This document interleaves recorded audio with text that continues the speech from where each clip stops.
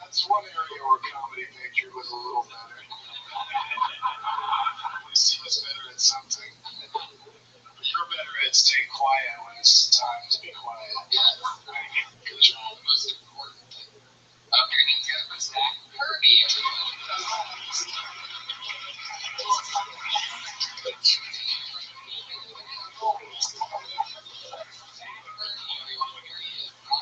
Watch. They'll walk. He's got his phone, he's got some notes. Holy shit. We're also recording this for you, by the way. Just did a mic check, this guy's on it.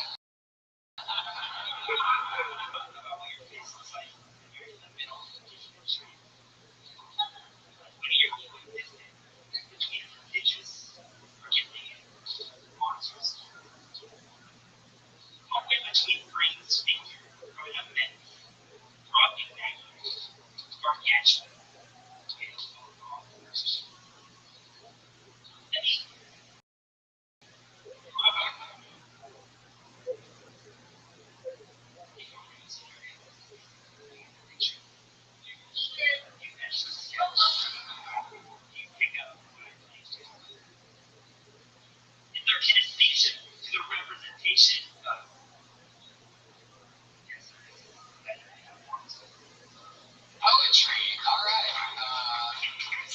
Poetry. He's got a lot of stuff like that written down in that book, but then you put your notes on the story, you didn't have a chance to look at them because it was only a minute. But that was some good shit.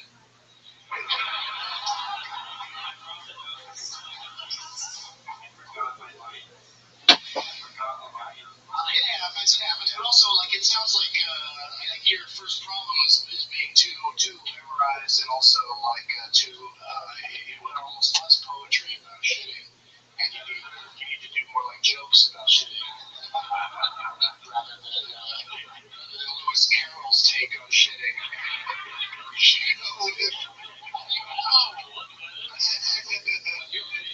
Have you ever had a scatty roozle at an air pimple schmoozle? Roses are red, Dr. Seuss, I guess. Roses are red and opium is brown.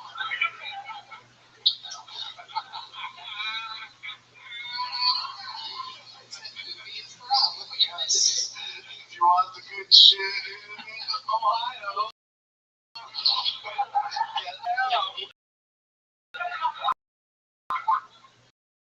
You strike me as a man who has a thesaurus toilet. So I figured, do you actually own those words, right? Like, they're not part of your actual vernacular. Am I correct? Do you actually use Brobdingnagian in conversation? Right. Yeah, it's pretty obvious. So, like, right, it's great. Do you know where it comes from? It's from Gulliver's Travels, right? There was the land of Little, which where the Lilliputians were from, and then there's the land of Brobdingnag, which is where the Brobdingnagians are from. They were giants. That's the name, right? Anyway, the point is, we don't know the word. You motherfucker. I'm trying to explain something here. You can't fucking copy and paste thesaurus and just put it in a giant string in your fucking dumb Star Wars notebook. You can't just write down a bunch of shit that you saw in the thesaurus. You have to fucking know the word. That's right. That's my point. Yes. Don't you fucking cricket me or have the bird give you a high five. I don't know. I'll tell you what, I know a lot about Gulliver's Travels, but not a lot about animals. I disagree with Jesse at some point. Angry when something very next to bird tree. If somebody can explain what your silly noises are before I flip out at you next time. The bird and tree. The bird and tree. Alright, fine. Be careful because we also have the frog of disappointment. So, Sound like a frog. More disappointed for that matter. Sounds like me either. Yeah, but echo what you were saying. I mean, that's not how you talk. And so when you're when you're on stage, you're almost hypnotizing the audience to try to get them to be on the same boat as you. That was uncomfortable to watch. It felt like you're doing poetry that they weren't playing. And like when you said, you forgot your lines, that's not stand-up comedy. It's just, I tell you what, like I love like word choices in comedy. Like Pat Oswalt's amazing at like the words he uses, but he actually knows those words. You know what I'm saying? That's the difference. Sometimes he does it. It's also important that you're taking really smart words and you're trying to make a shit joke out of it. That everything that has already been talked about moving, I promise. So unless you really, really delve into it, something other than, and I don't even think you really talk about the face that you made. After that, you start off with the face that seems like where you're going, but I didn't hear anything more about that. The face. Which right, yeah, it's part of the bigger. It's part of a bigger shit bit. Am I supposed to remember that? The minute where we talked about what your hand does when you poop. I don't know. Zach Kirby. What else? You guys have anything else for Zach? I thought that he was, he certainly was using some smart words, and it wasn't just a dumb shit joke, but it also, like you were saying, didn't seem to have much of a point. But then he says part of a bigger thing. So, guessing the punchlines are in the other parts. So. I guess so. I say, I'll play around with it and see where it goes. But it is a tricky area, especially when you're a new young comic. Like when you have something to prove, you get up there, you start talking about shitting, and people are going to be like, like it's hard for people to just jump on board with that. You got to be embraced, right? Yeah. And even then, who doesn't anymore? I am very good at being right. That's right. Don't you have a whole bit about how you want to poop in a dolphin's mouth? Good inside the mouth of a dolphin. Ryan's pretty Canadian. Like, really? Yeah. You have lots of poop jokes in that group, have you? I've had a really shitty year. It's not my band, it's watermelon. All right, well, I wish I had better advice. Do you have anything, Jesse? Sorry for getting broken. Why do you close your eyes so Well, hard? don't apologize for that. I mean, that's part of being a stand-up. Is like you gotta just fucking get out there and do something and make them laugh. Apologizing usually is not hilarious. It's just do your thing, man. Don't apologize to us. Just keep working on it. Yeah, exactly.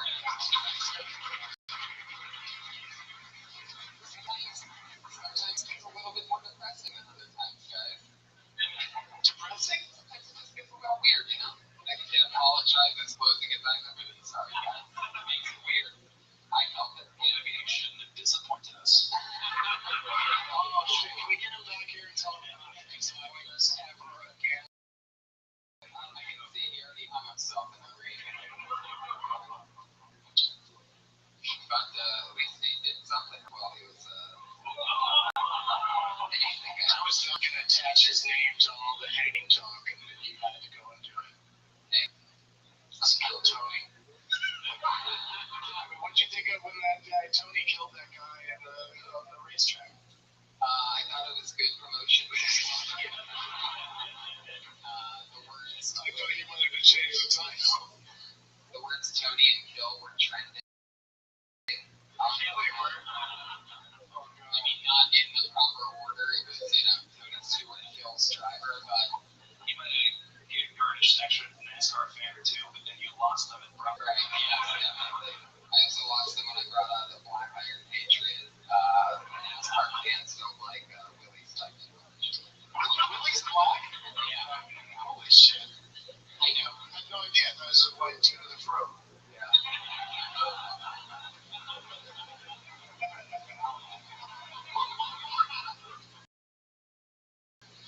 Brianna's gonna be your next comedian.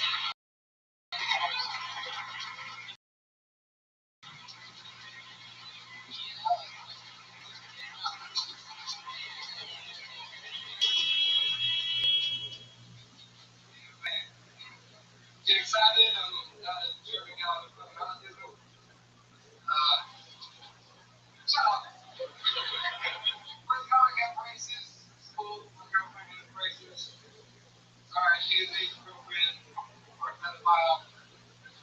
Straight too. I love braces because they're like lingerie for teeth.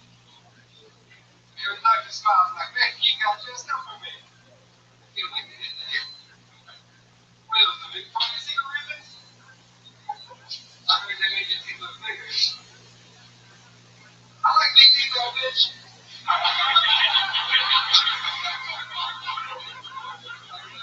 Freaking PBR and stuff. You can take care of those cowboys and might be able to take care of a baby. I don't know if bigger teeth make you better. If your teeth are fucked up, it's a clear sign you're not good at teeth.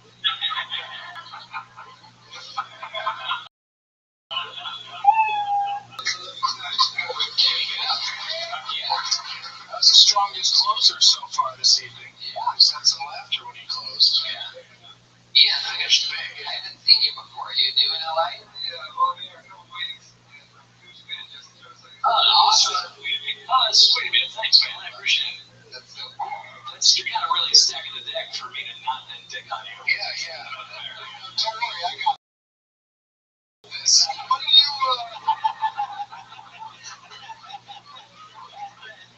what are you drinking, man? I'm drinking a little. I like that. I gotta say, that's my favorite part of your act. You have a tiny wine glass. You really are. You're waving around the whole time. I've never seen that before. It was like your act was kind of like if Mitch Hedberg drank wine and didn't necessarily have jokes. Because you had sort of his cadence, and then a wine glass, and then a lot of callbacks to shit that's been going on. Like, I mean, everyone's willing to use some of your time to brag up other guys that only had a minute. You know what I mean? It's a good idea, the idea of calling back something that another act said or whatever. But you really lasered in on it. That's why we got the braces material. You weren't planning to do that until you heard him do. Until you saw the guy with braces, right? That joke was already planned, and they're like, "Oh, braces, everybody! They got my 1 minute of material out of millions of subjects. Braces is what I came here to talk about." That's awesome. Where are you from? That sounds like fucking Rich Hedberg right there. It's not a bad thing. I just want people might mention it to you if you always sound like him. It might come up. I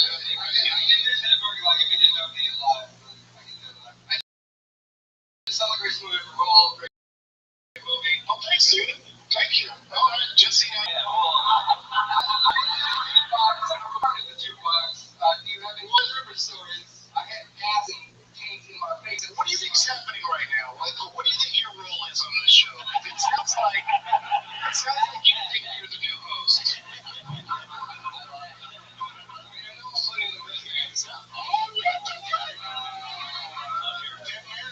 That mare's gonna come out of you. It's like a big step in that room out here. You shut it. You created it immediately. You're on the stage wearing flip-flops and you're drinking wine out of a little glass. You're trying to shit on me for no reason. What I was going to say is that you actually did a really good job, better than anybody else, because you knew how to be a stand-up. You weren't memorizing lines, you were taking material, mixing it with what was going on. I think you did really good. Now, and then you burned that bridge. Really not a good minute for being in LA 2 weeks. I saw Brian at the Secret Show. It was great. There you go. Yeah, so you meant that in a roasty sort of way, as opposed to that he genuinely thinks he's better than you. It's a Chicago style. You really are like a man of a lot of contradictions, though. Like the way you sound and the way you look, it's like you. I do enjoy it. Right, you look like a bus driver, but you're dressed like a guy who rents kayaks, and you sound like a juggalo. So it's this combination of factors. So, but I do agree with Rabbi that you did have like the most structured. I thought that was a really funny, like a genuinely funny idea that you wouldn't trust a woman who has fucked up teeth to take care of what's important to her. It's like Like, I've thought that without actually putting it that concisely. Like, I think that's a funny idea. So, you know, when you hear like anybody else AW, see, This is what happens. like, I don't know. So you sit here saying nice things to you. you're going for it, but that doesn't always work. But no, I didn't like what you did at some point. So, Especially when you're Great job, asshole. Can't wait to see more dick faces. serious question, and I know you've been trying to be funny. Alright, you promise you'll answer it honestly? Absolutely. Where did you get that shirt from? Don't try to be funny, tell the truth. I don't buy a lot of clothes for myself. This was given to me by a man named Carl. Alright, you had to go and say something hilarious. I told you not to be funny. How did you know Carl? Carl Cruiser, I knew him from youth group when I was born. So he just randomly would give you clothes, or he just said, hey man, take this worst shirt. I want to give it to you. 10 years ago. It was a pretty happening shirt. He's like, I'm telling you, long. Right, 10-year-old shirt is like your lucky shirt now. Yeah. Because things went great tonight. You have seen Tony and Brian's lucky shirt now. Yes. He said you look homeless. He gave you that shirt when you continued to wear it for 10 years, so now you look homeless again. Full circle. It's very structured. It's just very structured. The collar is curling up in on yourself like that. So. Anyway, it might be time to get a new shirt. That's a piece of advice. For the next World Cup. What do you keep in those cargo pockets up there? Nothing on that guy there? Okay. Ian, go back to Chicago. Well, Ian Ellis, everybody. Ian's in Chicago. How long did he stay in the center? Like 4 years? Yeah, alright. No, I think he's on the right track. I think he could be a pretty funny dude. Took a lot of chances. He went to braces. He's the same way. I had a feeling those braces would come up again. Braces are a big deal, right? They really stand out. They really do. It's one of the. that's an excellent point. It's a terrific point. Glad you said it. This guy, we know him. He's been coming on the show since it started. Big off again, on again. Relationship that he's engaged to his wife, his grad stacks.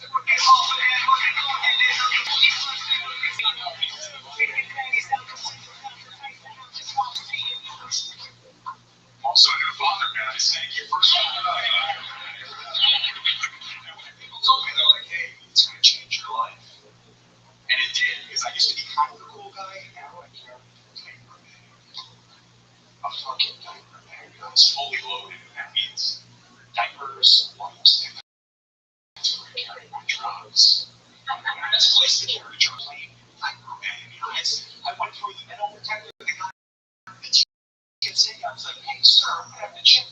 Is that say, baby, get your ass through there, man? And then he unlucky him because he was his first time father. Pampers, bitch. That's how we talk to each other. That's what we do. I think a lot about my own childhood, guys. Because I used to shower with my dad, so I can think a lot about my dad. Lately. Yeah, like, I don't know, because I don't know if I have a daughter. I don't know if I want to, like, shower with her when she's, like, maybe 2. So I've been thinking, like, the genitals are, like, the line in the amusement park. Like, if you're under there, like, if she's looking up at your genitals, that's cool. A kid in the shower and they're looking down at their genitals. They're like 16. You have to like have them. You gotta have that call.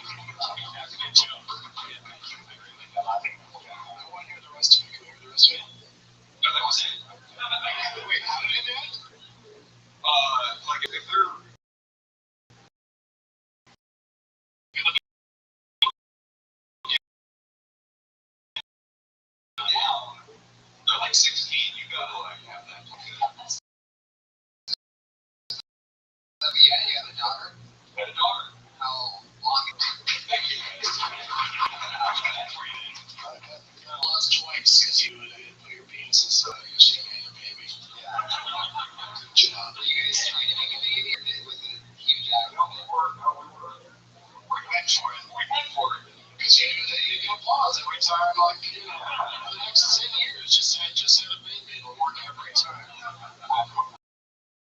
For past listeners, you might remember that Brett has talked a lot about his wife and the troubles in the relationships and stuff like that. And so now that just blows my mind that and now it's going to be really interesting to see what happens. I was waiting for you to come up because it's been a while since we've seen you and talk about the divorce. Divorce or a baby, it's one or the other, right? It's probably both. No, not yet. I just got a text message that wasn't great though, guys. I just ate 6 X-Mix. It wasn't great. You've been sitting on that joke for a while. I just heard the words Tex-Mex. What was the text message? It was, we went to visit my uncle, and uncle that lives here in Ohio. We went to visit him. He's like, hey, you guys just had a kid. You should think about maybe taking a trip somewhere, just spending some time together. And I said, yeah, maybe not this Christmas, but the following Christmas. We could take, because I didn't know with my job if I could get away. And she was basically just texting me saying, you don't want to go away with me. At the typical moment, go away with somebody that I love. Loves me. She did that? Yeah, I would love to be in this. She just had their baby. Oh, yeah. You're a Oh my God, it's so rough. You're so fun. Yeah, I gotta do some Your life is fun. Yeah, it's fun, yeah. Some very... Oh, I bet. Let's talk about it. James back, honey, I have the most important minute of my life coming up. This is no time. By the way, the minute format is so fantastic because he just had to... I used to see my dad taking the shower a lot, like it just... There's no operation for that sweet little new baby daughter and your dad's cock immediately. That's just the format I have. No, I figured I got the sense that you really rushed cock material, but I love it every time I talk about it for years. So, his dad is a nice guy. You remember it's the same? My dad's good. Yeah, I remember looking at it going, wow, my dad's got a big one. Yeah. He's a little guy. It wasn't that big. It wasn't that, but I was at 2. I also remember that we used to go to that Planet Club and so we were, and I just remember going, like, hey, why is there so much damn Harry with like this? I know. What with your kid? Like, have your mom do it. I mean, even it's the girl that's probably way more sexier than boobs right here. Yeah. Yeah, have your uncle do it. Why did you bring the word sexy into it?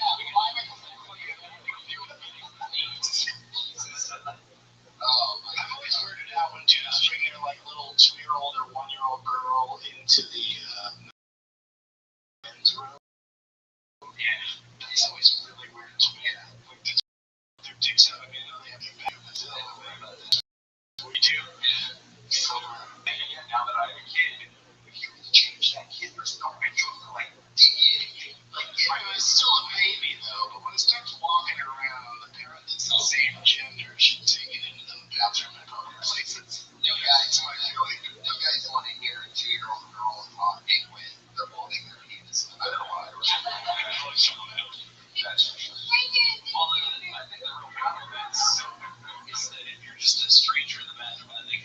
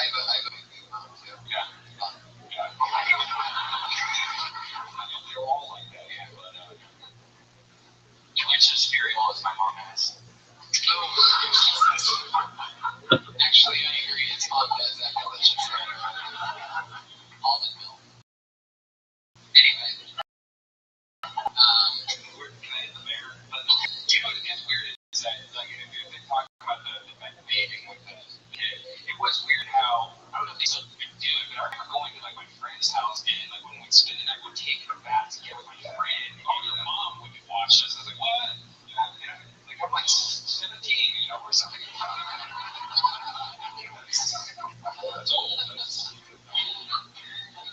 Yeah, old and lucky. What's like mom wants to bathe you? Are you waking up all in the middle of the night to take care of this? yes. I've been woken up pretty much like at 4:30 in the morning. I mean, I'm talking about your wife. oh yeah. She does. She's Are you waking up having to deal with her crying? Inside when she's. You don't want to go on vacation with me. You're ready for a lifetime of that, my friend. Might not be a lifetime though. She might be in postpartum depression. Well, he was talking about her before she was pregnant, so I gotta say, she might have that, and it Sounds like they had a lot of issues over the years. she has pre-birth depression. That's awesome. He was already miserable. Thank you, Tony. And you're 100%. You're 100% sure that this is your kid, right? Like it looks kind of like. No. This is definitely me. This is definitely. He has your black skin, and That's my sort of olive complexion. She does. Yeah. Definitely mine. Okay. Well, we've run some tests, so we're going to give you the results after this break.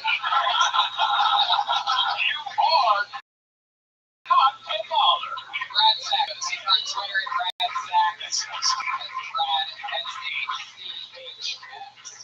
I'm the Brad. I'm back left.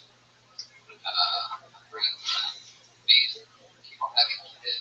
Is that anything you guys might be interested in one day? We'll think about what that would be like. Having a little 3-year-old stoner running around the house. Why would my 3-year-old be a stoner? I can just picture it. Cleaning your baby with bath bomb water. A lot of fun with kids, but I like to do the ones that aren't mine, and I take them home after a day, and I return them. You rent I never stole a child. No, I just take them. I want to rent. Where's this baby? Blockbuster. Blockbuster. Everything I wanted was out. They're so easy to take. They really are. Like, fucking dumb and gullible. You just fucking get them. All you have to have is like a shiny thing. Like Alex Jones' smile. Like the guy with the braces. Yes. She got called back. You tried to say a couple things during the last guy comedy Patriot, or what do I call you, Willie? My Patriot. Well, I don't like that. Okay. But Willie's your name, though, right? Yeah, Willie. What were you saying during the last time? Why did he have a kid with her? Well, I'm sure it's because he put his penis in her vagina. So I think that happened. That's one of those things. Yeah, I'm gonna fix everything. Is what you think probably about. Brad, are you still here? Where are you? It's really a testament to how fucked up comics are generally. That it's like a guy just said, like, I just had a miracle bacon down, and everybody's like, why the fuck would you do that? What's wrong with you? What kind of person? What kind of... Yeah, I did a mistake, and then she just doesn't want to get Planned Parenthood, so you had to do it, or was it trying to? They were trying. It was planned. It was planned. I mean, we've had our issues like a lot of couples, and maybe I said, maybe I should have done that. Don't have issues. I don't know who they are. Being a couple is work. It is. It's a compromise. Yeah, and at least... Sorry. Were you coming inside for a lot? That was going on. Like, were you excited about that part of it? Was that That was good. That was a good part. Was that part of it that you were sort of into the trying to make a baby thing? You're just like, oh, I can just blow away at the funnest hole in the universe. You get so... Did you name your daughter Portia? No. Why is Brian laughing so hard at that? Big Shakespeare fan? I'm just imagining the child that this poor kid's going to have, and he's going to grow up and become a stripper, so they just take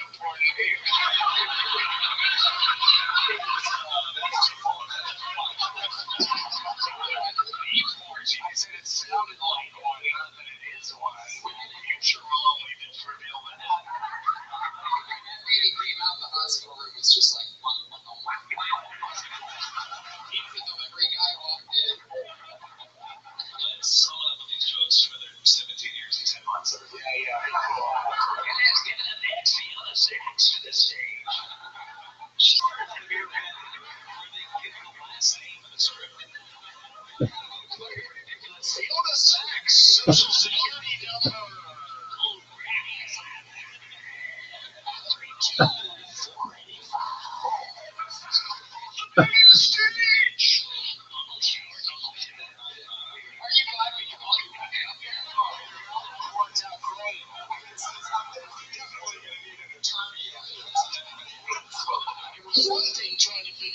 Hey, Miss Aquarius.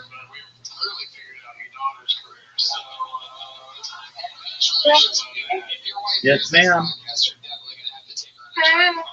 Hey. Hello. How are you? How was your day? I'm such a good day. To, I ordered me the best about it was to pick it up, and I think I'm gonna give State of them a gift card I made. I don't know. Or this, but they said I can cash out them too. That's what the thing say, but I don't know what I'm doing. Okay. I'm but I get them some money. I'm thinking about giving them some money or something. Okay. Then I'm going to her doctor's spot tomorrow with I used to work at a veterinary and they like my godmom or whatever. My Okay. godmom and diabetic. I'm going with them tomorrow because they've been wanting me to go out, so I'm going out tomorrow night. The hibachi?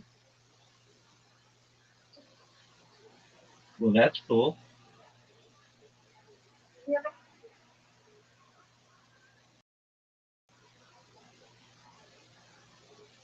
Hey, see, Hey, JC, yeah, he was in here all day. I said, have you ever had hibachi? Oh, Have you ever had hibachi? apologies. I've had that kind of style.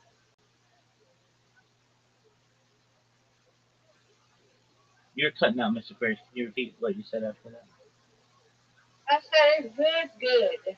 Oh, excellent. Hello, welcome in. Welcome. How are you? What up, Alex? Rigo? How you living, big dog?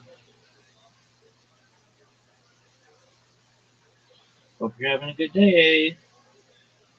I don't want to talk to you. But how was your day, Rabbi? So far, so good. I have been making a lot of memes, and Good. I have been just doing like it's called SEO, search engine optimization, so that when people Google me, I show up like high. And what else have I done? I contacted some people on some uh, podcasts. My podcast for Monday was published, so that's on YouTube, and that's cool. And then Riser should be in tonight, and we're gonna watch a documentary, and that'll be fun. And I've been making a lot of memes, like in a bunch of different ways. I learned how to make them with a um, with a robot, and then I've been doing it manually as well. Really cool one. So I've been having fun with that, and just enjoying the day, watching my podcast. And let's do an official count for Stacy. So Stacy, it's Wednesday. So we got tomorrow is Thursday. That's 1 day. Friday is 2 days. Saturday is 3 days. We're 3 days out, Miss Aquarius. And Sunday. You got Sunday. It's Sunday. Yeah, but I mean that's the day though. You don't count the day. I mean it depends. If you want to if you want to count, I mean yeah, it's coming down to it. If you want to count Sunday, that's fine. But then why aren't we counting today as well? So if we talk, if we Okay, so I got 2 days. I'm happy. I'm happy. 3 days. exactly. Yo, what up, Alex Ferrego 77? How you living, big dog? Oh, not bad. I'll be back later. All right, come back. Are you alright? You're good, my friend. That's cool. All right, how'd you find out Yeah, about? you guys. I was searching at Jewish Discord. Oh, okay, on Discord. Yeah. Okay, well, you're always welcome here. Is there anything that you'd like to discuss? Oh, I just been depressed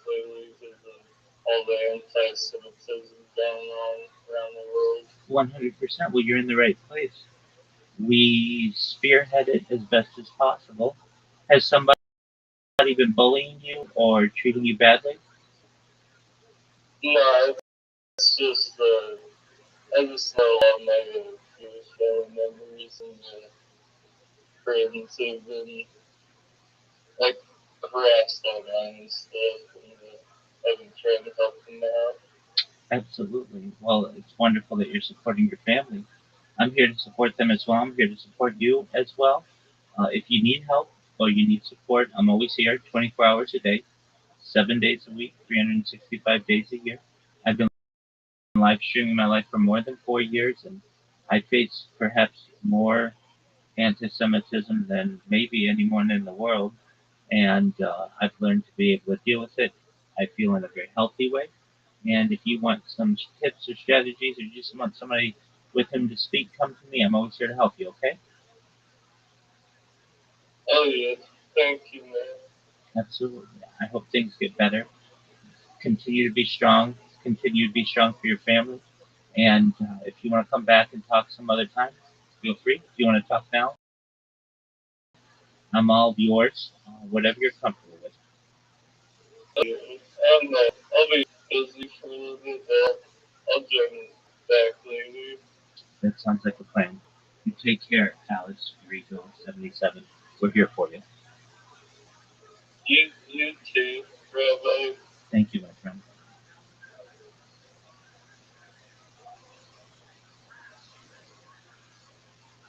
So back to Miss Aquarius. You're gonna have hibachi. You never heard about you? I was gonna do about you. I was like, okay, I did like that. So I can do my best. I can back. And then I came back tomorrow because we had an off break last week. So I can do that next Thursday. I was like, let me just go and do about it because I haven't seen them in a minute. So let me go. They're celebrating birthdays. So somebody's birthday is in April. And I believe it's my godmother. So I was like, okay. So let me just go because I ain't seen them. So my best friend Adrian is going. So I'm like, okay, well, let me just go. I'm gonna just go. I'm gonna go. So I ain't seen them in a minute. So I'm gonna go. I can go learn dance another time. You know, somebody been there. So I ain't seen them in a minute. So I'm like, okay, let me just go to hibachi. Okay. All right. So you're I might as well. absolutely. So you've got hibachi tomorrow. Are you doing? And then Friday. What are you doing Friday? Gotta get my nails done. Okay. And then For Saturday, the wedding. all day you've So got. my Friday night, like Friday, come back. Oh, where I'm gonna go? I gotta go get some little things. Go get me some soap and stuff. Rest up a little bit. Then shave, do all that, and do my place in house. Then get my stuff packed for Saturday. Then I'm gonna rest. Then probably around 5, 6 o'clock, I'm gonna get up, take my little shower or whatever, and get ready for the bachelorette Friday night. Starts at 9. And what are you guys doing for the bachelorette party? It's a place they want to go. You know, they gotta go down there. If you never heard of Buckhead, it's like a house. Oh yeah. Like I know Buckhead. I have family in Buckhead. Yep. So it's a place called High Society in Buckhead, and it's an upscale like restaurant, whatever. And so that's I guess that's where Tyra, which is her cousin, is, and she's the maid of honor, and then I think it's Cortez is the his best man, is Jamal's best man. So I guess they came together and decided that place, High Society, I guess, Okay. and that's where we're going. Oh wow, Buckhead's fancy. It really is. They like to go out there, you know what I'm saying? So and I called her one day, I said, hey, you don't mind coming and get me to the station? She said, no, send me this right there, not like you out the way. I said, okay. And my auntie said she's gonna give them some gas money. I said, yeah. She said she's gonna give them gas money. I said, well, I'm gonna give it to them all or whoever. So they need it. She's gonna be driving back and forth, so yeah. Then we're gonna get our hair done on Saturday, and then we go to the hotel, and I'll be spending the night there. And then Sunday we have to get up, be up by 6 o'clock, and get beautified and makeup, and my cousin will be back there. We wrap our hair, and yeah. The Fun, wedding fun. starts at 12 p.m. Eastern on Sunday. Okay, 12 to 4:30. so uh, let's get the agenda down. So tomorrow you've got hibachi. Friday Right. you've got hair, and then you're gonna go to Buckhead. No, no, no, no. Sorry, I got Oh, nails. nails. Apologies. Yes, Yes. right. Okay, and then you're going to is Buckhead High Society Friday night? I exercise Friday night. Yep, that's Hey. a co-ed bachelor and bachelorette. I think that's a cool way to do it. And then Saturday you've got your hair, Friends. and Yeah, we're gonna get our hair done. That's Saturday. Yep, at 12. and then you're staying with them. We're gonna be at the hotel. All the bridesmaids. We're going to the hotel to stay there because we have to get up extra early. Ain't no point of me being here, and then have to go back there. I gotcha. To go back there. Hello. To go back there with them. So we're gonna be doing a bridal party. We have a bridal party that night on Saturday night at 8 p.m. All right. I guess we're gonna play games and stuff like that, and then we're gonna go to bed or whatever, and then we're gonna get up Sunday morning. Beautiful. Early Sunday morning. Yeah. Yeah. Because I was debating, I was like, should I stay here? And I'm like, no, I might as well just go to the hotel. I thought you were gonna go spend the night. She said, they're gone and say go spend the night. It's okay. So spend the night, might as well. But you gotta get up there. There ain't no point of me having to get up. This is what I have to do. If I had to stay at my house, I would have to get up at 4 something, 5 o'clock. No, 4 something. I had to get myself ready. I had to get me a Uber to be there by 6 o'clock. That's too much. I might as well just go to the hotel and spend the night. So I ain't got to be hustling and bustling. You know what I'm saying? Then taking my dress and all that. And I can just have my dress already. So, yeah, it's a lot. That's a lot. Excellent. So, yeah. I'm excited. You should be. So I gotta get my shoes, get my pajamas, my green sage pajamas that she wanted to order. Yeah, all the other good stuff. I need to ask for the model. We bring out pajamas Friday or we bring them Saturday. So mama supposed to be college mama. It's supposed to be uh, putting our initials on the pajamas. So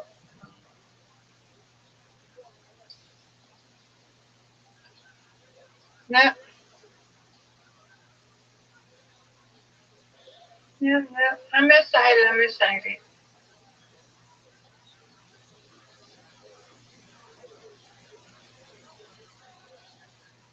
What about you? You gonna have a nice week? I know you're gonna miss me, Rabbi. Yes, ma'am. That's why I wanted to know the agenda. Yeah, so I won't be on here. Uh, I may come on Friday. I don't know how long you're gonna be there. If I don't, when you be sleeping, I understand. Absolutely. No worries. I understand. But I won't be back till Sunday. So I know. I play for Sunday. Sounds like a plan. Mm-hmm. Busy weekend. Absolutely. And then after the wedding, what's the big thing to look forward to? Do you have anything? Or is it a little bit of a break? What? What you mean after the wedding? Well, I know that Stacy's going to Bali, but they're going in like uh, May. May. Uh, Mm-hmm. so you can have kind of a cool down period where you don't have any exciting events for a little while, right? Yeah, that's gonna be it. That's gonna Okay, be it for right now. that's cool. That'll be it. And then when Adrian gets out of school for the summer break, and me and her stuff and that, I still be talking to, Stacy and stuff. That's always gonna be my sister, always gonna be my best friend or whatever. So yeah, I'm gonna be able to do some stuff. And I might not get off work till July. So yeah. What do you mean you might not get out of work till July? I won't be off work till July. I won't be taking those No pay, well, it's gonna be unpaid for me. I won't take no time off until July. I've got I'm you. not taking no time off. Yeah, I've got you. work this Tuesday, so it ain't no fun of me. If I had to work on Monday, I would have took Monday out. I would have been tired. Absolutely. That I'm may, gonna rest all Monday. Yeah. right, but you already have it. But yeah. So I'm just take that time in July like I always do. That's something with her. I mean, just have that time off. I don't know what I'm gonna do. My ex said she's not gonna go nowhere until she get her new car. So I'm gonna try to get her to go back, get her back in church. So I'm gonna try to get her back into church. Like going back to church. Okay. Yeah, get her back and go to church. So, yeah. So yeah, I ain't gonna be really doing nothing. Yeah. Let them enjoy their little marriage, newlyweds. They already got their marriage license. Did I tell you that? No, I didn't I know didn't tell that. you that a few weeks ago. I Yeah, didn't. so I think, to me personally, they already technically they're married, but they're not. You know what I'm saying? Yeah, They just want to ceremony. absolutely. So, I think, I don't know. Yeah. If they got the marriage license, they already married. They just ain't got their ring yet, and they got the proper ceremony. They want the proper ceremony. I understand. right. That's somebody to marry. Yeah. And she ain't baby yet, but she's to me, she's married. They married. I don't get that. They married. You see?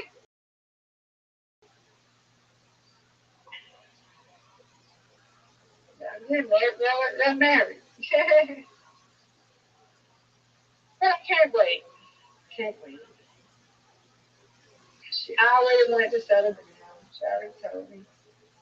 So I'm proud of her. I'm happy. Now it's nighttime. Your turn too.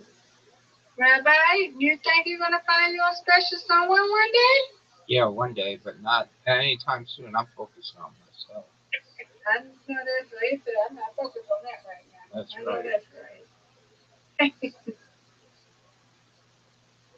I've never had a problem in the past, though. I've always been good to women, and they've been good to me. So I know that's just what you do. Treat people with respect, and they'll love you. Yeah.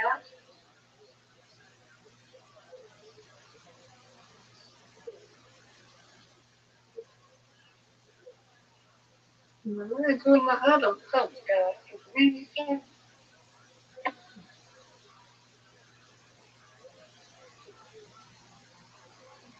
It's that time.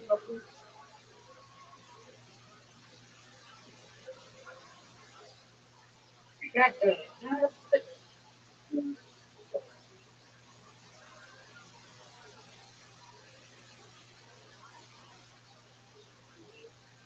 Oh, did I do that?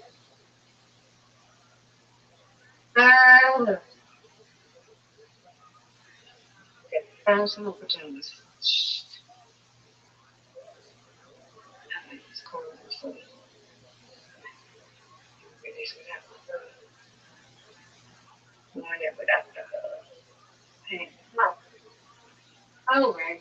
Hey, bye bye. I'll be back when I get settled so we can play bowling, okay? Yes, ma'am.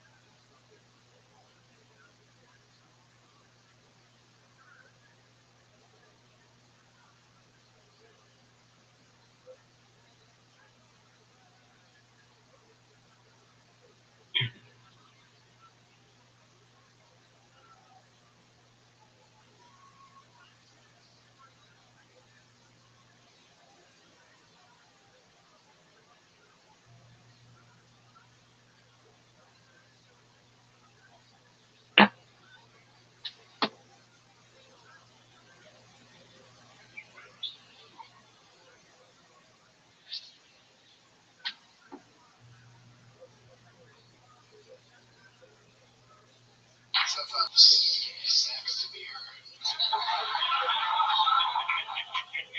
Willie,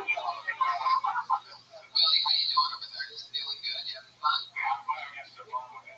Yeah, right. Is it hot in that shit? I didn't see that you wanted to ask him a question, so if at any point you just put a palm up, I can speak. Just go pew pew pew. You're standing there. Yeah, you can really command the room if you want to. During that second, you're like, How are you? your microphone's definitely not as hot as ours, that's for sure.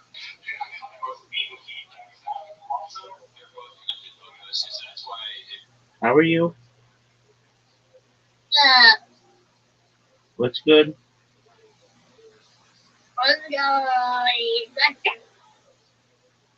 Big dog, you gotta be 18 to be in here.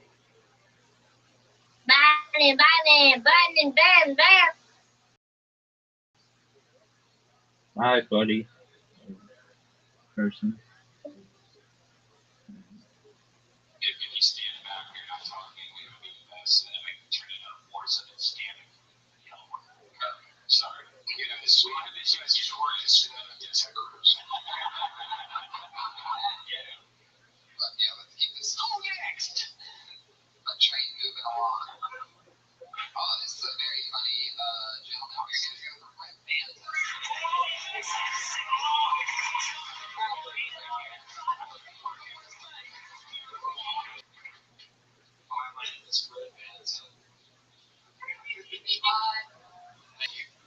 Nobody likes to see him work. Why is the first round of layoffs? Why is the first person to get laid off? My boss came out to me once. He's like, "Brett, the name's a file, final. I love It's like the guy that's gonna be getting his final paycheck. Anyway, thank you. One day I'm gonna own. If I own my own company, shit's a big tip. It's gonna get laid off. It's gonna go alphabetical or my cup size. A cups, adios. B cups, bye. C cups, see it. D cups, don't leave. We'll only deliver on my shirt Fridays. We'll have no shirt Fridays. People are going to fancy football. They have like complex fancy football teams. Some teams will have like 4 quarterbacks. If I run my own fantasy football team, it'd be really simple. I get a quarterback, all the cheerleaders are Asian.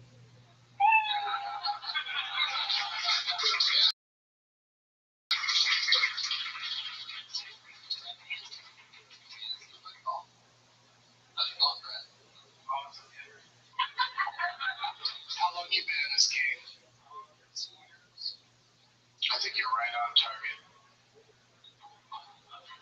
Yeah, I do. I mean, I wasn't like dying at any of it, but I was like, just you have a clear personality, and those are newer jokes, and you'll continue to hone those. I don't. The final thing. Who does that anyway? Oh, I do, dog. You know what I mean? Like, why would you do that and then get fired for it? Why would you say dog twice if you're doing that? Yeah, why are you doing that? Are you that much of a? Is that the joke that you're such a fuck up that? Yeah, like I'll look at those like final, I think final, and I'll just want to really differentiate it. So I get laid off a lot. Wait, doing this finals, it seems like you should stop doing that. Step 1 is staying gainfully employed. And then I think you needed to clarify because you're like, I'm always the first guy to get laid off, and I was like, we only get laid off from the job one time, but you get laid off from a bunch of jobs. How many times have you been laid off? 6. In the first round, what does that mean? That was 6 every time. Oh, yeah. Okay. But a bunch of people. Just like, I figured out that joke on it. Saying, I'm unreliable at work. This is wild. Is the HR department familiar with your insane level of misogyny? Is that maybe why you're the first to go? I feel like you fucking single-handedly took down the 19th Amendment. while we were in that minute just now. He's got a good persona, right? In delivery. Yeah, no, I like. Don't you think he's got a fun thing going on? It's just that 1 minute of material just wasn't. Well, yeah, I mean, but it was, there was the Asian cheerleaders joke, and then there was also the firing one. It was like the whole minute. Right. The firing part I didn't like so much, but I enjoyed the having fun with the A, B, C, and D. Like that he had something for each cup size. That was kind of fun. You're right. Scrap that whole minute. But I just like, I mean, maybe that's what was kind of psyched up because Tony said this guy's been on before and he's funny, but I just like immediately, I just recognize that you have a persona and a voice. Right. Yeah, and that's very hard to come by. Right. So you got that. Yeah. So you want to be able to give people in a minute anyway, even if you're doing 10 minutes or 20 minutes. I mean, like people just listening to this podcast, I think the sound of his voice and the delivery, he's got that. He just needs, and he probably has lots of other minutes of material that I haven't heard. Yeah. Right. I mean, I do feel like I kind of get a sense of who you are. Based on that, I would never let you date Fiona Stacks. Well, We're all very protective of Fiona. I feel like How many communities really gonna take care of her? No, but like legitimately, you are aware of the choice of material goes, that kind of women do sort of have a control over the room. Like in a regular, it's like dudes go with a girl, and if the girl gets pissed at you, then that ruins the night for both. You know what I mean? Like you're gonna make, if you just shit on women, it's not gonna. It's an uphill climb. I'm not saying don't do it, but I'm saying like, well, it's true.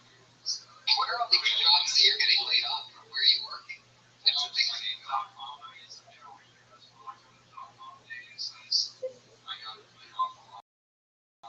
They were like a pets.com. When were the .com days exactly? It was big for a while. Remember there was a couple Super Bowls where every commercial was for .coms that could not afford Super Bowl commercials. That was my pets.com reference. That they went under after that because they spent millions of dollars on an ad to show their sock puppet. Yeah, they sued Robert's Michael. You know about that? They did? Yeah, because he also has the dog puppet. Sure. Yeah, they tried to sue him. They tried to sue Triumph. Yeah. Because they're like, we've got a puppet that's not funny. Yeah. We're going to sue the fucking funny puppet. Yeah. What do you do for work now? Just like, Freelancing what? Yeah, do you think your current freelance job will be your final?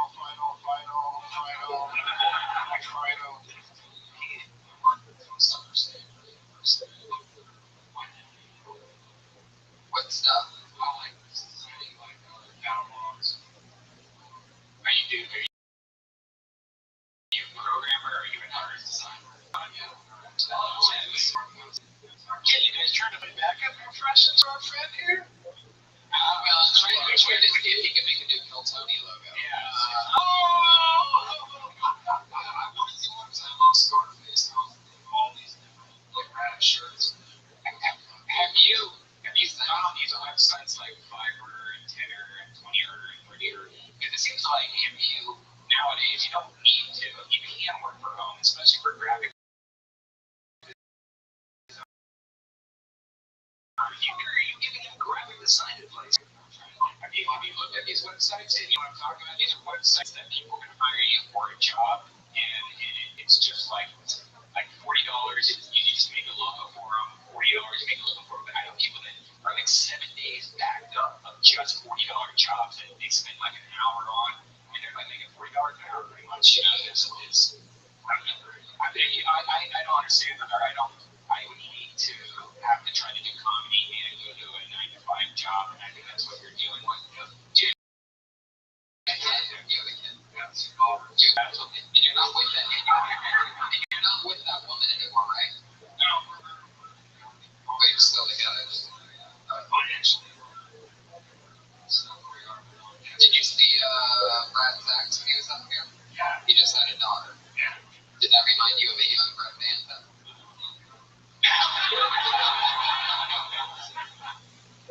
Well, thanks, Brett. It's always fun. He's on Twitter at Brett J. Banta.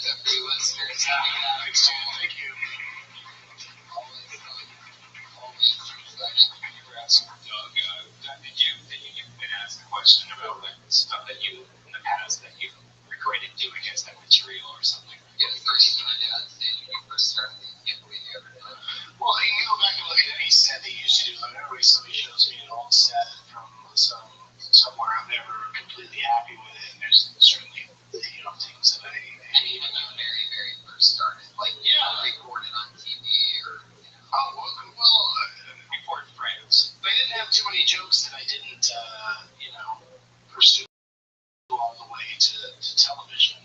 Like I didn't have much that film anyway, so I guess there was some stuff. Like the very first set I ever did right here at the Comedy Store was like mostly props. It was like a prop act because at that time, Joel Hodgson and Amy Herman and Howie Mandel, like those were like all like very successful, popular comedians who worked a lot with props that they had built or just toys that they found. Do you remember one of the props that you got stage? Yeah, I remember everything exactly. I had this stuffed this penguin that was very cute. Stuffed penguin that was a male penguin, and if you squeeze it, a plastic egg would fall out because the male penguin holds the egg and walks around with it for however long it takes.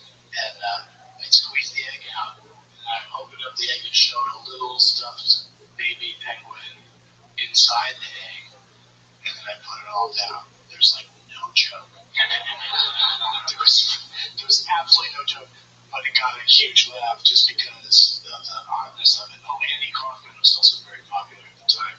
So he was another person, and simulated a lot of guys that just did a lot of weird shit on stage.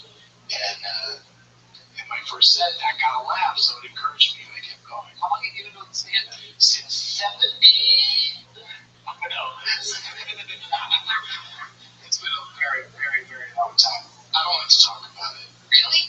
Yeah, I like to, kind of keep people confused. I had said that a few weeks ago. He's been doing it 30 years. Yeah, well, sit back and brag about something. I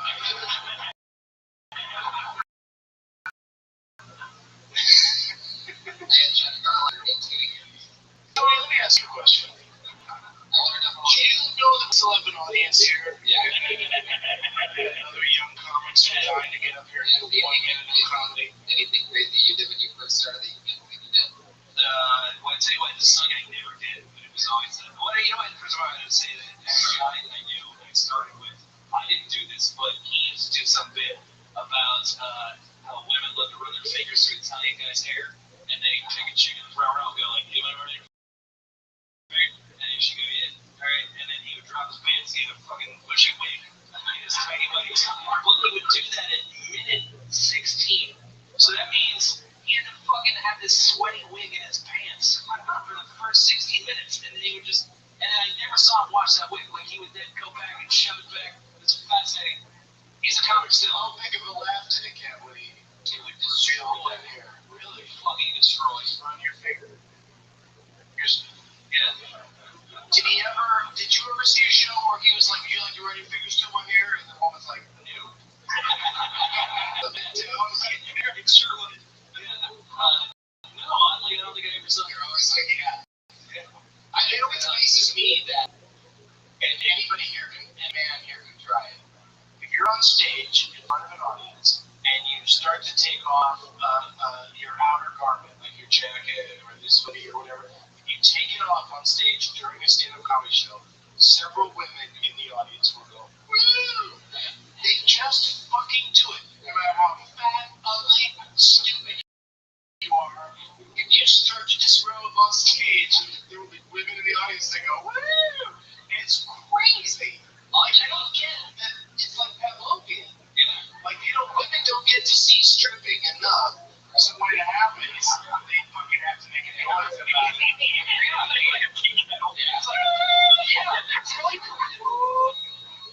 It's really weird. Try it next time. Addendum to that, you would have to take the garment entirely off because this dude would just drop his sweatpants to his ankles, and that doesn't. So he also always had to wear sweatpants. Like regular pants, we need to negotiate. He's like a fucking crazy wig. It was amazing. Well, hopefully our next comedian doesn't do that. And her name is Alicia.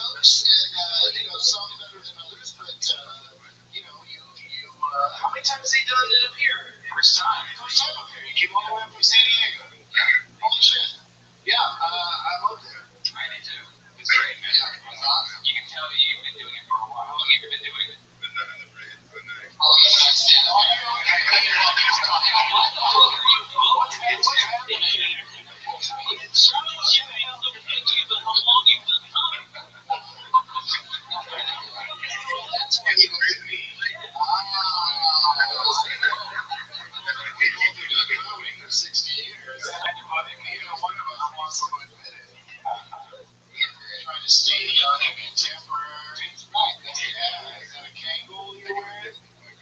That's a hat.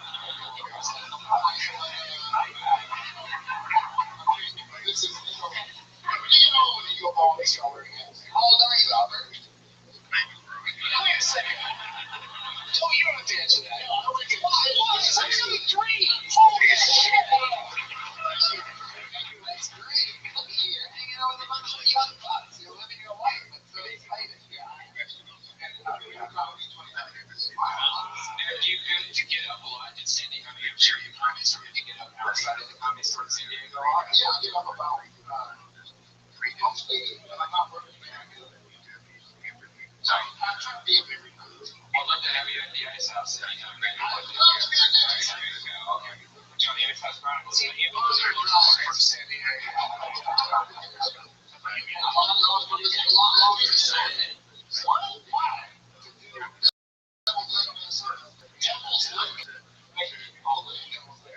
I like Devil's Lair. Devil Lake. Doesn't even make sense. Devil's like a fire. So it's like, so they're gonna run out of people. Again, they just had to same way, Devil Lake. How long have you been in the comedy store now? 6 years. Oh, you have a lot of crazy stories. I get sprinkled. But weekends, I know every time I go down there, it's always a great machine. Everybody gets to see it. I saw $1,000. Yeah. The AP's favorite comedy club in the world. So, Albert, so how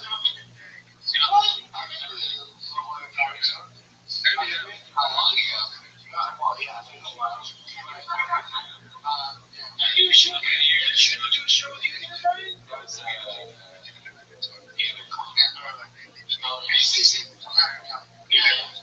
They're pretty far apart. San Diego,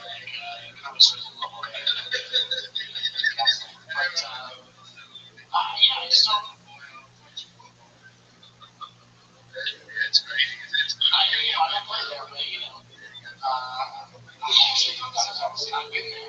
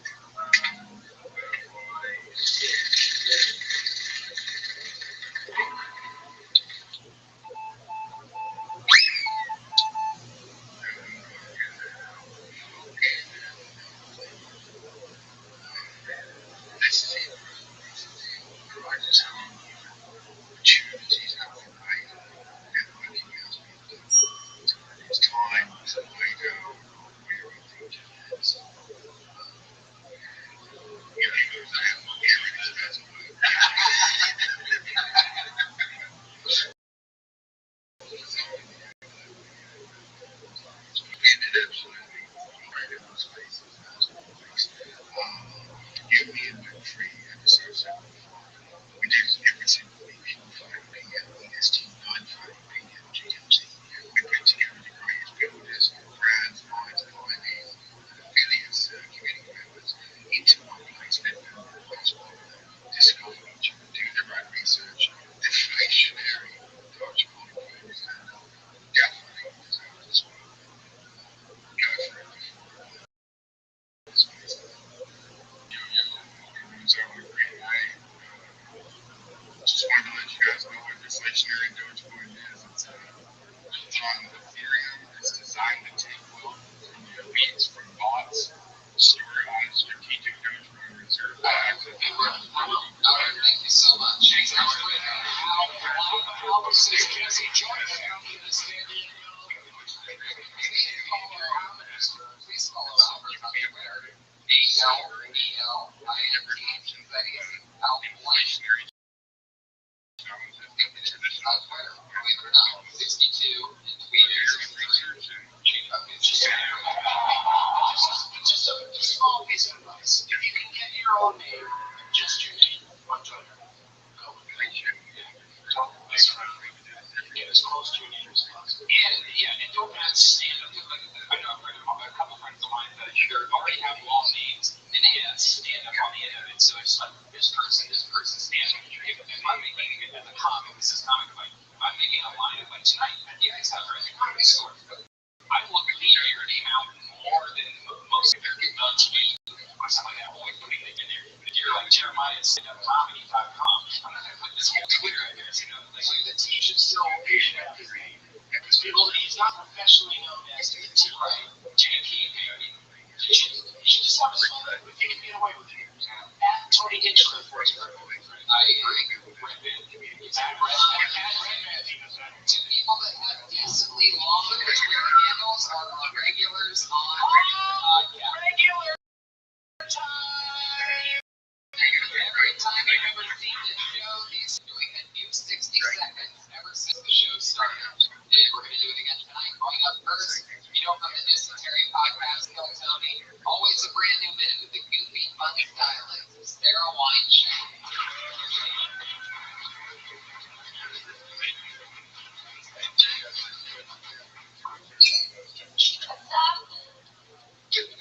I'm contemplating hibernation. Like, I'm just over it. I just want to eat a lot of food and sleep for an extended amount of time. There's a lot of stupid people, a lot of stupid, happy people pissing me off, trying to get me to do things that I don't want to do, like play Jenga. There's two types of people. People who play Jenga and people like me. I don't want to play catchphrase. Stupid. I don't want to play Jenga. Stupid. People like that make me want to hibernate. Also, who are these people that take forever at the ATM? It leaves me in a weird position. Like, you can't even think that you're going to rob them. But at the same time, it's not deactivating a bomb. Why is it so fucking hard, bro? It's not a riddle. What do you okay. Is there anything else after that? Put in your pen. It's not a riddle. That's it. I don't really know. Okay. Yeah. Gotcha. What more about the hibernating? What made you think of hibernating? Yeah, last week you were talking about how you're talking to stars. You went through a bout of depression. Last week I talked about bloggers. Yeah. No, I just feel like hibernating. I want to eat and sleep for an extended amount of time. I wouldn't want to do that. People who are depressed. Or people who like Things to live for. Goals, dreams. Yeah. Weren't you just in the desert? Fucking like Mario Brothers? Weren't you I was in the desert. Yeah, I was in the desert. That's where I got approached by a stranger about Jenga, and I was like, no. I'm sleeping. That's the worst when you're in the desert. Someone wants to play Jenga. First you think it's a mirage, you see the Jenga box, you're like, water. Next thing you know. I'm trying to sleep, and the stranger asked me to play Jenga, and I was like, no. Yeah, that's not. that's not a game you play when you're shooting. We Burning Man, so this is. No. How the fuck did you? Why were you sleeping on that? I wasn't like sleeping in the sand. I was like sleeping by the pool. I'm like a stranger from a girl who was trying to make new friends. But I didn't play Jenga. And I said no. And then she came out with Tetris. And I was like, no. Did have any important ones? Because you were like, what's all these people want to play Jenga? What's with the constant barrage? Jenga enthusiasts. I didn't know for every time somebody was grocery in the desert. Constantly on Jenga. I feel like there's a lot of people that like Jenga a lot. Oh yeah, people do like it. And they want you to like it too. Yeah, but like in bars. Yeah. Like get drunk and get really nervous about these wooden blocks falling over. Yeah. It's fucking intense. It's like drone 9/11 that you get to build. It's like Tower 7. Have you been eating and sleeping a lot lately? Tower 7. I want to be. I mean, not as much as I want to be. I have shit to do. You know? Like, I think it's just like a fantasy of mine to hibernate. If you could sleep for as long as you wanted to, wake up after that sleep, like set a machine to a certain amount of rest, how long would you sleep? Too neurotic to actually hibernate. I don't know. But like, 2 weeks. Sleeping's a really good diet. Yeah. I love it because it's so hard to eat when you're sleeping. That's the problem with hibernating. So you basically store up for the winter. Right, you eat a bunch and then just sleep. She's not saying napping. She's suggesting hibernating. Yeah. It's heavy. It's probably the only very realistic you actually want to, right? Being safely overprotected when you're young. You would be able to play Jenga, technically speaking, post-COVID. Really, a lot of it. Do you want to work a lot of fish on the river and catch fish in your mouth? No. Just trying to think of other ways that you're very like. Do you like picnic baskets? Would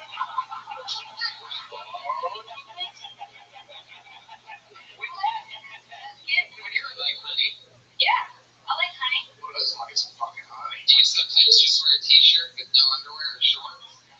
That's what we need to do reference. I don't know if you do it. That's the weirdest outfit in the movie. I'm my dick. We're like, we can barely cover my belly with this shit. when female bears have periods when they're hibernating, Here we go.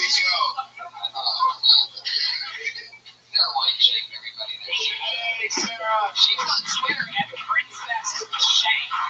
That's Princess SHENK, all one word. All the princesses want to hibernate, right? Yeah, Sleeping Beauty. Frozen. Yep. It's the end of my list. Our other dropped out of Hey, come on, first Diana. She's still getting a anniversary this week.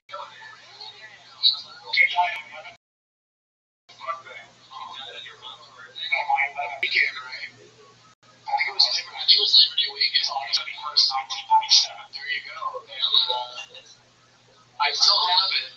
LA Times Weekend Edition that weekend had a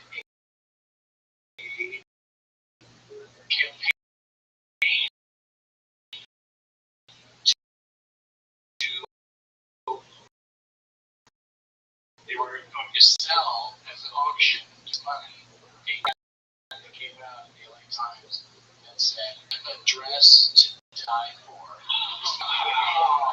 Unbelievable.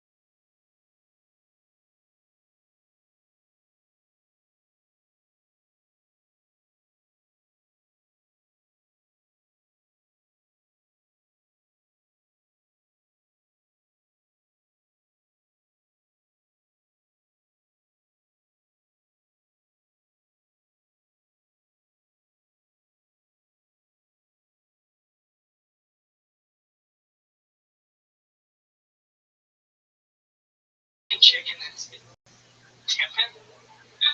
Oh, you know what? Tempeh? Tempeh, yeah.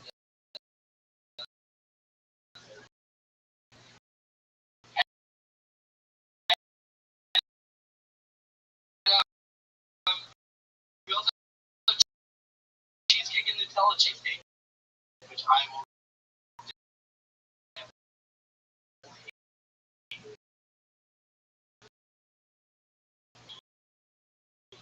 Okay, what do you give up?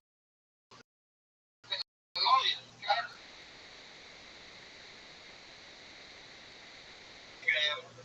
And the girl with the pig. Josh Martin, Josh Martin comic. Always has, because we did something a little bit fun. I really found intriguing because he's one of my favorite comedian artists and working on something real special right now. Last week's song that he debuted, actually right here, a debut that he didn't even have an ending to it. Tonight performing, this is his new album off of iTunes, 2009 to 2014. Tonight he's performing a song off that album. This is SNL and Mad TV.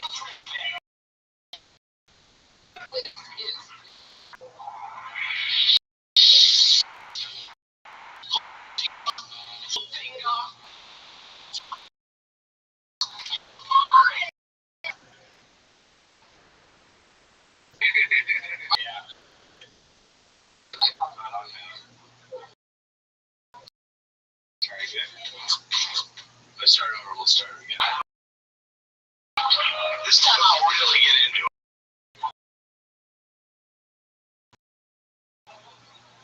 We really need the internet here in the comedy. So really something. Sorry about that.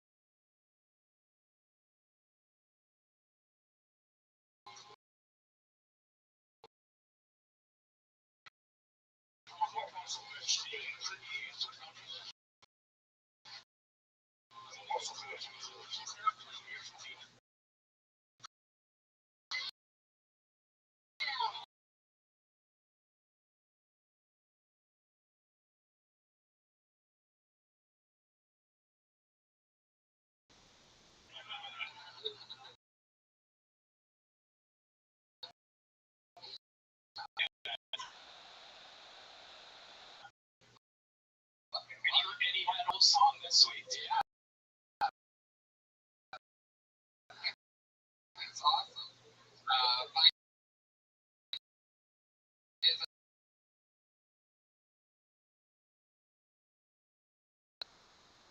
What it takes to hear the live podcast in which nothing ever needed. Secure anything. This tonight is a comedy. One of our favorite young rising comedians here at the store. Iron Patriot. Luke Connell, everybody. Also Patriot.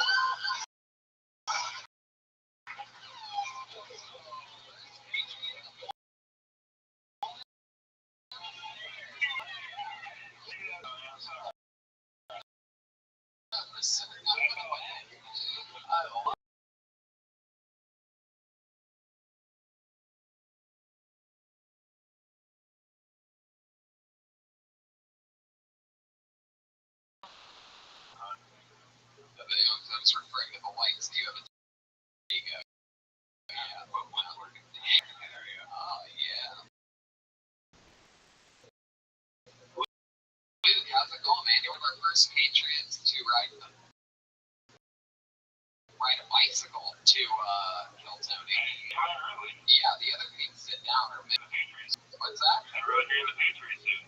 Great. Yeah, what I love is I'd never noticed this before, but you sort of have a big chin and it sticks out from the bottom of the mask. I'm also not used to seeing that with Patriots either. It's pretty funny. It's like if Jay Leno was the Patriot, which he's actually been asking me lately.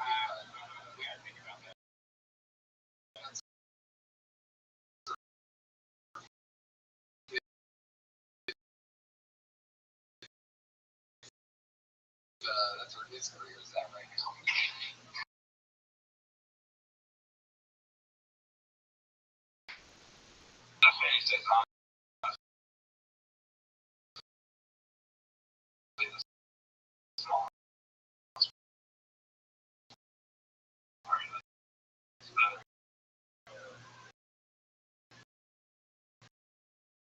My head's too big for this, but otherwise I feel good.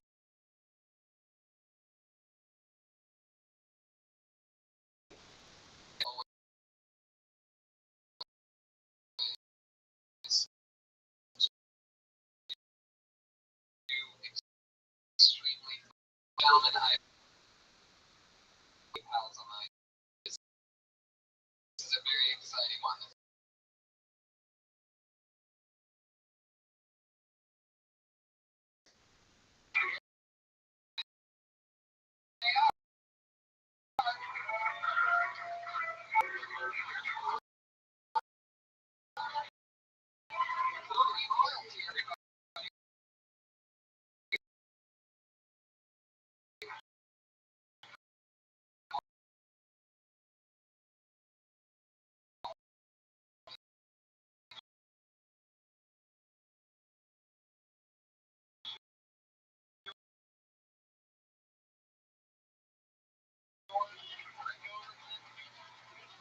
Score. It is? Yes.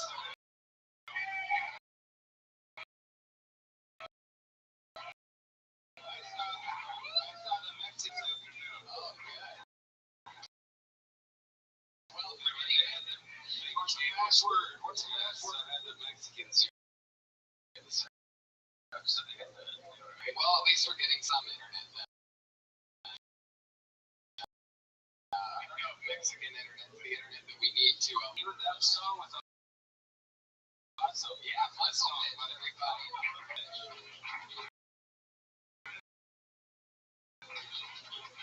Fun to have you guys here. Probably trying to get you on.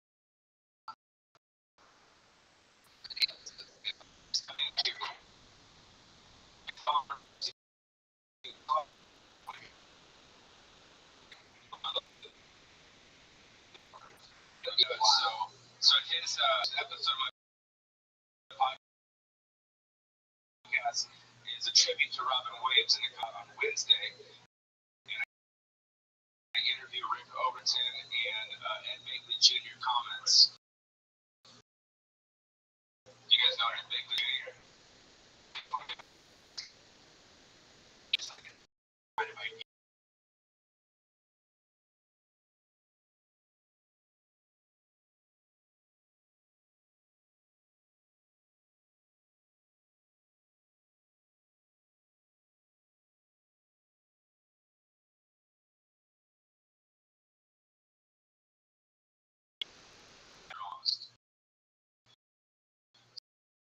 So I banked about over 25. I got one of them.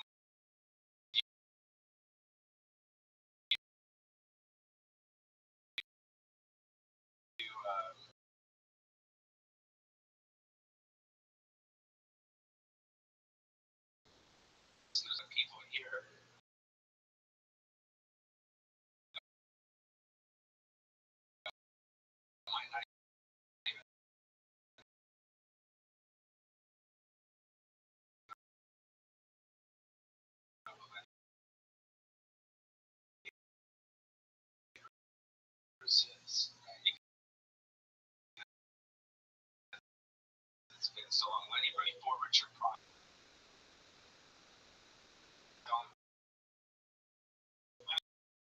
Bruce broke down a lot of the language barriers. Huge trouble for using four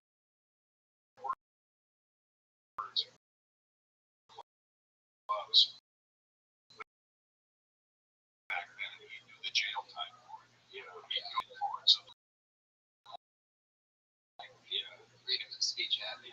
So that's this here is a huge fan, as always, of my guest. And he always has a question for each guest. Patriot, if you want to go ahead in order.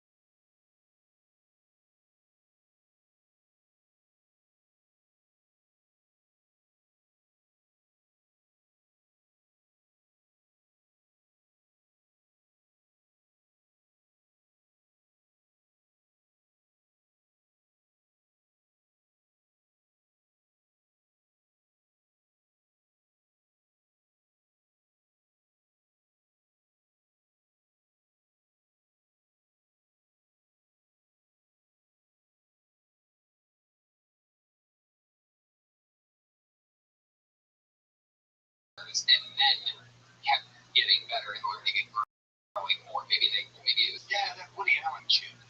wow. Bunch of rough sets up front, I gotta say.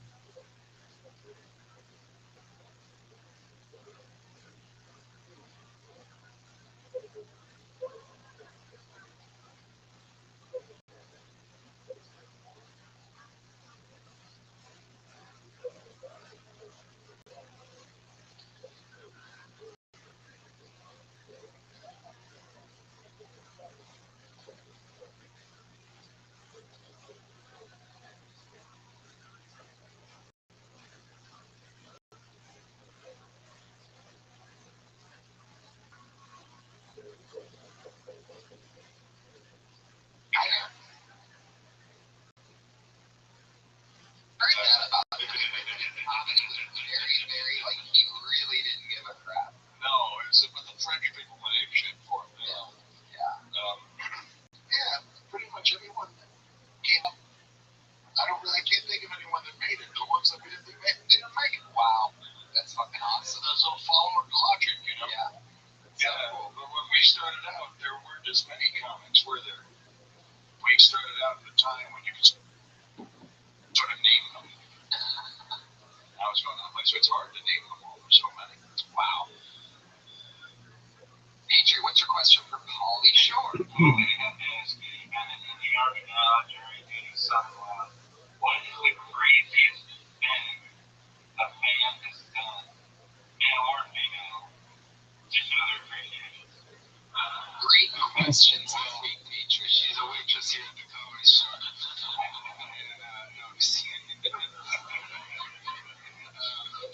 So what's the question again? Sorry. What's the craziest thing a male or female fan has done to their love fan? Shit. I don't know. What do you do anything weird? Like, you ever been pulling out of a city on the airplane and you see somebody running down the tarmac behind you? Like, anybody ready to go up anywhere? Something to scare you? Anybody ever freak you out? Well, I don't remember. I don't remember. Sorry. I can tell you one of my greatest memories is I actually met Pauly almost 21 years ago. I met you in 1992, 91 maybe. and Daytona Beach. I met you at spring. You were doing the MTV spring break thing there, and I was there for my spring break, and I met you at a bar. See, I don't remember that. That's the thing. I mean, I remember there's like crazy stories, but I don't remember like anything like specific weird. Everything was fucking weird. I mean, it was all just fucking weird. Right. Yeah. So it wasn't one thing. I remember there's a lot of girls. Yeah. Back then. So like, what's well, I see the Leah now. It's hysterical. Right. Hysterical. Yeah. Because he's like in his 30s, like looking for vagina. Like he's like, but I was like 21. Yeah. You know what I mean? It was like different than like, you know what I mean? You know what I mean? What are you crying for? What the? No, but you know what I'm saying. No, but I'm just saying when I made it, I was off of MTV, and MTV was, as we all know, very appealed to a very younger audience. So my audience was very young, and that was like just a fun time back then. Right? So it was crazy. So I mean, this room right here, it's like every time I come to this show, I think of. I remember it again. This is the belly room. I remember it. I think it was in June 1990. I had my MTV party when I had my show on MTV, and this room was like Billy Idol and Brad and like fucking, you know, Kennison was here and CC DeVille and like it was like Guns N' Roses and Slash and Sean Penn. Well, the whole place, we shut the whole place down. Wow. Yeah. And I remember doing Good Haven. Yeah. I mean, I remember doing an album in this room. And in the audience was Gary Coleman and Ron Jeremy. Wow. In this room. Yeah. So this is a fucking room. This is the room actually.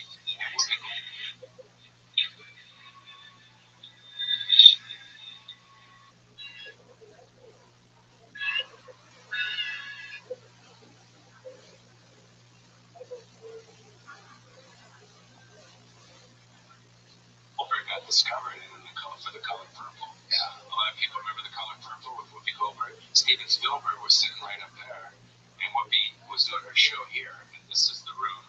And my mom's office is right over there, right through that wall. So yeah, this is a very special room. So, and now they got Kill Tony here. What's that? That's right. Keep it moving along. Over 27 comedians signed up for the chance to do a minute on this show. They do a minute of stand-up, and then we talk to them maybe about their set, maybe about anything at all. Maybe give them advice, maybe not. Maybe try to figure out something they should talk about. Comedians, you know how it works. You get a minute. You know your minute's up when you hear that sound of a kitty. There it is. That means wrap it up then. Don't keep going, or else you're going to bring out the angry West Hollywood bear. That's There he is. A little horse thrown in at the end. The horse survived the bear on that one. The horse you rode in. Yes. So let's get it started, shall we? Yes. It's still Tony. Your first comedian tonight goes by the name of Alex Duong.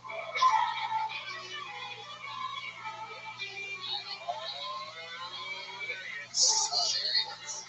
Taking his time. Alex Duong, everybody. The long entrance. I got my first request for a dick pic. It was pretty awesome. Right up passage. And she was really nice about it, but she was like, hey, can you send me a dick pic? And I'm like, no, because I'm a gentleman. I'm going to need to see some tits first. Let's go ahead. So I got the tits on my phone, and I'm a filmmaker, guys, so I started storyboarding my dick pic. And I was like, all right, we got the frame here, you know, what you get into our first frame, we're going to ball sack. Oh, yeah, good shot. All right. And then I started thinking about, like, what filmmakers inspired me. I'm like, am I going to go, like, I want to go to where Stacey was this, like, you know, quick tag, boom. I was like, whoa, my dick looks like Joe Pesci, I can't have that. I know, like, no, you know, I want to go, like, Academy Award winner last year. 12 Years a Slave. He's like, ooh, static, long shots, beautiful ambiance. And I was like, wait, I'm black, I don't have that much footage. Let me go ahead and redo that. Filmmaking joke. So I was like, you know what, I'm going to go Michael Bay with it. Let's go 360 view, fucking dick coming in the frame, Megan Fox, Will Smith blinking me, my dick's holding a Desert Eagle. Like, what, bitch? Fuck yeah. Alex Duong. A minute on the dick pic. Now, she asked you for a dick pic? Yeah. Wow. She goes, will you send me a picture of your dick? Yeah, it was like 2 a.m. and, you know, I got one of those you what pics.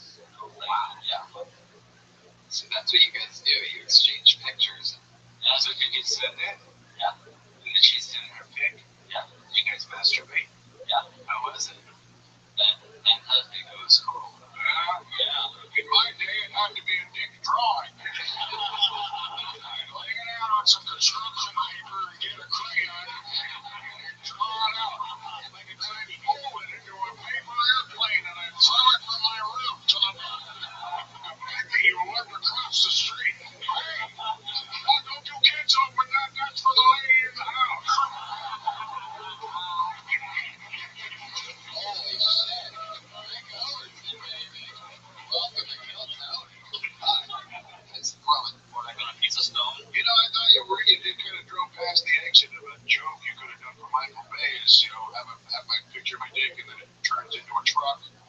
No.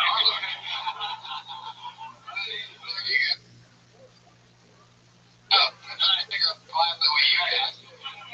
Stick with it. Rick Overton, of course. Of course.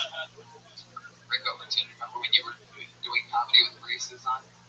Remember back when you had braces? I remember when I had hair. Right there, yeah. So you guys mentioned me. Why didn't you want to go hang out with the chick? Why didn't you want to do this in person? She lives on the west side.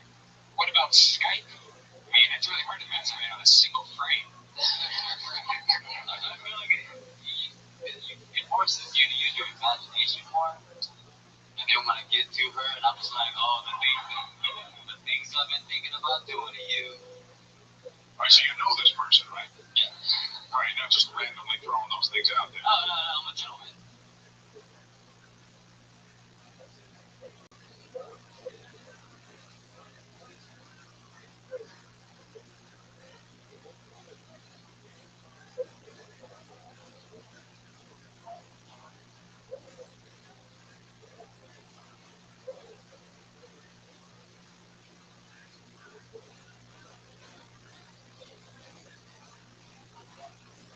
Oh, that's good. You're not usually using a number search like a phone call or voting for someone that does not. And it says you sell, you know, send. Yeah, it's like Please vote for them.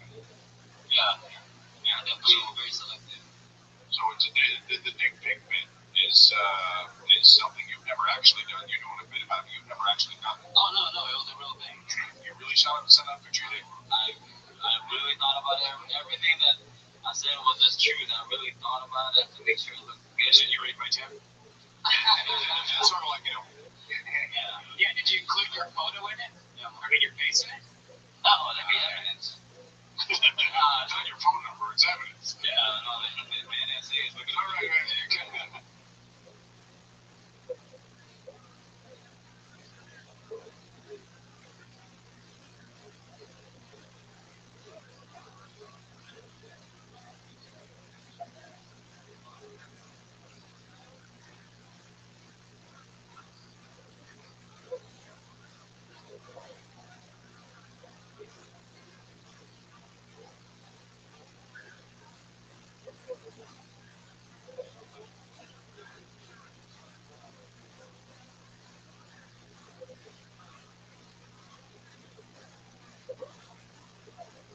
Take it out. You got me. So did you end up hooking up with this chick in real life ever? Yeah. We were kind of, she's like, Is this before the picture thing? it was after though. The picture of I didn't have more layers. Did you already hooked up with her before the dick pic, or the dick pic? So you already hooked up with her? Yeah, she was like, she was from London, and I'm like her American. What do you call her? Yeah. That's I think the most Asian guy in the room is her American booty call. That's one of those women where you doing a British accent doesn't do shit with her. Absolutely. Yeah. She's like, It's really exotic. yeah, accent's rubbish. Oh, that's nice. This sounds like it did all right. No, works on American. It wasn't bad. A couple whiskeys in. Don't do that. Stick with what you got. So she had seen your dick previous to the photo. Yes, all around. That's always good because you can do touch up and airbrush and get all the spots out of the picture. You never really have a good look at the real thing, right? Yeah.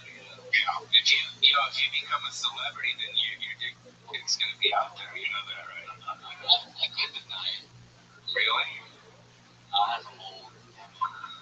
Yeah, you always Google search somebody else's dick and say that you're not gonna get. That's what I do. I just find Google image. I'm just gonna Google image.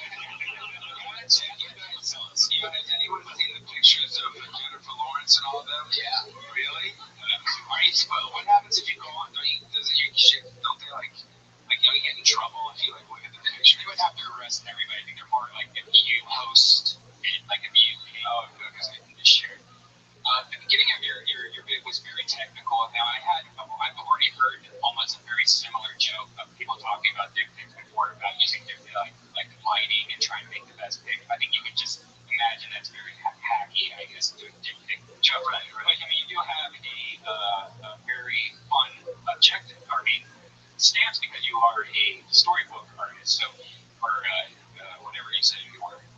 filmmaker. So I mean, you can be unique with it, but like it kind of got confusing, like you said, because it was very lot of terms, you know, using key group or whatever you were saying, and it, I don't know, man. I think I got what you were trying to do, but I kind of heard it already before. But if you had a unique twist, it might be interesting. But I like the rest of it. I think the first half was just kind of a little weird. Okay, the setup. Yeah, the setup was a little bit long, and I don't know. It could have been one sentence, probably. Okay. What's your favorite thing about it? What was your favorite moment about exchanging those pictures with the girl in real life, away from the movie thing? What was the exciting part?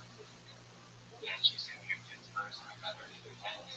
You say first, but did you each just send one picture? Yeah, just one picture. That's all it took for you guys. Once she saw that dick, it was over. Did she even text goodnight after that? No, she sent me the surprise face emoji.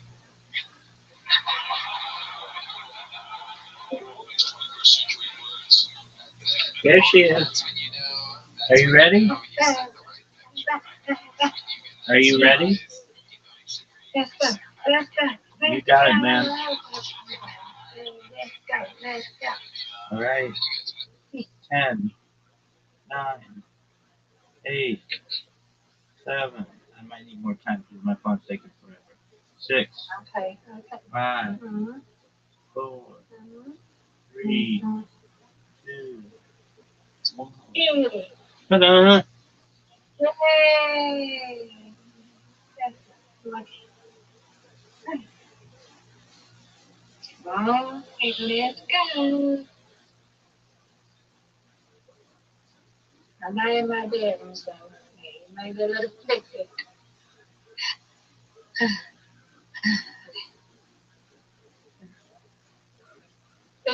Let's flick this, okay. Well, go, go. Hit it, strike it.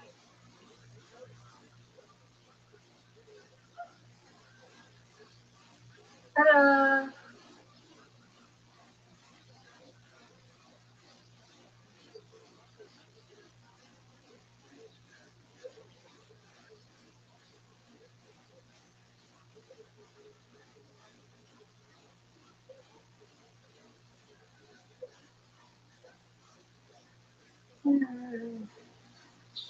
Close.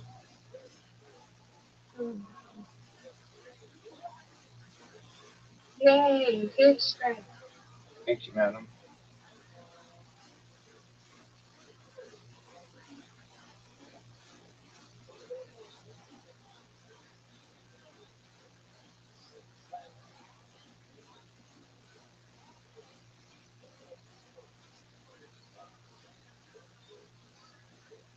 Beautiful.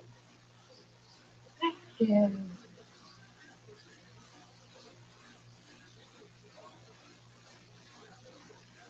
Well, really good for me. And another one. This is going on. I'm like, uh-oh. Look, there we go.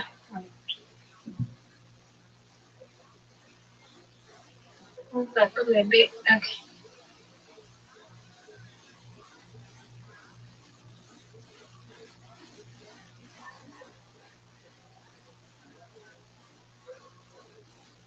Thanks, Mom.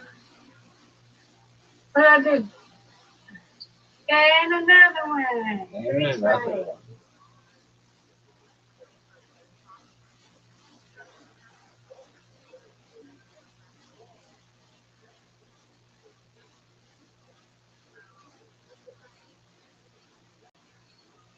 Get it.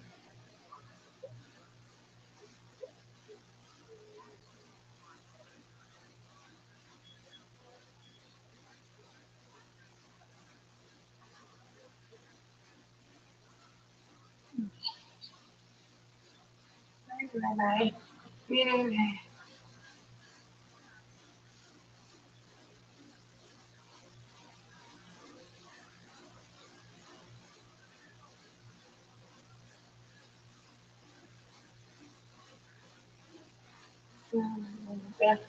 I'm one short of you, Miss Aquarius. You did. Good job. I tied my record. You did? Yeah, 118. Oh, But that's still short of you. I'm coming. Just in a minute. Yeah, I'm coming. In a minute, I'm coming.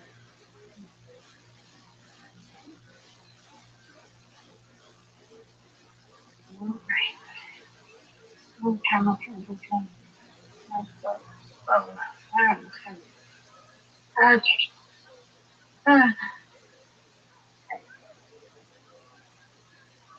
okay. Here we go. Oh, yeah. Let's do.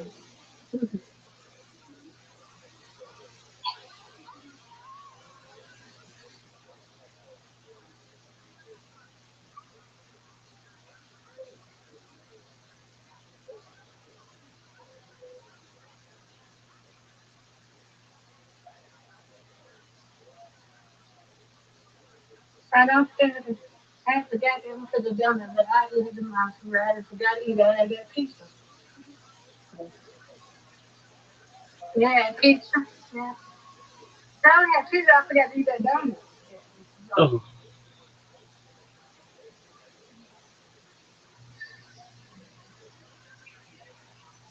Hmm. What? No, it's for the day. Okay, I thought that. It's not gonna be good enough. I eat it now.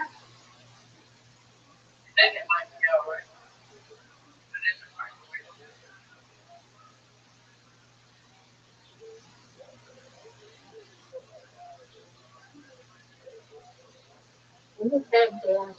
I never get it. Good day, man.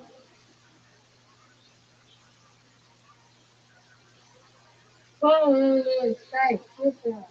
thank you. That was good community. Not bad. Mm-hmm. Okay, I ate a little bit. Come around.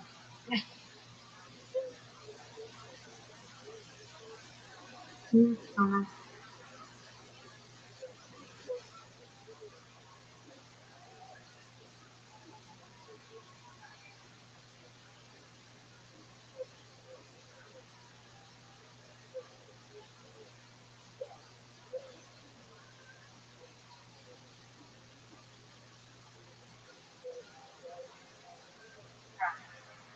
I had some.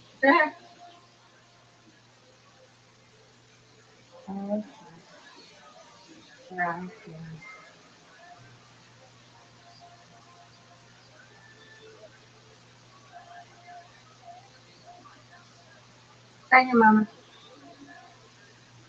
Anyway, I'm sorry. I'm just happy with it. Sorry about that. You good? Yeah, I'm something like that. Go away.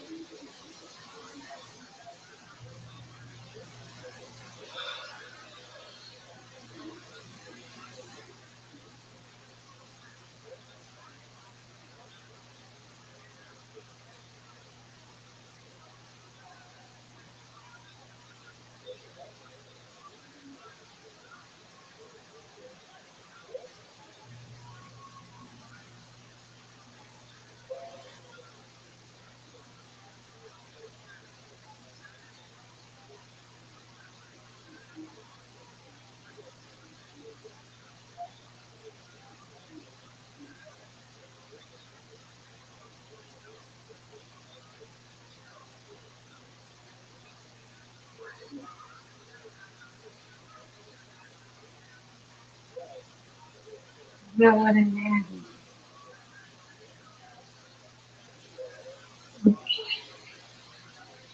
Good job, Miss Aquarius. You win, I win. I win, you win. Yes. Undefeated in bowling, undefeated in friendship. Yes, I see. I have that, Mama.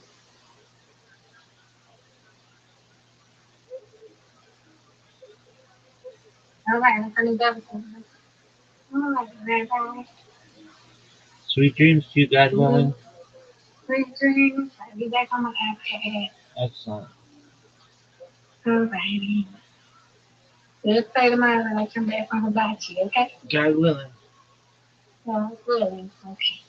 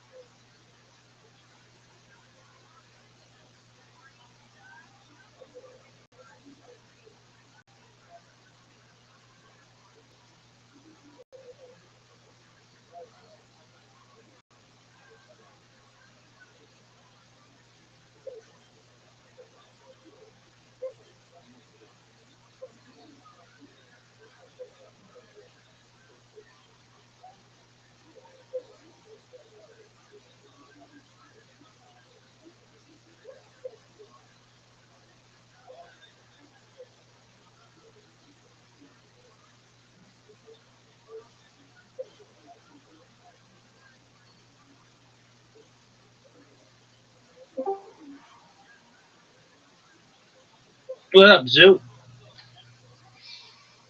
How you living?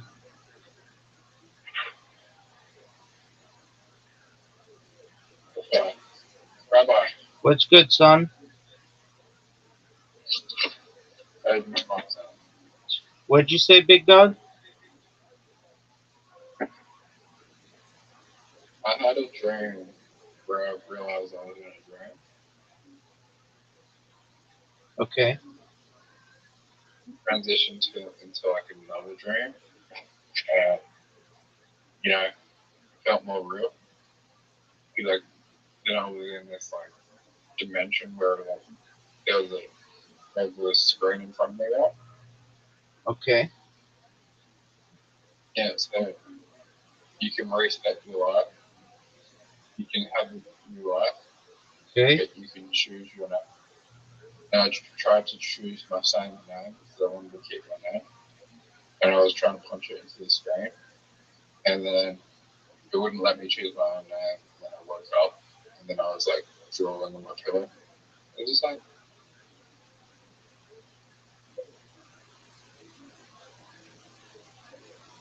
yeah.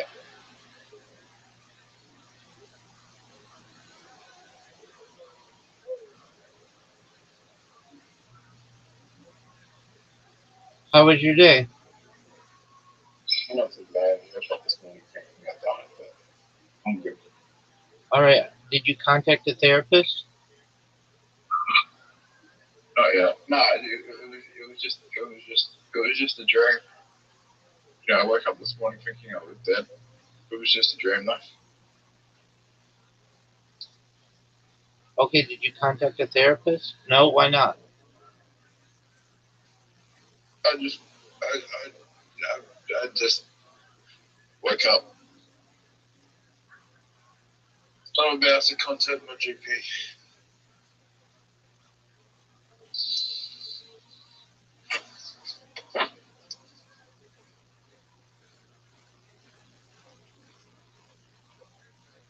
What day is it?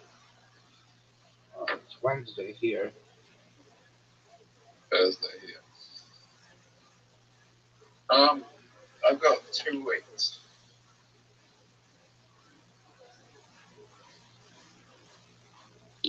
Okay. What are your 2 weeks?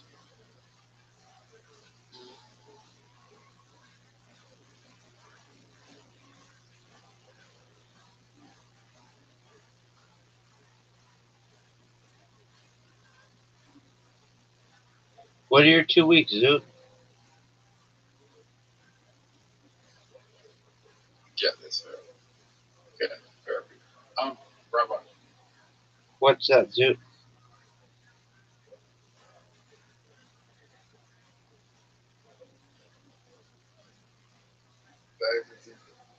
David's in prison and Russell Grant's what we're going to prison.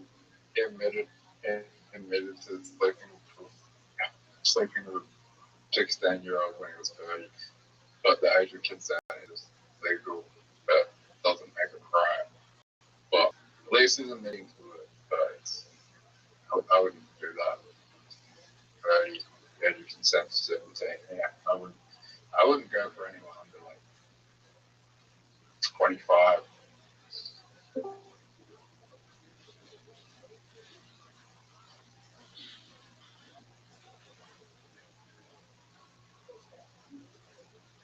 But I personally like older than me.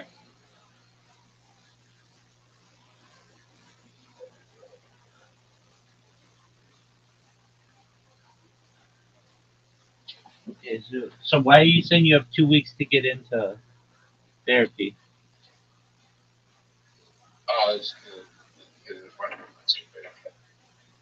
Because what?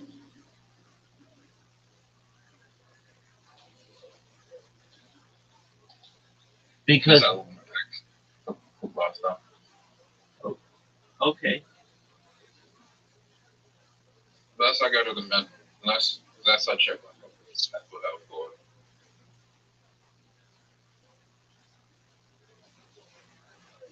Then I can't leave for a week.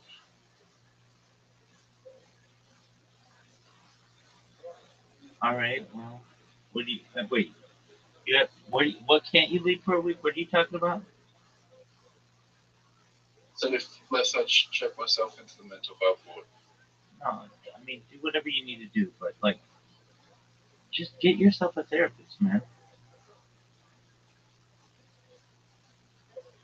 That's it.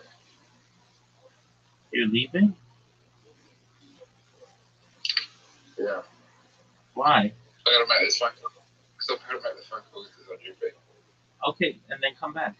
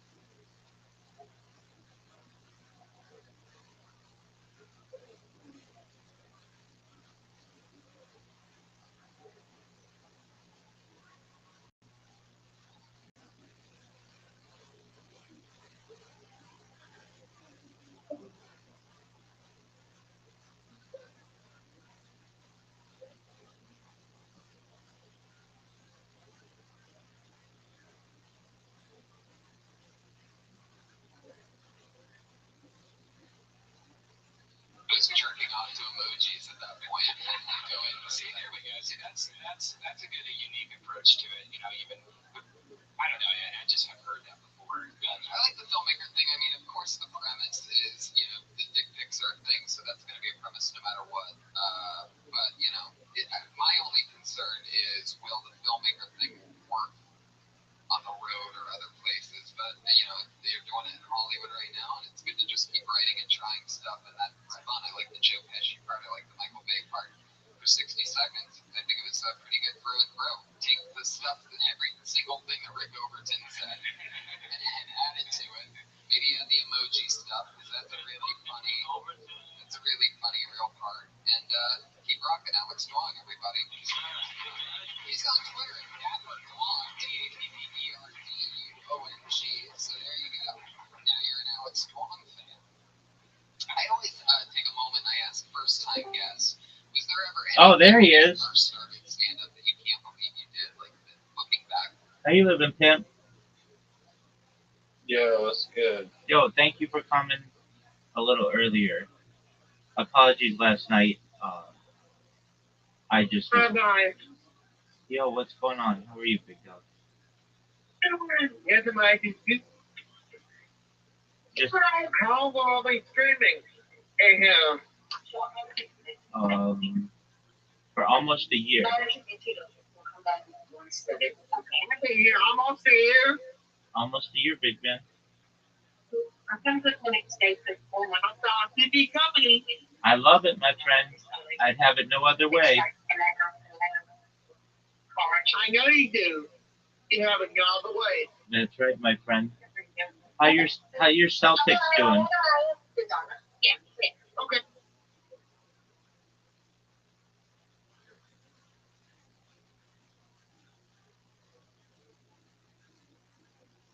Rise, are you there? Oh yeah. No, just you're doing something on your phone.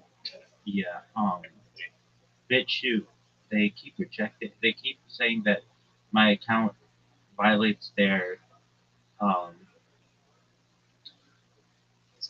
their guidelines, but they won't tell me why. They literally have said other violates guidelines. I wish they would just say, "Dog, we don't want you streaming 24/7."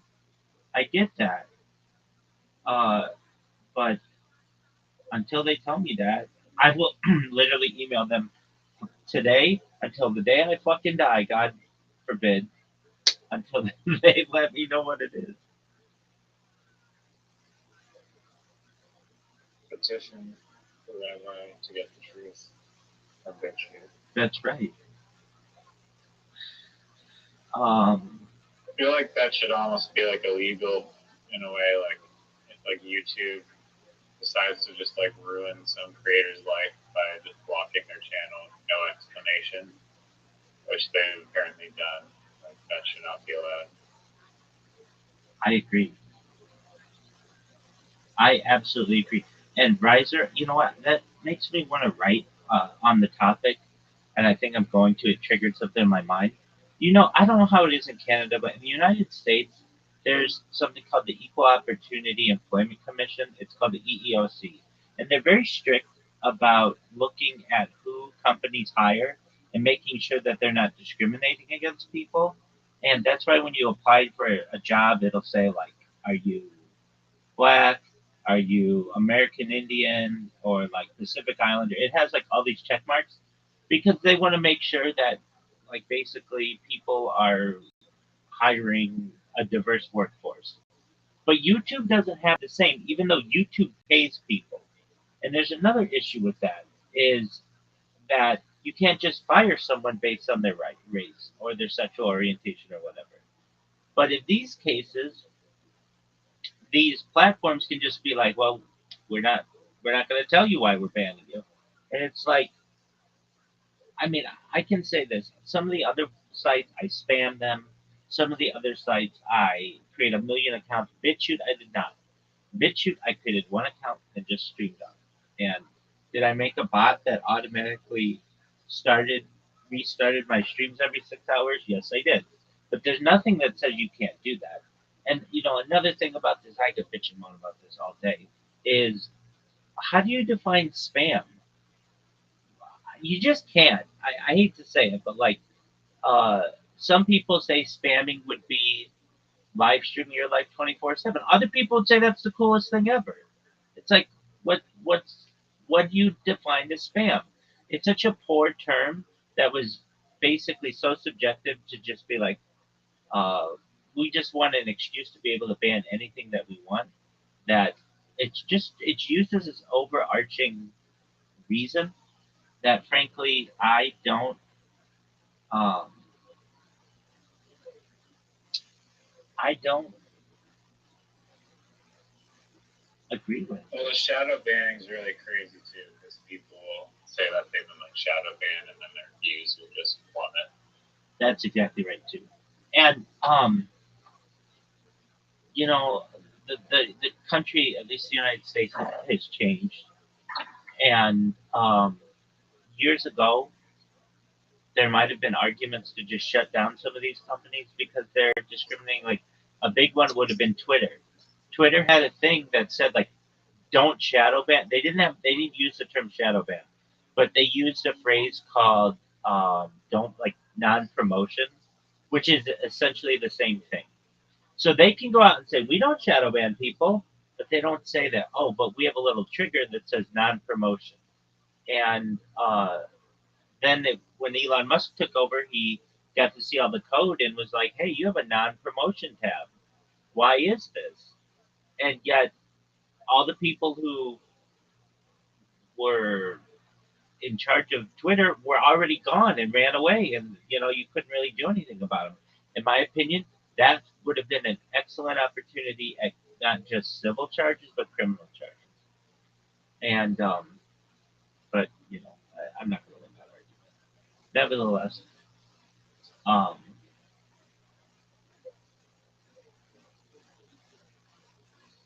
some legislative updates to what platforms can ban you for, and maybe at least the explanation, and also upholding them to make sure they don't discriminate. But I don't think like YouTube, like anyone can upload to YouTube. They don't discriminate that way.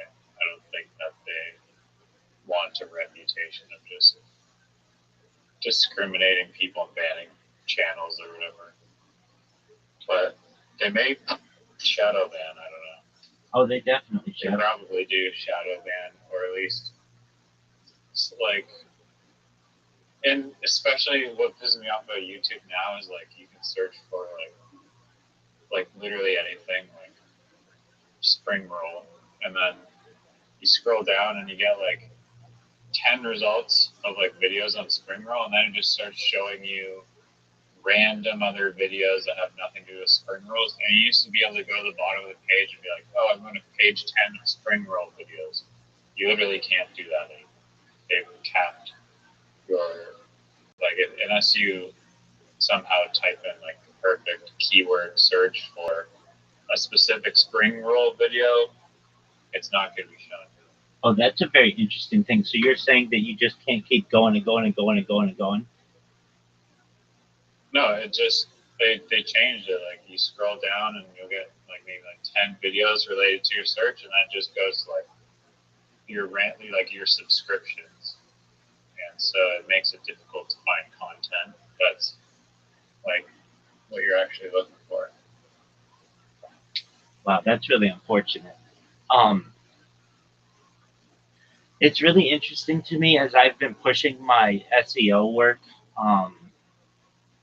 That all these there are like you think the internet's so big, but it's really not. There are like just a handful of companies that control everything. So let's look at Google. Google owns Alphabet. Alphabet owns Google. It also owns YouTube. That's the number one and number two websites in the world. That right there is a de facto monopoly, but yet it's allowed. They also own AdSense and AdWords, which is the number one advertising platform in the world, which is like another monopoly. They also have Google Chrome, the number one browser in the world. They also own Waze, and they own, like Google Docs and all that shit. They own all that stuff. Like they own Gemini and other AI shit. Okay, without that, they even own shit like there's one website that I was using called Tenor, Tenor. That's like the website that's used for all the people who are trying to like post GIFs and memes. They even own that, and it's like I didn't even know they owned that. And it's amazing to me. I thought that like with these meme sites, you could just create a meme and then you just upload it, and if people like it, that's great, and they'll use it. That's not how it works. At least it used to be like that. Now you have to wait for it to go through a submission period where a real person looks at it, which is such a gatekeeping kind of strategy. But that's how it is. There are some websites out there that will let you just create GIFs, but they're not indexed really well on Google. Like the big ones, the two big ones are Jiffy or Giphy and Tenor. That's what like if you've ever used like Reddit when people have like just random GIFs that show up at Reddit, that's how that works. They have to be pre-approved. Everything is like there are so many gatekeepers on the internet that it's very frustrating. Um, okay, and um, additionally, there are that's it's just it's frustrating. Is it Richard Branson night? Hell yeah, dog. Excellent. I actually,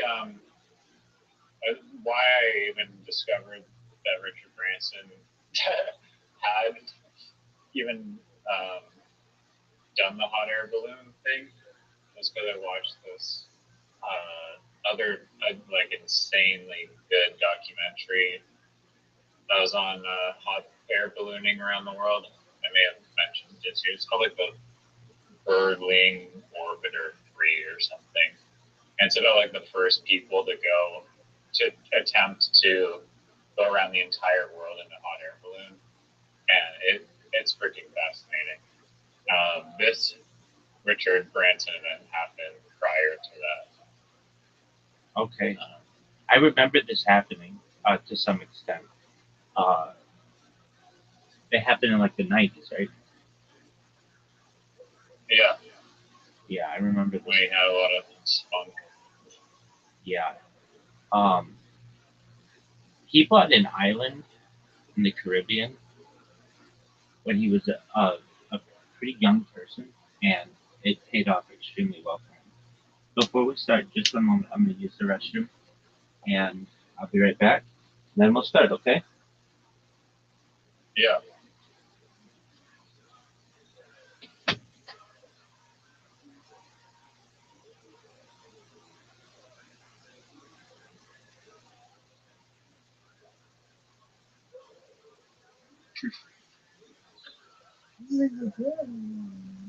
And then after, you're going to have a little nap when you're all done.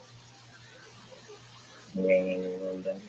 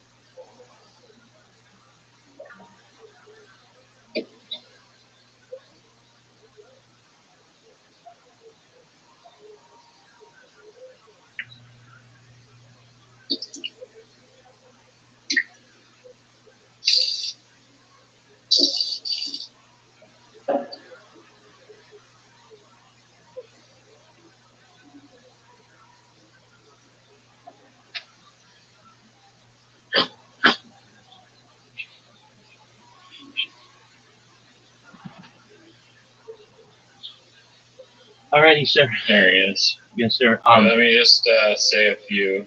Take your time. Yeah, things. absolutely. Oh, yeah. Apparently, there's this Skittles Mother's Day ad that was banned and or not banned, but quickly taken off YouTube, where there was a mother and a son, and the son had an umbilical cord just coming out of his stomach. I haven't seen the ad. I think it's probably re-uploaded to YouTube somewhere. Apparently, it's just a very like really strange, bizarre Mother's Day ad. The guy has like a 3-foot long umbilical cord coming out, and also I looked up in umbilical cords, and like they look very like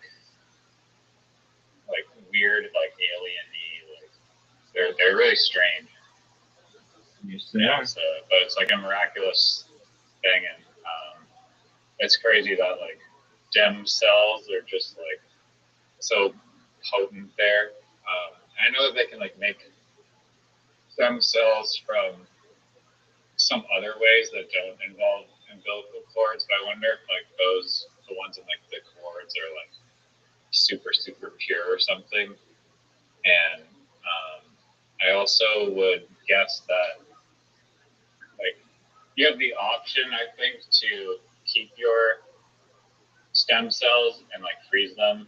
Well, like I know that you can freeze stem cells for like later medical use, but for people that don't want to do that,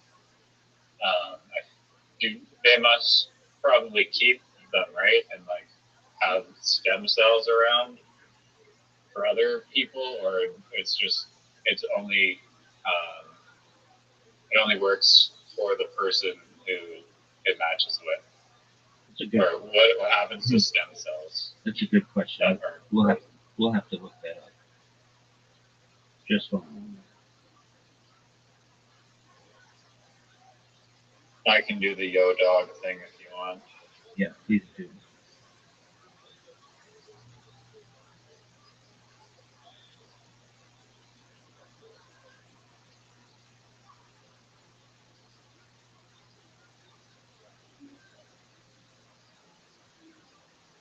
Freaking banning sword. Yo.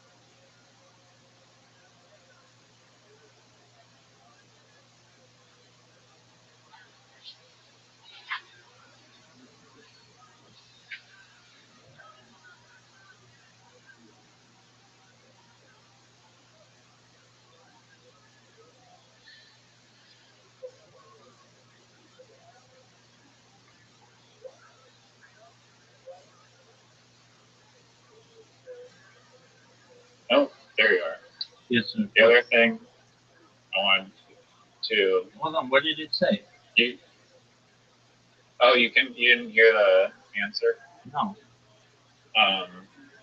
Yeah, basically, because of regulatory reasons, if they are not storing them, then they can donate them, and then if they're donated, then they can be used for stem cell transplants to people. Oh, okay. But yeah, they have to be donated though.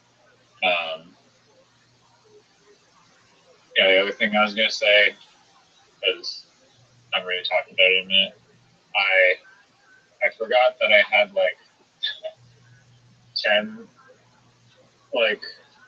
10-ish $1,000 in crypto that I've just been holding of this coin, and so I was gonna just withdraw some of that to fund the initial seed fund for the ad marketplace. Oh, that's great, dude. How did you forget that you had 10 grand in crypto available? I don't know, because in my mind I was just like,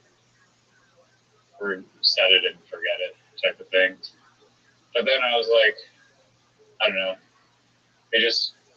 I'd rather not wait for a lottery ticket this coin to 100x and actually just create immediate value. And yeah, and I also yeah,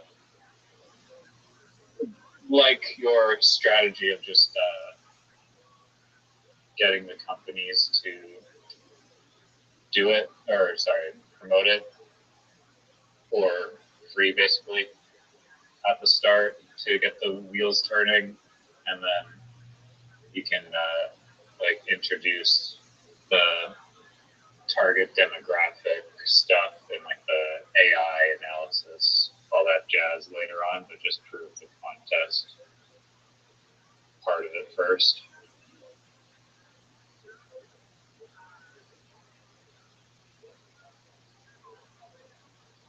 That's great. So yeah.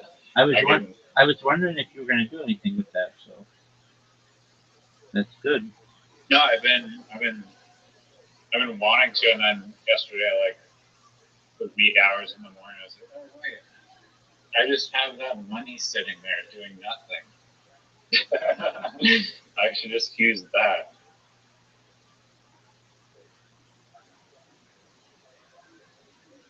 So yeah, can move forward. I'll also bug you later about that, I'm sure, with like drafting emails and stuff to actually send out to the companies to get them on board and excited and stuff. Sure thing. I'll be happy to help you with that, but chances are we're going to just go to AI and see what it says. But we'll approve it.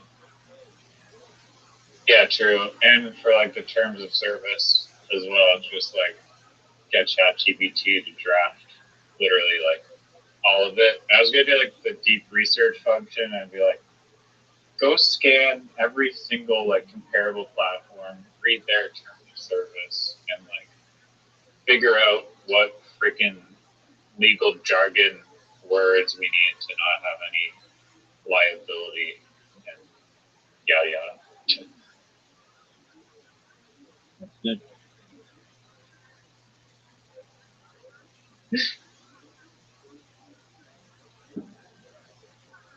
I love when people are like doom scrolling or like doing something else while talking to you, and then they're like my mom does it all the time, and I can just tell that she's just like on her phone doing something else. Yeah, I'm baffled right now. I wish I could be more engaged. I'm trying to log into my email. I'm logged in from like 50 different websites, but when I do it on my phone, I hate this so much. It makes me want to just hate the internet so much. It is saying that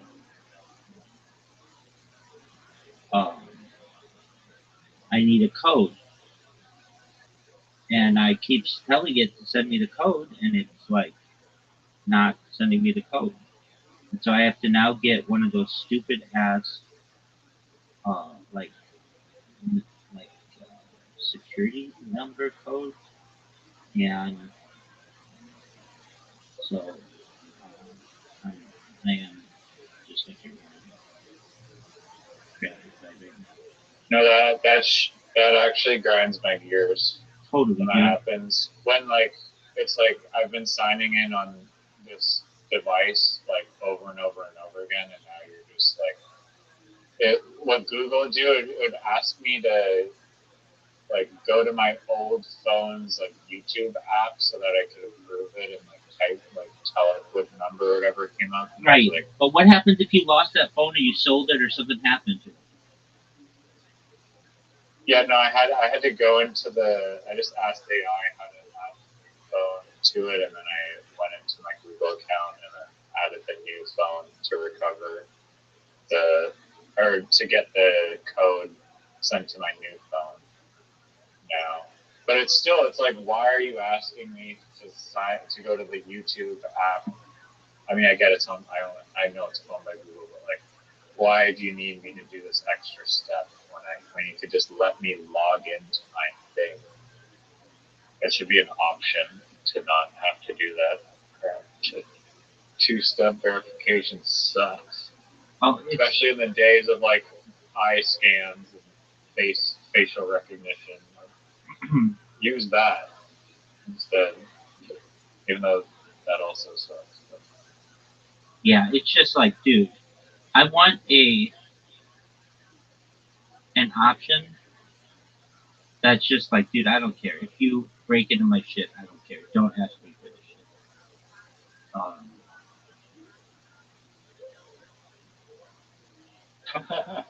Yeah, if you manage to hack my account for no reason.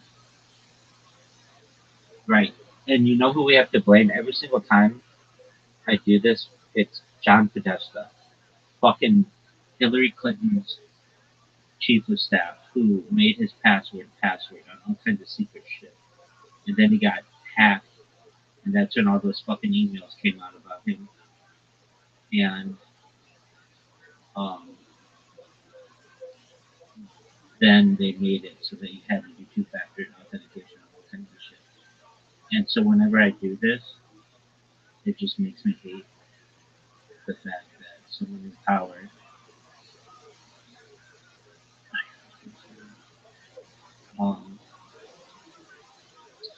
has made my life more difficult.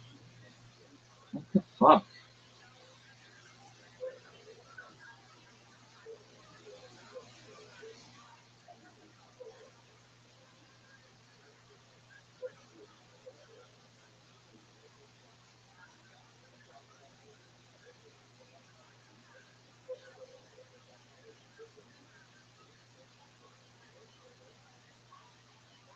I finally just logged in. Dude, okay, so apologies. I was listening to you about the umbilical cord, and I listened to you about your mom, and about you and your phone with the YouTube. I was listening, but I couldn't focus and bitch and moan like normal because I had to do all that for a device that literally I have logged in with like 15 times today. And it's just like ridiculous. Like, Google, get your shit together. Don't make me do all this kind of shit. You know it's me. It's not like I'm even like using like a VPN or anything. Like, I'm using my normal phone. It's just like, hey, dude, why don't you,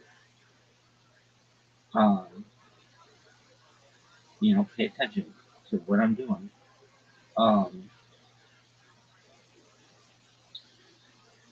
I just think it's ridiculous that everything has to be so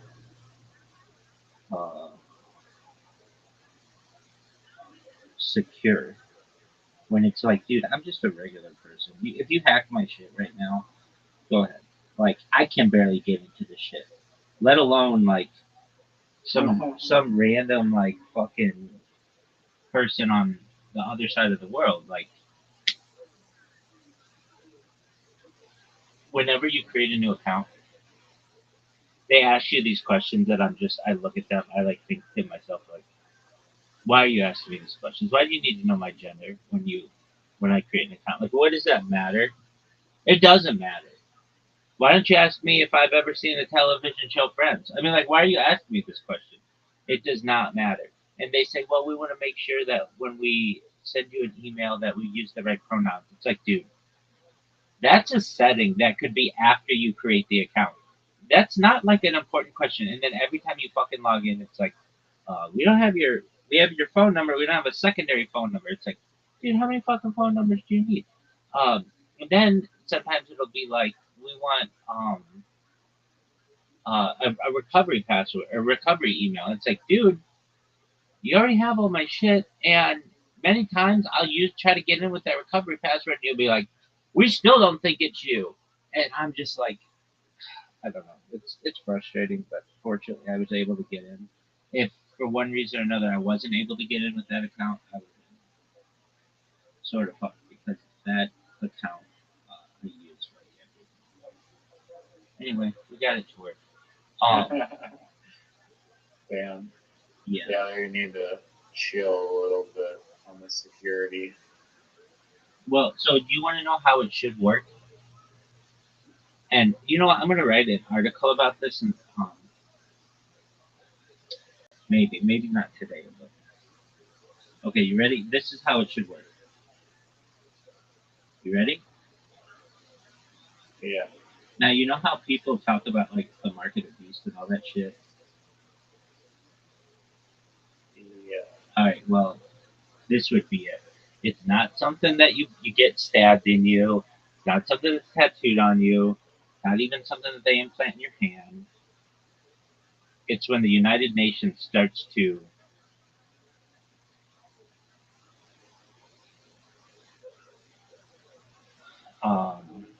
manage email addresses for people.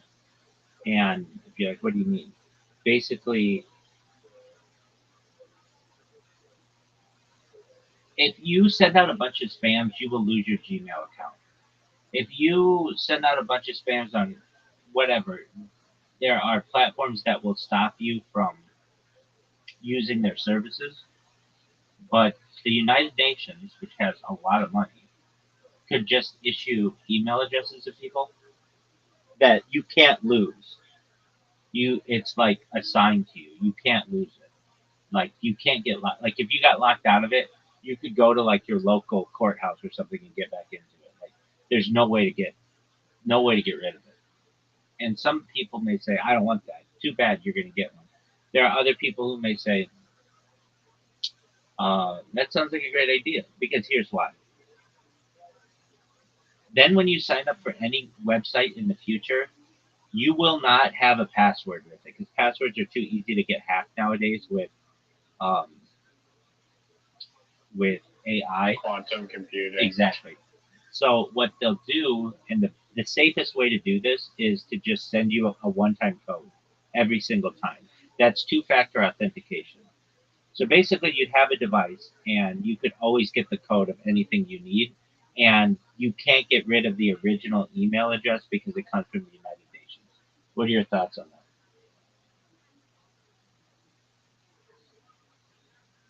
I mean, kind of like a quantum computer. I guess not if you only have one track. We're not saying you would only. Typically, don't you get like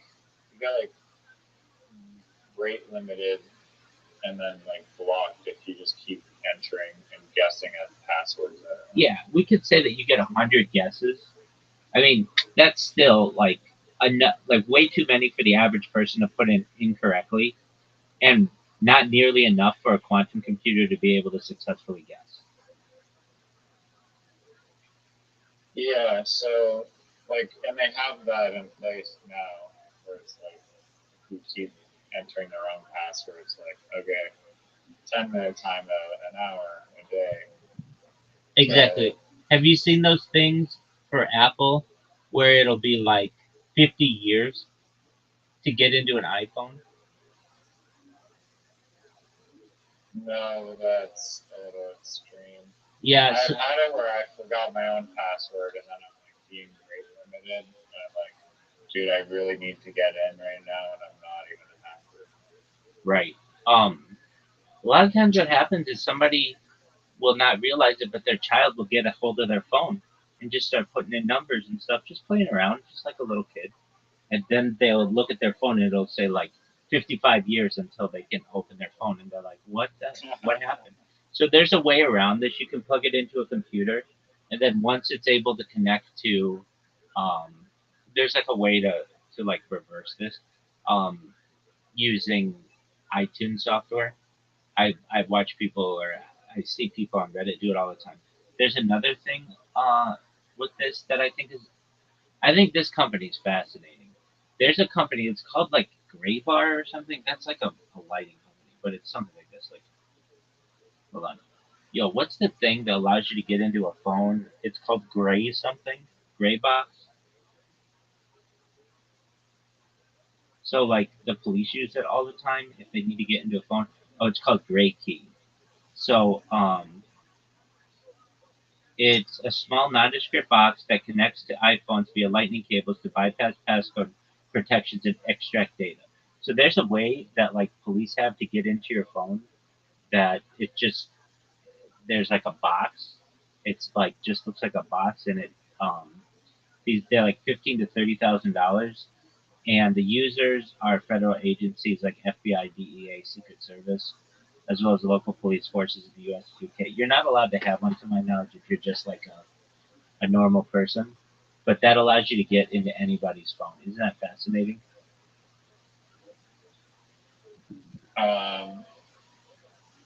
Yeah. I mean, there's also like Pegasus, but that's like more like That's different. CIA. Yeah, that's basically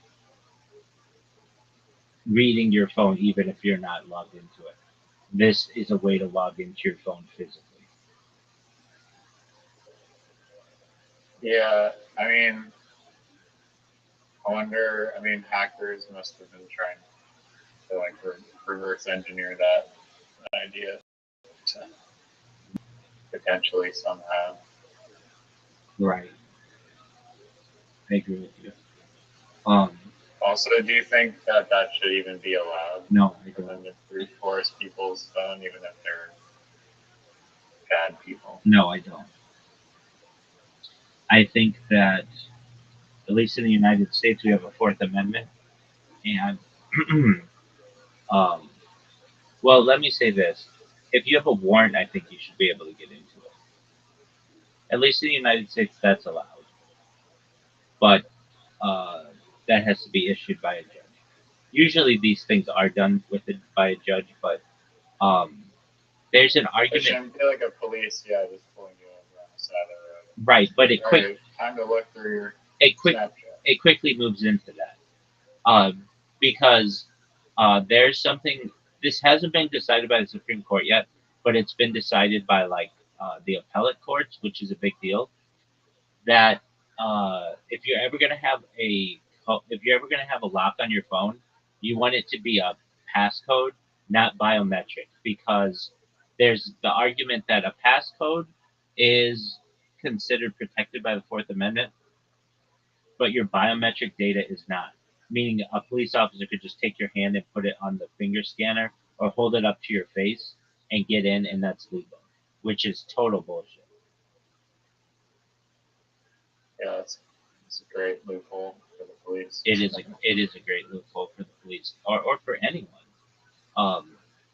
And I've never been a big fan of that face biometric unlock.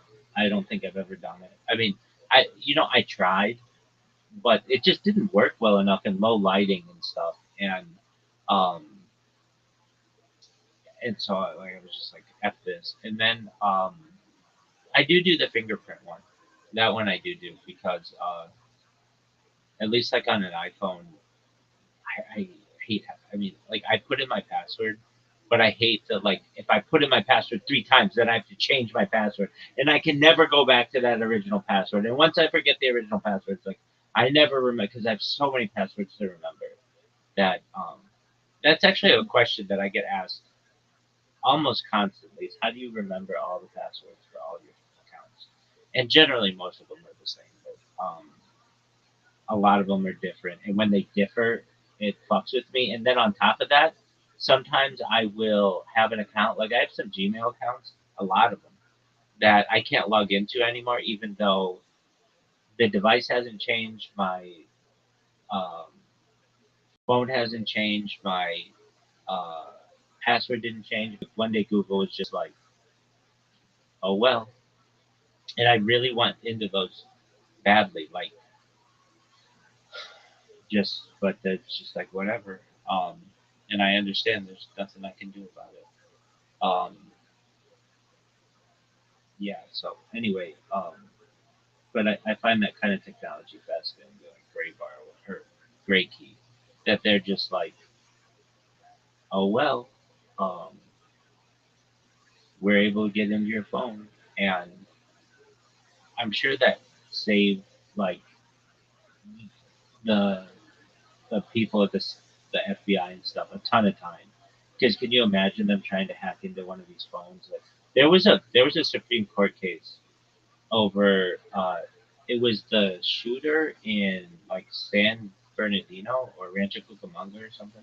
Some like there was like a mass shooter, like I don't know, maybe like 10 years ago, maybe more. And the police wanted to get into their phone, and uh, they didn't have a warrant or something like that, and they there was the argument of the people who did the shooting or whatever that like the police weren't allowed to go into the phone, and so what uh, the government did was they went to Apple and asked Apple to open the phone, and Apple was like, "We don't want to have anything to do with this." And it was actually like in the side of privacy, Apple did not uh, want to. I don't want to say get involved, and I don't want to tell you incorrectly, so I'm just gonna look it up. Yo, Doug, what's the thing with Apple and privacy and the court case that said that Apple did not have to go into a person's phone for the government? It was something like that. I mean, are they not providing the backdoor thing to Wait, we're gonna get to that. We're gonna get to that. So Apple refused a court order to unlock an iPhone used by a terrorist in 2015 San Bernardino attack, citing user privacy and security concerns. The FBI wanted Apple to create custom software to bypass the phone's passcode protections, which would have disabled the auto erase feature and allowed brute force password attempts. Apple argued that complying would be setting a dangerous precedent, effectively creating a master key that could be used to access any iPhone, undermining the security of all users. The company claimed that this violated its First Amendment rights, as writing such code constituted compelled speech, and warned it could lead to broader government overreach. The legal matter is centered on the All Writs Act, with the Department of Justice arguing it gave courts authority to compel Apple's assistance. Apple received support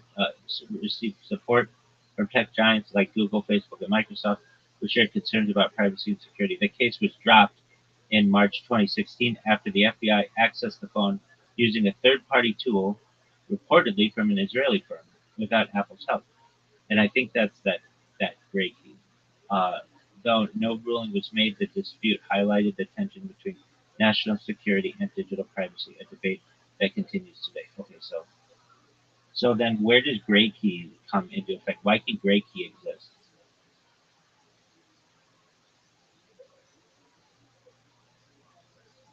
Gray Key is a tool developed by Grayshift, a company co-founded by a former Apple security engineer that allows law enforcement to bypass iPhone security and brute force passcodes. It exists because despite Apple's strong encryption and refusal to create government backdoors, law enforcement agencies needed a way to access data on locked phones during investigations. Why Graykey can exist: exploits unknown vulnerabilities. Graykey works by leveraging undisclosed software exploits in iOS to bypass Apple's built-in security features. like auto erase after failed passcode attempts and time delays between guesses. This allows it to perform brute force attacks to crack passcodes. Legal and warrant-based use. Law enforcement agencies use Gray Key only after obtaining a warrant or court order, or with the device owner's consent. Courts have upheld its use as constitutional when proper legal procedures are followed. Apple's security isn't perfect. While Apple designs iPhones to be secure, zero-day vulnerabilities inevitably exist. Grayshift and similar companies like Celebrite, or maybe that's what the one was. It was some company like that that the San Bernardino case app used. Discover and weaponize these flaws before Apple can patch them, creating a constant cat and mouse game between privacy and law enforcement. High cost and restricted access. Gray key units cost $15,000 to $30,000, are geofenced, and require strict authentication. This limits use to authorized agencies and reduces the risk of misuse, though privacy advocates still worry about overreach. Public safety versus privacy debate. Gray key fills the gap left when Apple refused to assist, as in the 2016 FBI case. It allows access without Apple's involvement, satisfying law enforcement's need for data while Apple maintains its stance on privacy. Note, strong passwords, for instance 10-digit or alphanumeric, can take thousands of years to crack with Gray key, making user behavior a key defense. Oh, so like if you have a 10-digit key or an alphanumeric key, it like basically kills Gray key. I'm sure they'll get better, but if you were doing something really bad, then it might be best to just get a 10-digit key, and then it takes them. I thought it was like brute forcing it somehow, like just without the password. What brute force means is it tries all the passwords. So if you have a 10-digit key, it can take thousands of years to work. So that's not very good. Well, let's look this up. So if I have like a 10-digit key, because Gray key isn't that fast, it could take thousands of years for it to figure it out.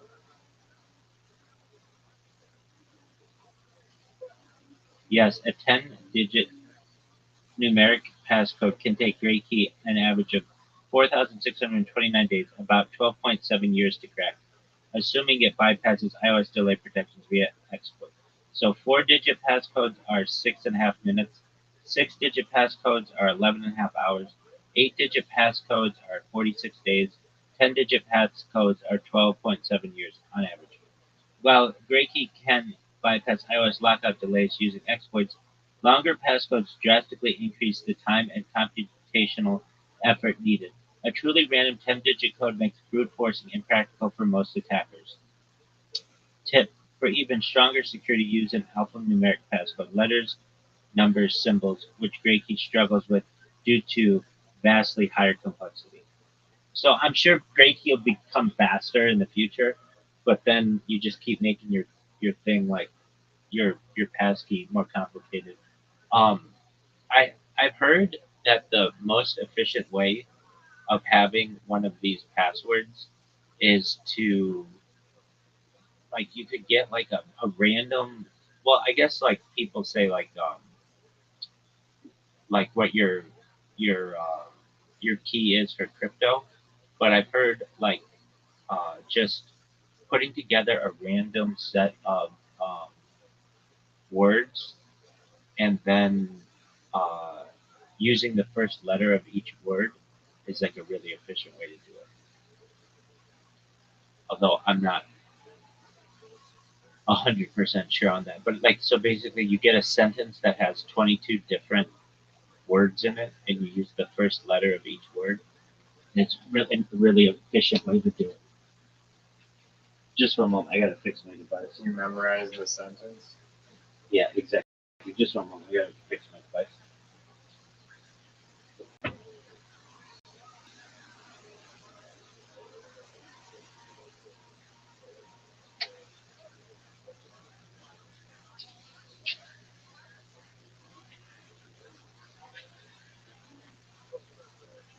So that's how we can just remember, I gotta fix this device too. Can you hear me?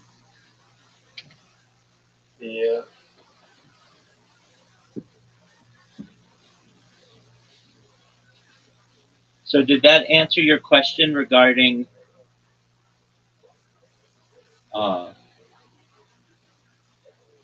like basically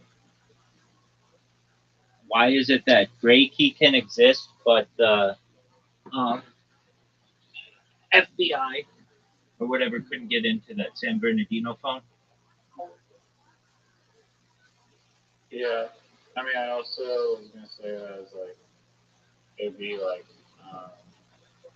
not a wise move for Apple to just comply with the request to like break their privacy because they'll lose a crap load of users. Right. I'm in agreement. Well, folks, all that discussion because Google wouldn't give me my passcode.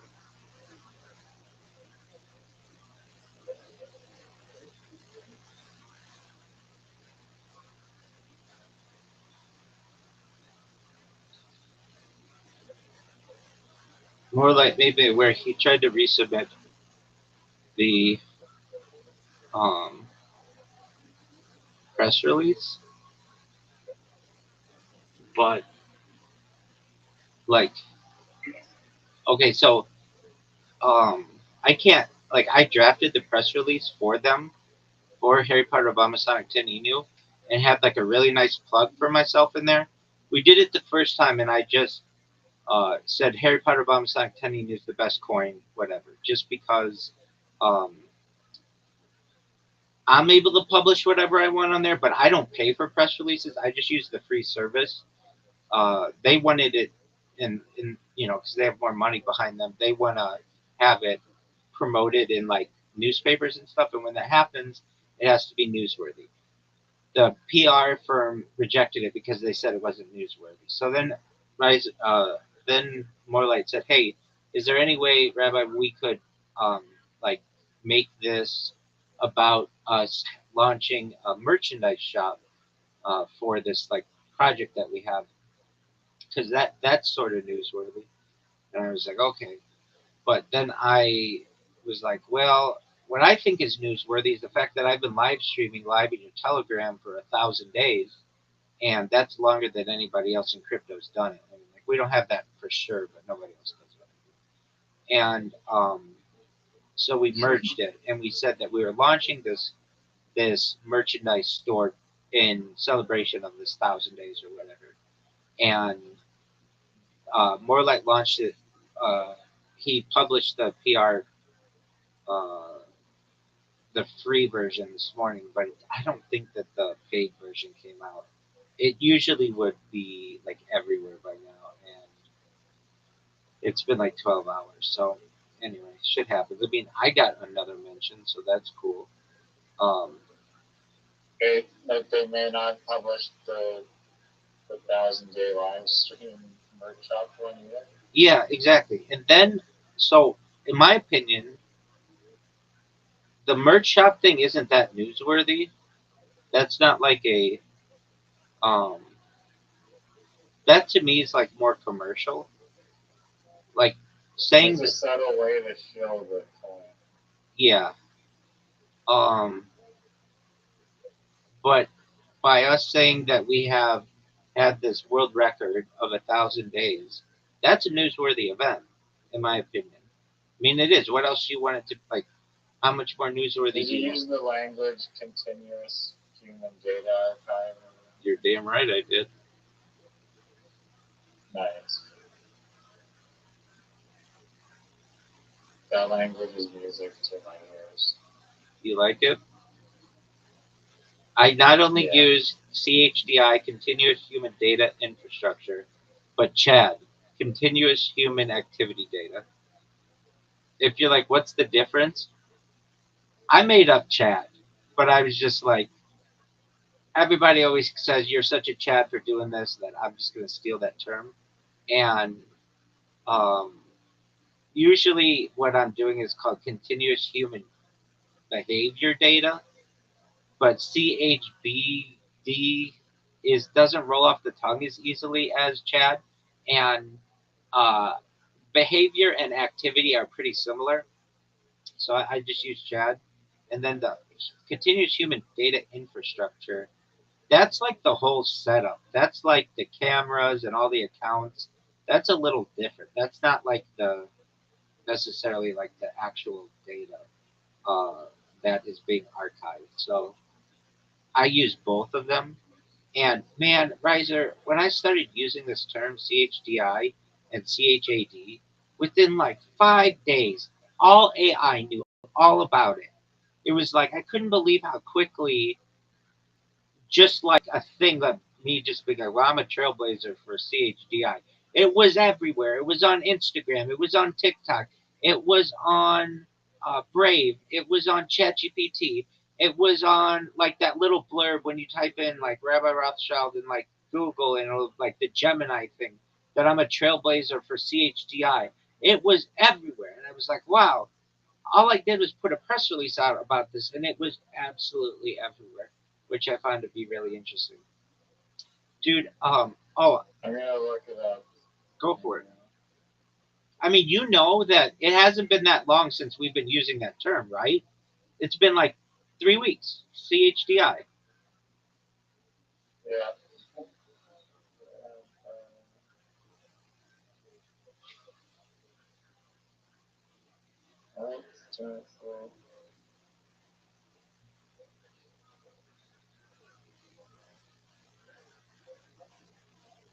Um,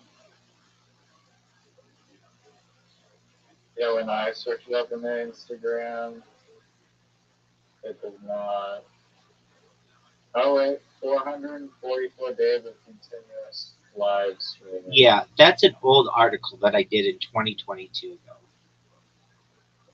Okay, that's the meta AI on Instagram that I get when I search.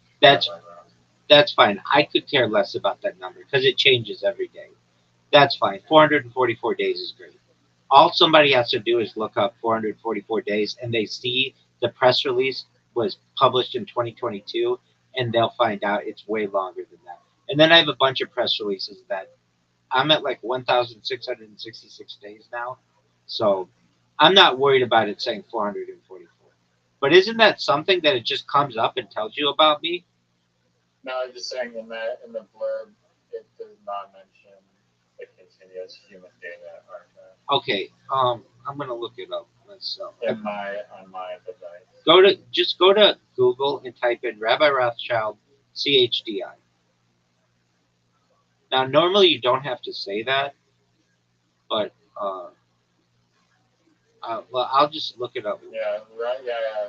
Rabbi Michael Mosh, Rabbi Rothschild, often referred to by rabbis, identified as a pioneer of continuous human data infrastructure or artificial intelligence.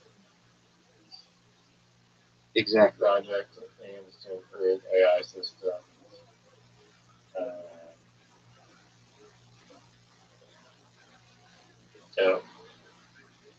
So it does know it. Now, if you keep asking it, like the Instagram one, it'll show up. I've seen it there. Now, okay, I want you to go to a website. It's rabbimichaelrothschild.blogspot.com. I also have rabbirothschild.blogspot.com, but I keep that one. Usually when I get at Rabbi Rothschild on something, I do my best not to fuck with it because I don't want to lose my main accounts. But go to rabbimichaelrothschild.blogspot.com and I put all my recent memes. And this is just something I did yesterday. And then I've been asking different search engines to index it, like Google and stuff. And then I made just like a blurb about myself in a bunch of different languages so that, like, uh, when people use search, they'll find out about me. But look at how many, it's not even that many memes. This is only 200 of the 1,000 memes that I've made in the last 48 hours. But all these memes are different, which is like, I don't know. I think this is the most baller shit in the world. I think these memes are amazing, and I think it's super smart. Use really pretty ladies to promote myself, and then have Google index all that shit. And then when people search me, they'll see attractive women and they'll click on it. And if you're like, well, why are you using like anybody who's like under like 65 years old? I like I do use some younger women. They just haven't populated yet. But I like the vintageness of it. I think it's cool. Did you see it? Well, shall we start the balloon stuff? Absolutely. But did you see my did you see all my memes?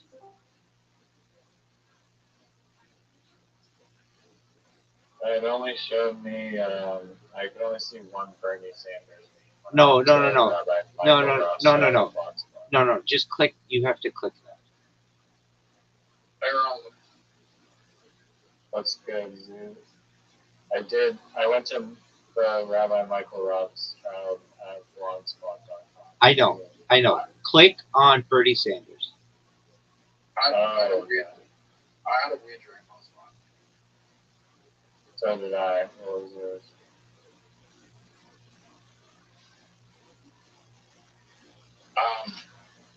I realized I was in a dream, so then I started like floating and flying and tried to like astral project.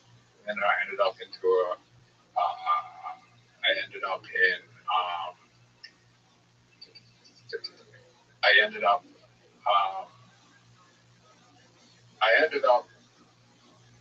you listening? Yeah. I ended up being in like a different dimension where it was like it felt real, like it's like real that I'm talking to you right now. Like there was this board, there was this like TV screen that was like a touch screen, and then it said like there was like a voice that said like you get to like go to another universe and start over life, but you can choose what your name is.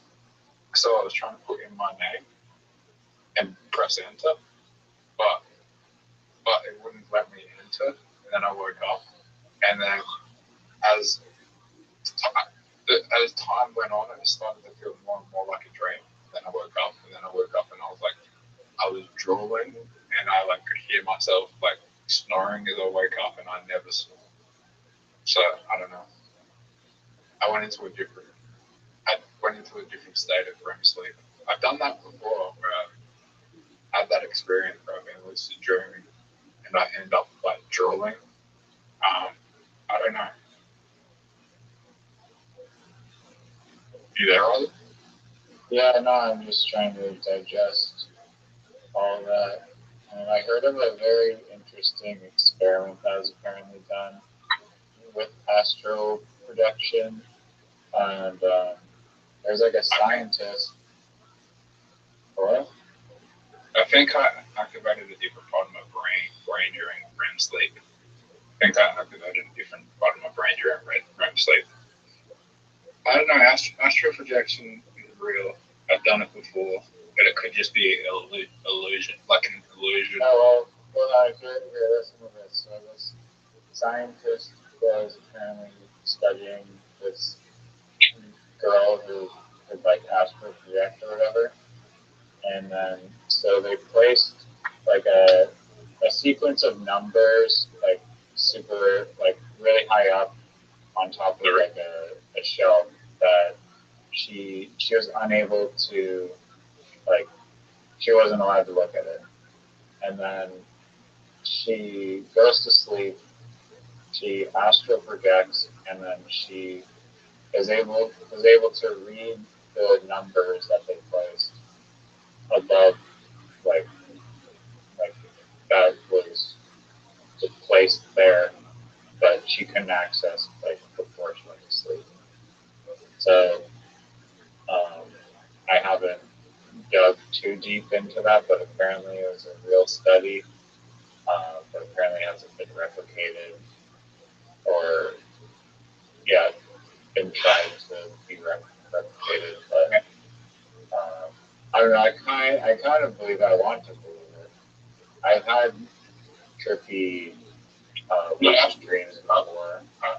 I've astral projected before, but I've not like I was scared that I flew back into my body. I flew back into my body. It was like a portal into another dimension that I was going to walk through, but I would just flew back into my body. I was just like, this is weird. I've only done it twice. Are you like out of body, like looking down back at your own body? Yep. Damn. I don't think I actually looked at my. I definitely was floating, but I don't think I was looking at my body. I think I went backwards into my body. If that makes sense. Like I was definitely floating above my bed. Okay. Yeah, I guess that's an astral projection. And it felt more real than you and I having this conversation. Because you and I having this conversation is just going to become a memory, right? The memory I have is more real because I could see more things. Like on my bedroom wall, or like the wardrobe, wardrobe doors. From my bedroom, on the wardrobe doors, all I could see was like the Simpsons, like the appearance of like a mushroom tree. Like you see like visualizations of things, like geometry changes. Huh. I've heard music in my dreams that have sounded like the most insanely good music I've ever heard in my life. 2 times have been through dreams, and I've also like only like one time that I can really remember saw like this like mural, and like the artwork in the dream was just like so phenomenally good. Like if I could have pulled those songs and that artwork back from like that dream state into real life, like the artwork would be like $1 million. The songs would be like millions and millions of dollars. Like they're just so good. Yeah, I heard songs as well. Like, did they sound good? Like really, really good? The angels singing. Nice. Like it was. Yeah, like that is. I'm going to. What do you think of the whole David situation, Riley? I don't know who David is. No or one what does. The situation is. No one does. All right, before you get into that topic, Riser, what are your thoughts on all my memes? What? I created. I mean, it's a giant amount of memes. Yeah, aren't they amazing? Yeah. I mean, you have no other answer to it because if you said anything else, I would shit on you. So, thank you for your Nice. kind words. You got the meme of the American chopper one. Isn't that one funny? His son rowing the chair. Except I can't read the text. Click on it. It's fucking. But, click. yeah, Wait. Click on it. Okay. It's. Click on it. It's fucking hilarious. Rothschild'S live stream. I'm already watching. How are you able to watch simultaneously?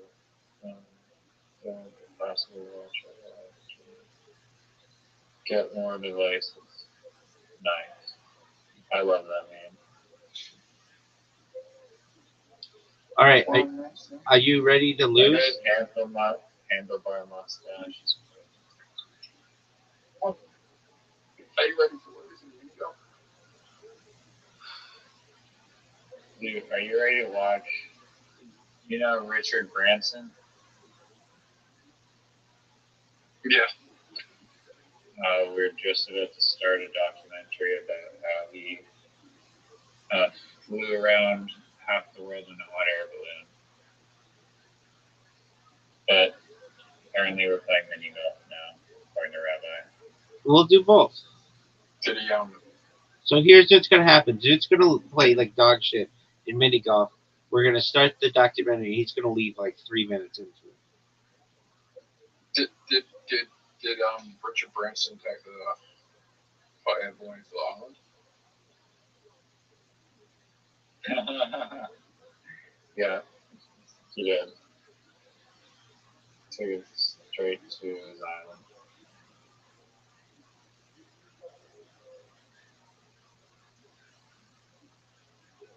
I don't really want to know.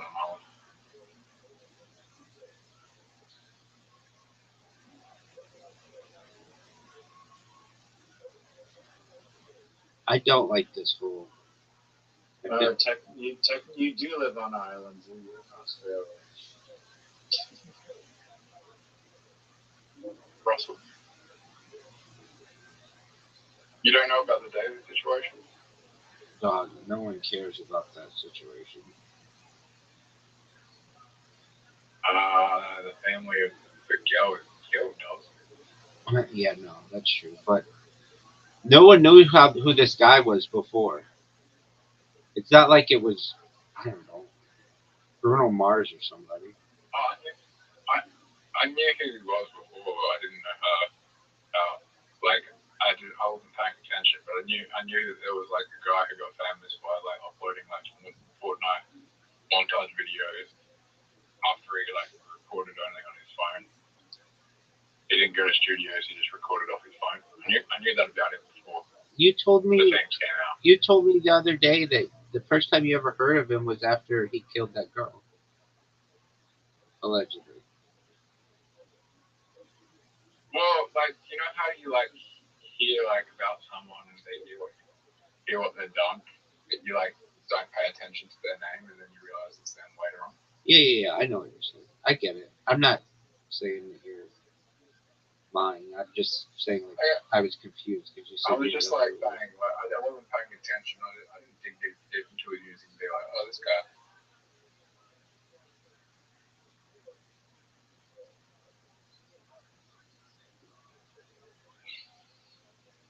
Look how good a shot this is.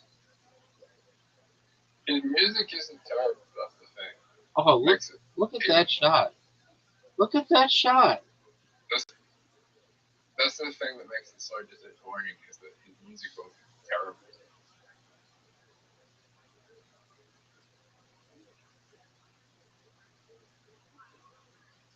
So do you get all your news from Instagram? It's okay if you do. Yes. Okay, and I appreciate you being honest about it. That's fine.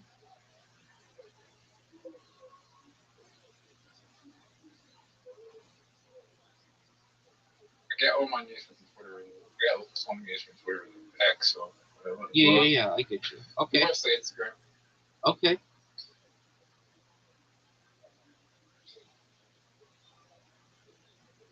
Riser, what are your thoughts on my getting in the hole in two, and you guys struggling?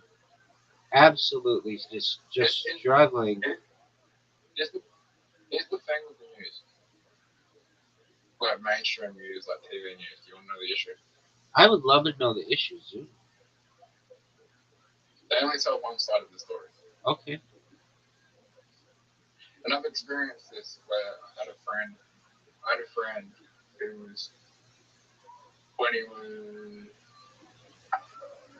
would have been like 20, 27-ish. He got charged with manslaughter,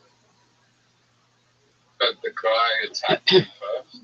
Okay. And the news made it look like the news made it look like he just went up to the guy and punched him, and that wasn't true. He was defending himself. Okay. And the news wanted to paint him into like the villain so they could sell newspapers.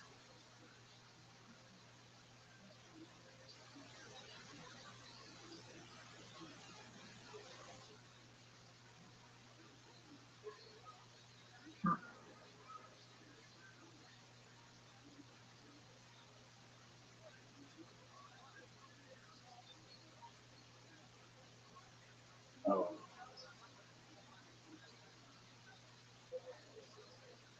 Get my ball. You should have hit it harder. Just the most dominant performance that we've ever seen. It is purple ball.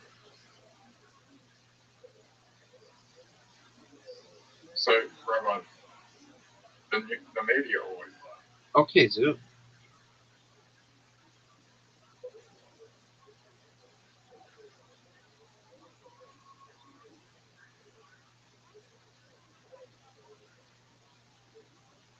Why is your ball so far back? Oh no, that wasn't good. Zoot's gonna hit Like, the oh, corner. This is going in the water. Zoot's going in the water. Right in the water.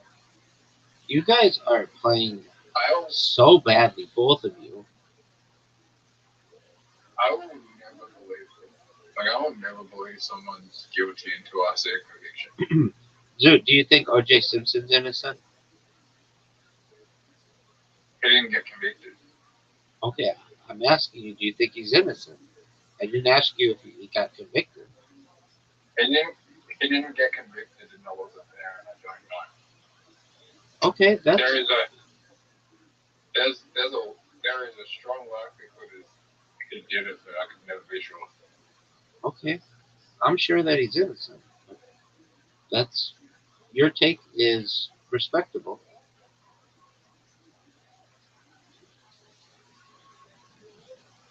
And everyone in the situation is dead, unable to defend themselves. Sort of, but yeah. Oh, that's devastating to Zoot. Riser's gonna miss this shot, no doubt. Oh, Nice. that was so close. This hole is like the hardest hole.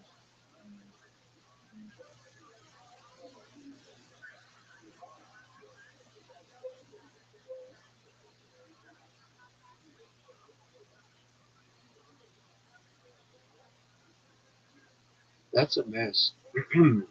Just want everybody who's watching at home to know that's an obvious miss. Hey, Rabbi, What up, baby?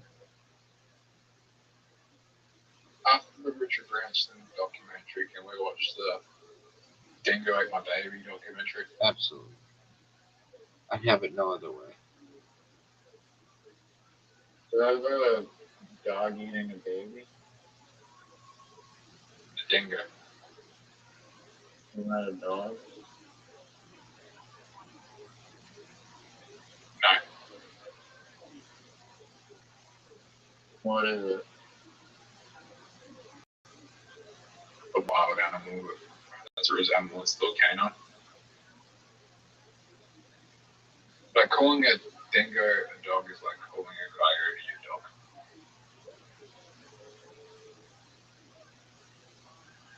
a dog. Okay.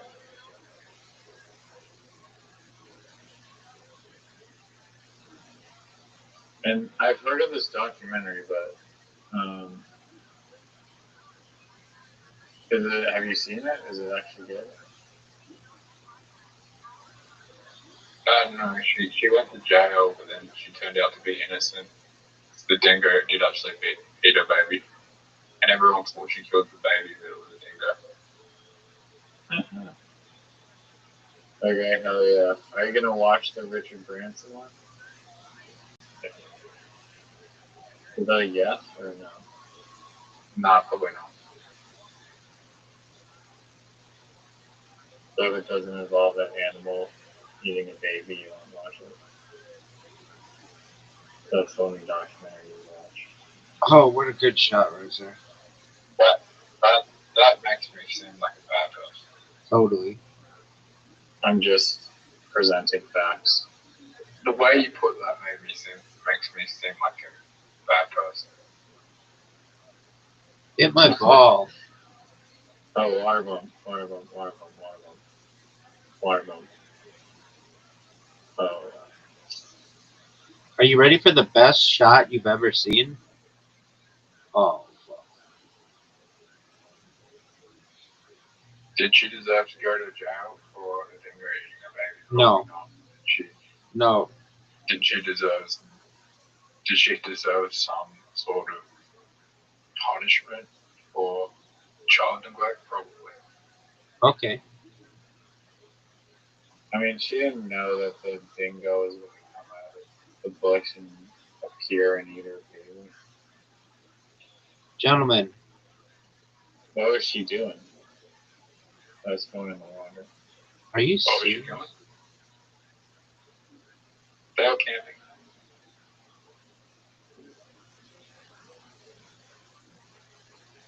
Yeah, I mean,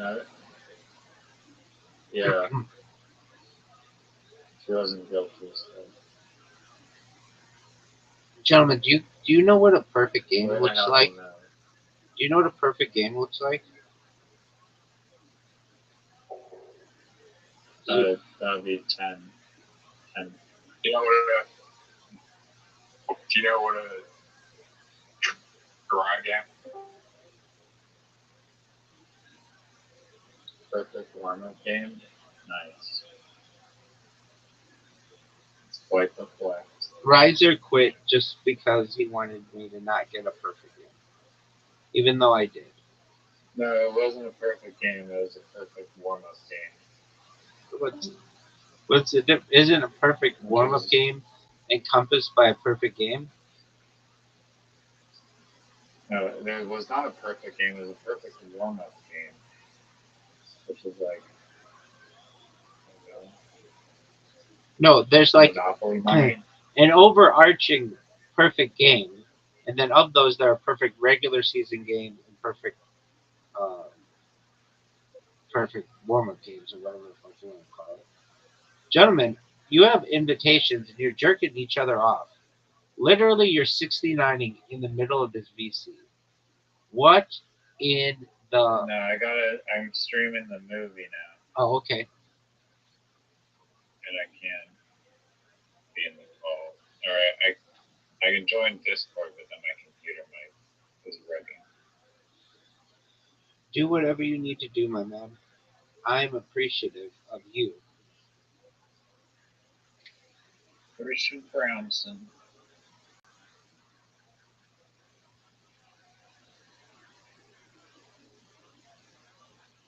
Are you fucking serious? If it makes me... We're not playing Dice Party. We're watching Richard Branson. Yeah, Zoo, how about you actually watch the movie? Zoo doesn't have the attention span to do that. No, he doesn't. He's not. I don't have the attention span. I'm ADHD as a high school.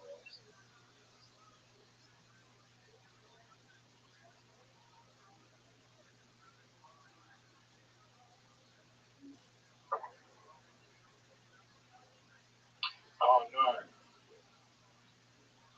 Fuck. Dead Rabbi. What'd you say, Zoot? Said, damn it. I got a really bad roll in Dice Party. Okay, dog. They just got a full house. I already got my full house there. Fuck. Fuck you.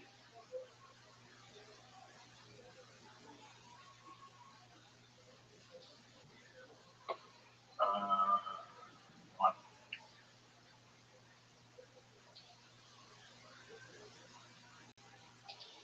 The ones are kind of useful when you're taking high risk. What do you mean? Would you agree with that? What do you mean? When you're taking high risk. I don't know what you mean. I don't know what you mean, dog.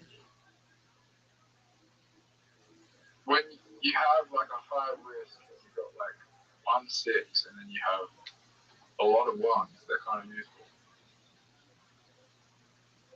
Okay, I don't know if I agree with that, but all right.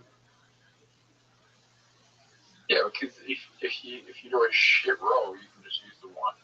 I think it's best to just treat the one section as another chance. Yeah, that's what I mean. Okay, well, why didn't you say it that way, dog? Because I struggle to articulate what I'm responsible. That's okay. That's an honest answer. Riser. Riser, can you hear me? Oh, maybe not because you're near that computer.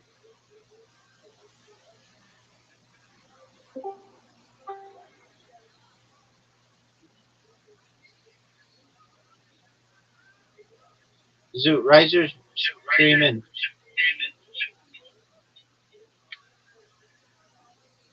I just scrolled to 6. I just wrote a 6, right? Okay. Watch the documentary, big man. I'm good.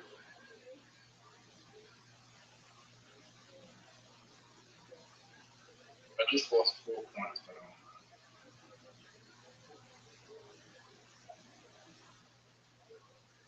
This guy had a smoke for it. He was dead about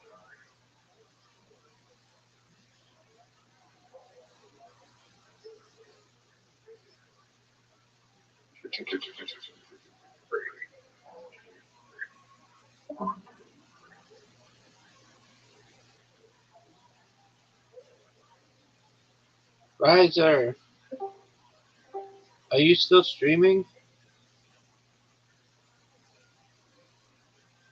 Riser, your stream went down. As the one I tried was playing some French movie and imploded. I have a question for you, Riser. I want you to name 5 brands. In 12 feet. Dog, that's a Brendan Schaub joke that he stole from Robin Williams, who stole it from somebody else.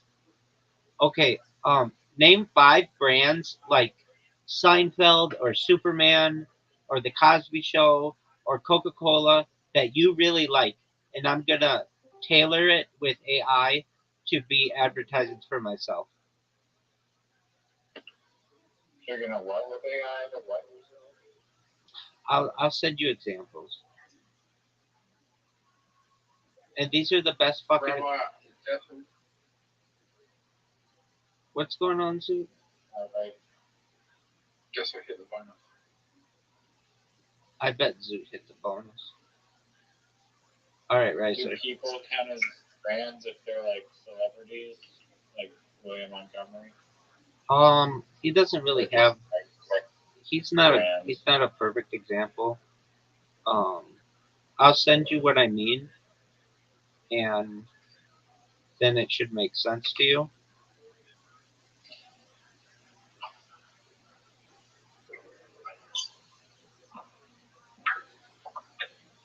Can you please look at the examples that I gave? Yep. Aren't those amazing? Well, the fucking videos it's on YouTube. I love when that happens.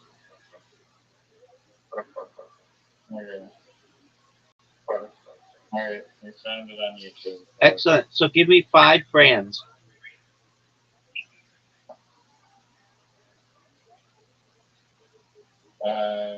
Brands. Rabbi.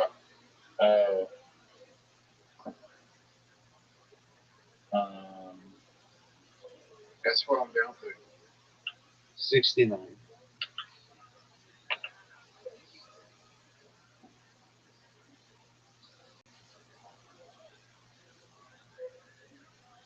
She gonna resign?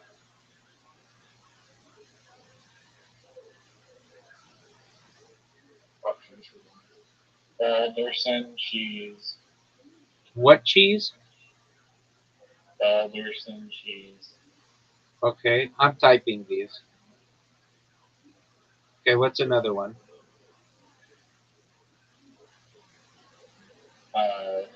Nathan for you. Okay, that's a good one. That's That a good. doesn't count. No, that's a good one. Give me another one. She just resigned.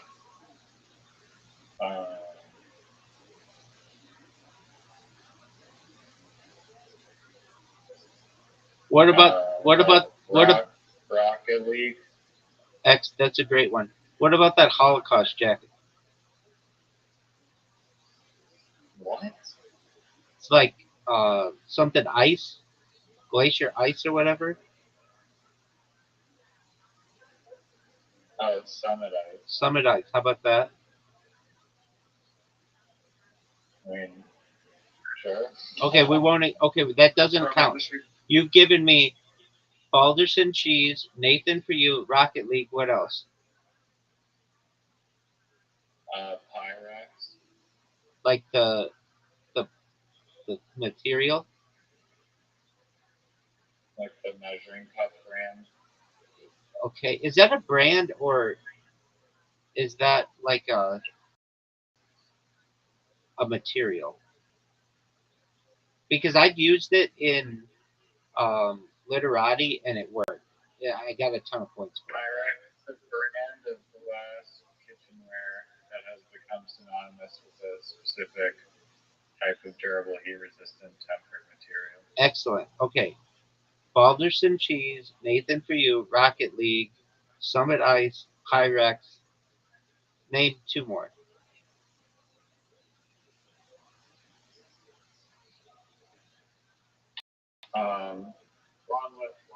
Wiz Khalifa.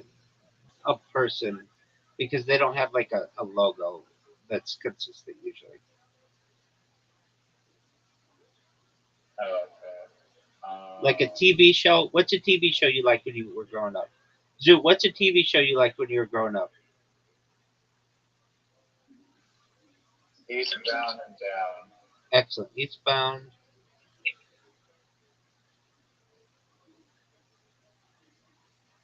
One more, Riser.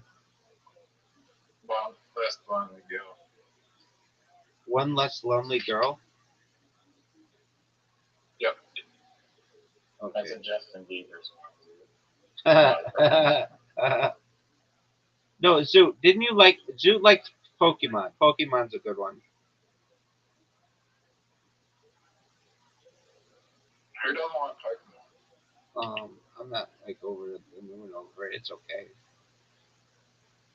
I like Pokemon. Probably Kato. I like Pokemon Go. Okay, and one more, Riser. You play Pokemon Go? Yeah, I love it. Club Link Golf. Excellent. Thank you. No worries. Sponsored board. Left side of the board.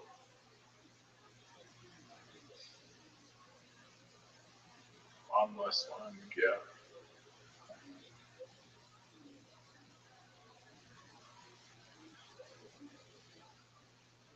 Alright, there's a documentary that's about to stream. Yay. YouTube.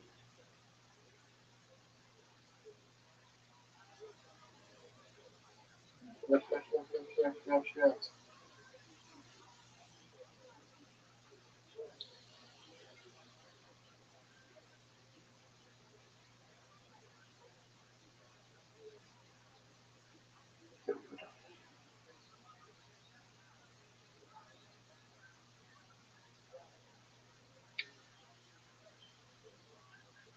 Oh no! No.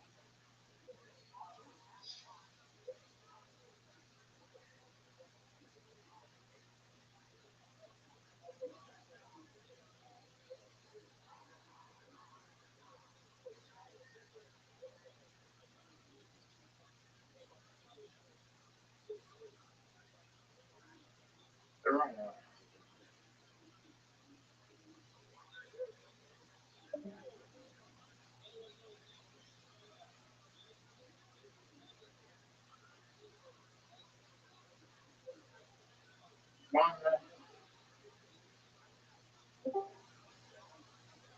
you fucking serious?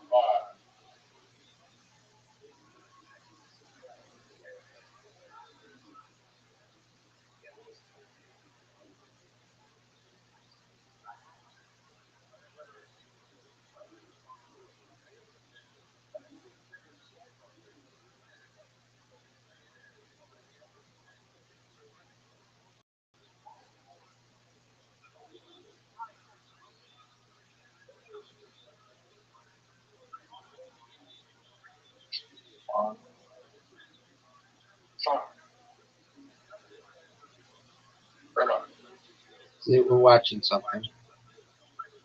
3 6s. Can she win? Lose.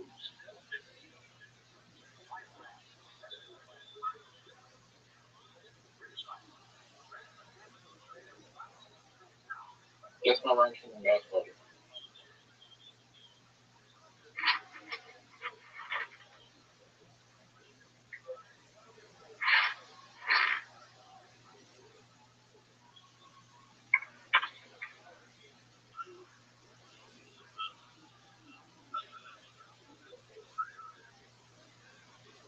Oh, man. Okay.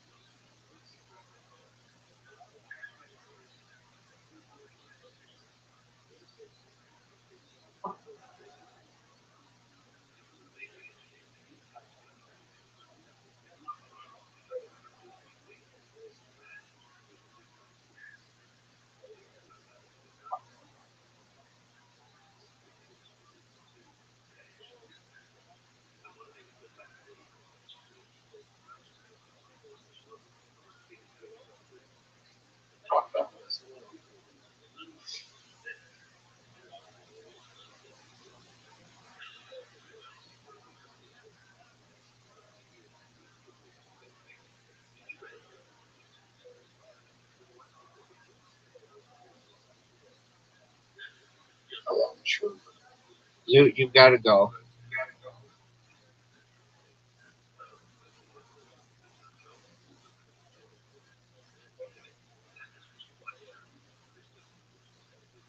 You go see a therapist this week.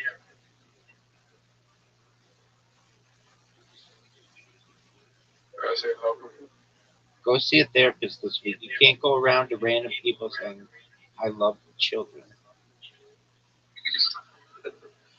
We're gonna take that.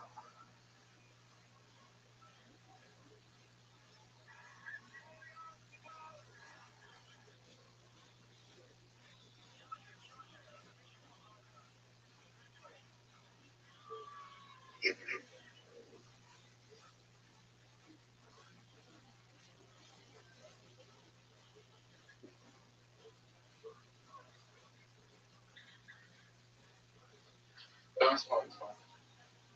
So watch this show.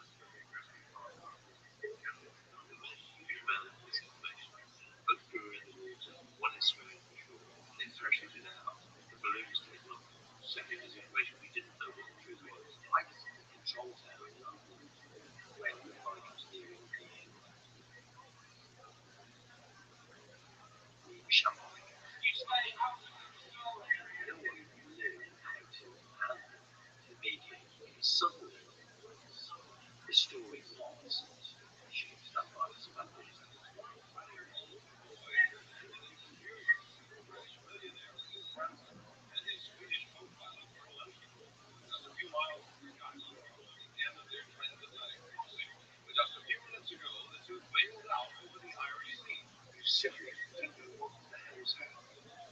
This position for 3 years, often taken into private consequences. So the big question is why this happened. There was apparently no evidence noted given by the two men, and officials here are absolutely puzzled. They say there's no logical reason why they should have jumped out. The crazy is that these two guys are really difficult. The truth is very flexible.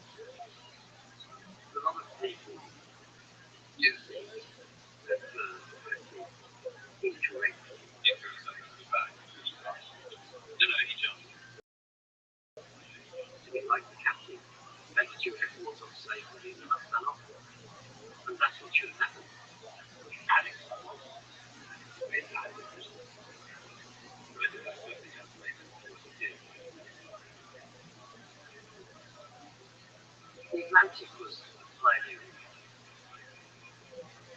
They got away with it.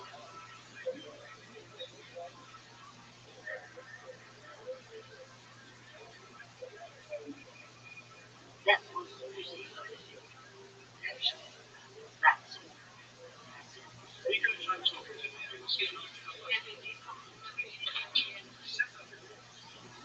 Probably that moment it didn't happen. I thought it was nothing to do. But I suppose it did.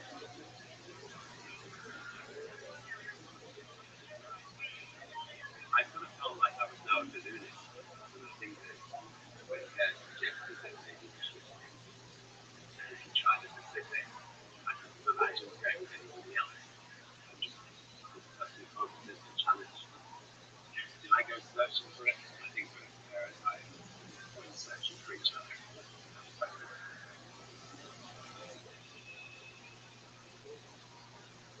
Never want to do things by halves or out of the media spotlight. Richard Branson's latest adventure will have him and companion Pearl drowned, drifting 6,000 miles across the Northern Pacific from Japan to California. I'll never do it again. It's true. And for about a month, actually, it's not difficult. But we chose to fly and we got the second way from Japan because we were built for this. We were opening mega stores in Japan. We opened Japan in 1989, and we were looking at Japanese investment in the factory as well as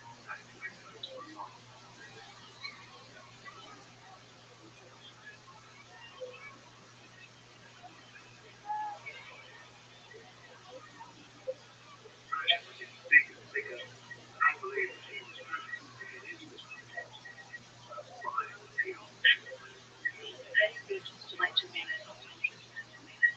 All that people saying in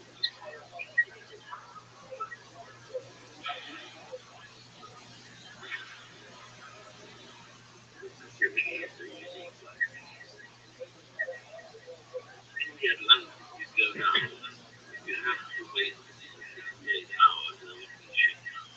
If you go to the Pacific, you have to wait 2 to 3 days to get it done. I'm trying to say 7 or 8 hours out of the flight. It's not which have a lot of different aspects of basically on one side. You've got the mortality effect, which has got 2 children. They have lived on the south. Think about that. It was a very nerve-wracking time. I remember a plane arriving and delayed from shipping point, which I was weather delay after weather delay after weather delay. After 3 weeks of that, you take a bit more risk. The reason we chose southern Japan because things are from southern China. That is the ideal spot. Finding the pressures. The high pressure rings still very much against high pressure rings. We leave it calm down.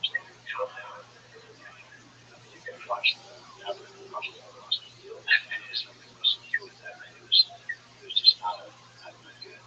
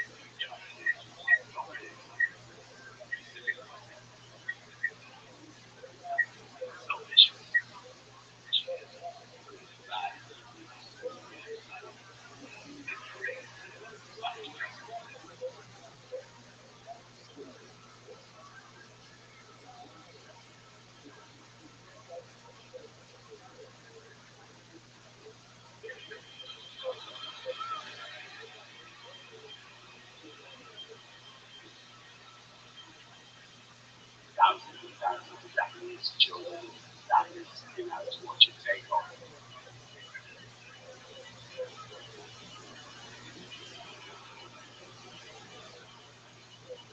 I was watching it with my dad, and as the balloon was lifted off, lifted the balloon, started feeling it. He didn't look at it. When I talked to her, he indicated that this wasn't the integral part of the balloon. He assured me that you could still get problems with the lifting panel.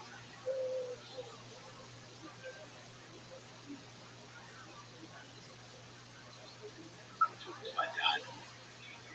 He said it was easier for me.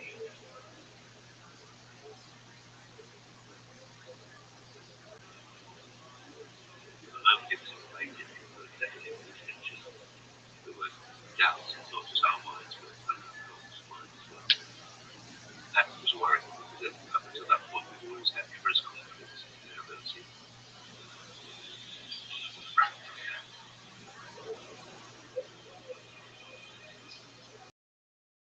There's stuff dangling off the side to make it look pretty. But as long as there is integrity,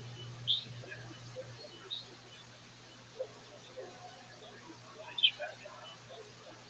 Just standing there looking up as pieces started moving, just feel.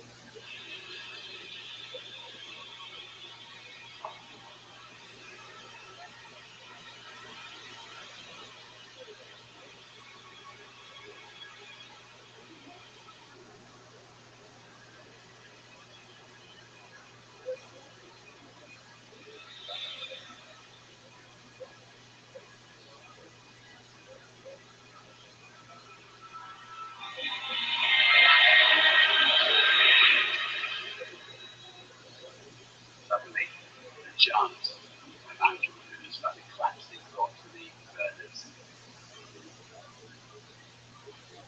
The team started to put it in barrage, saving the capsule, saving the fuel, and saving all the people around.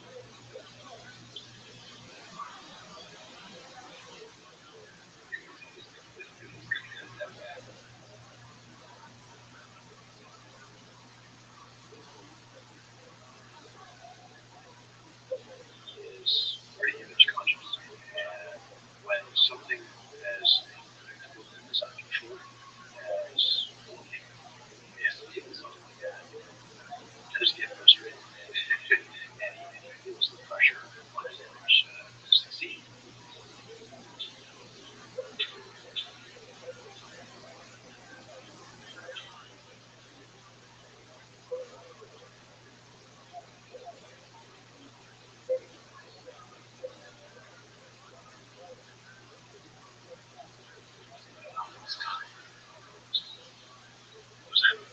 It's better than all the stuff I do all day long. Everyone's better.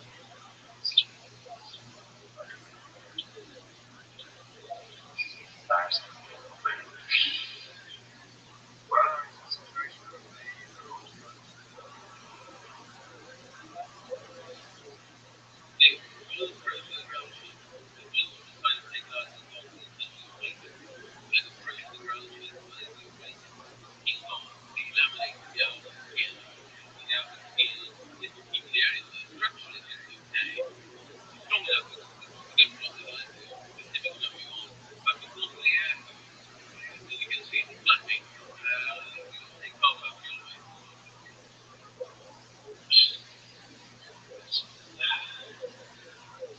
Yesterday, I asked myself, it's still sticking in my head.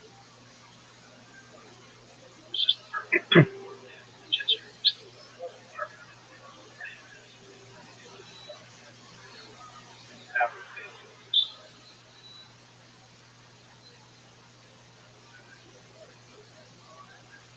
just how he never got to hear the reasons as to what was happening. Because that's what you pay for when you're doing something. You pay for the planning. We'll be back. I promise you that we will be back. Hopefully, next time we'll have better luck. Being this was okay.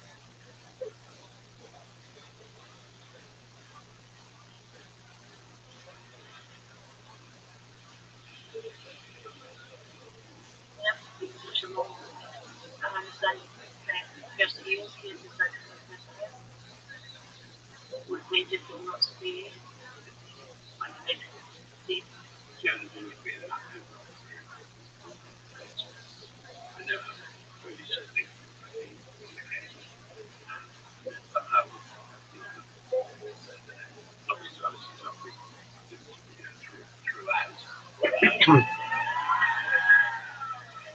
least I get to show how much I love him by getting married and stuff. Everything. The sensible. Then I just say to people,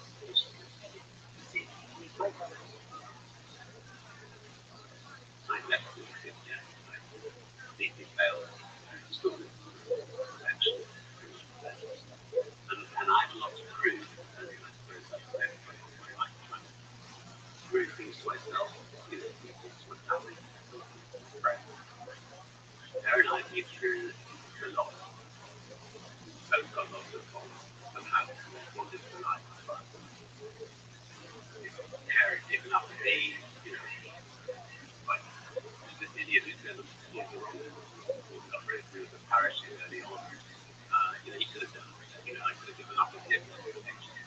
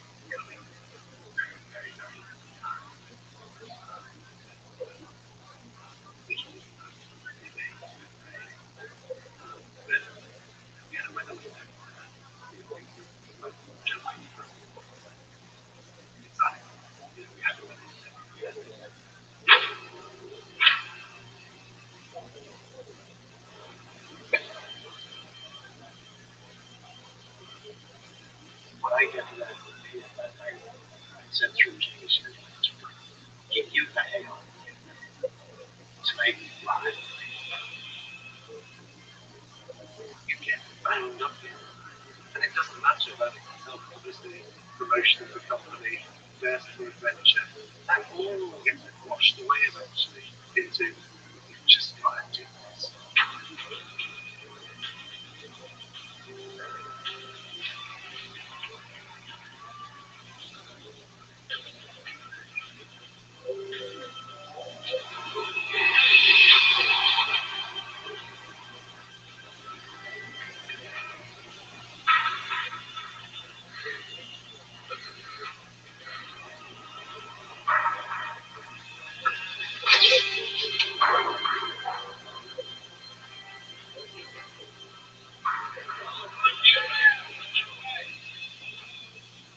That was the most amazing takeoff in that was the main.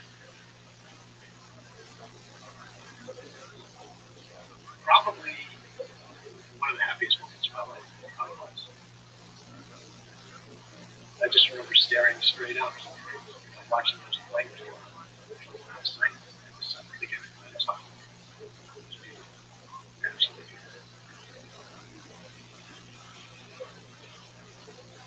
It's a great relief to have now all these problems and had all these different things that go wrong. All you think about that is flying. We were testing.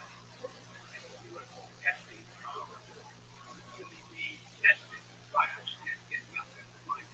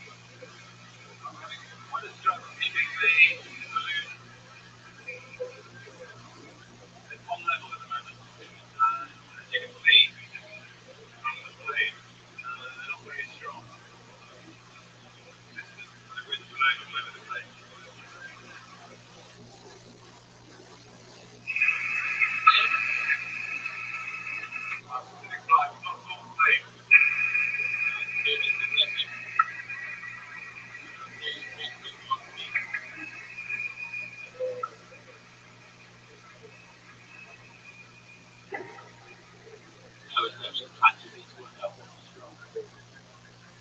And then suddenly realized that I could actually accept it much more.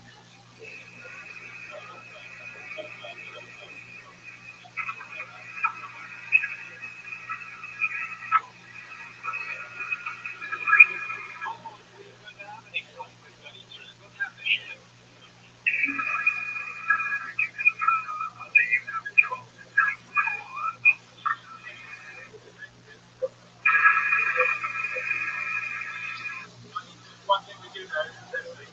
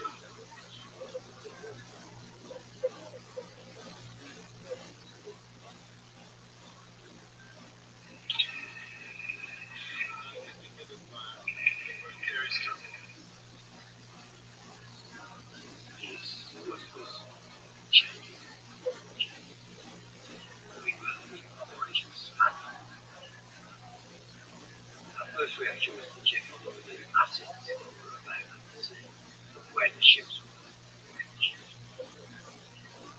But then, here's the ship. The other was trying to get that data. There were 3 or 4 ships, but data were pretty thin. So the possibility of picking them off was no longer picking them off either time or range because we were definitely looking at a situation where we might lose much.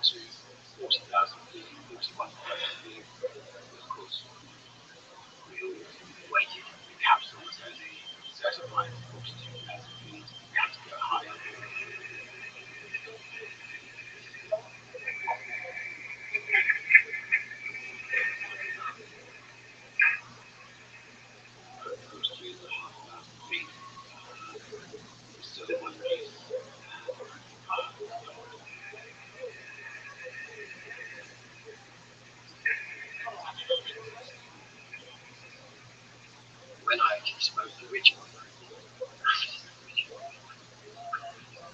he said, I'm over Pacific in the team captain we had for I'm over the radio. Just in time to listen to the rock.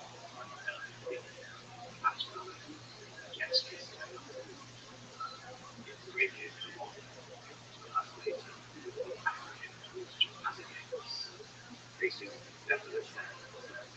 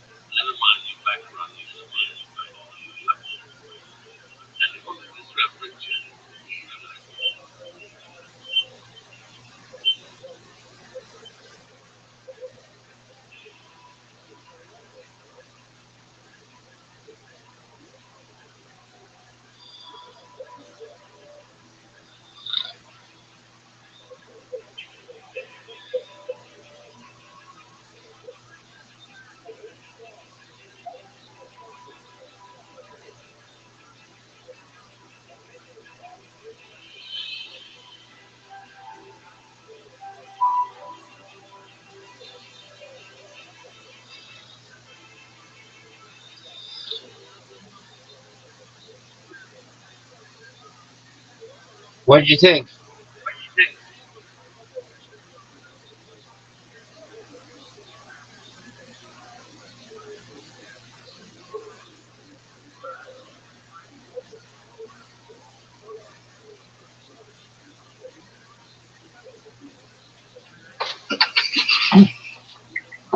What did you think? Yo, What did you think?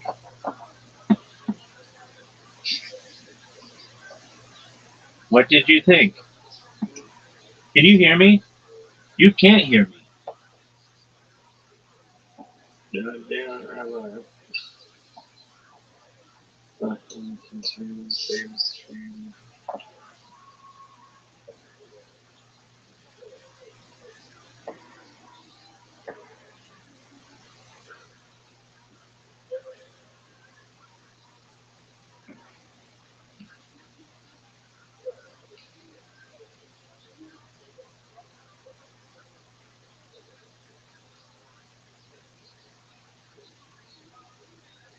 I'm here. I just don't know what happened to this computer. It just froze up on me. What did you think? Did you want? Did you see it? Yeah, Okay. Yeah, no, I thought it was really dope. yeah, they were really great. So, do I understand this correctly? They failed both times, though. failed both times, though. But in the first time, I don't know, they didn't really describe what the And goal was in the second try, or in the first try. I thought it was just to like go across the ocean and like some record for like longest flight or something. spider something.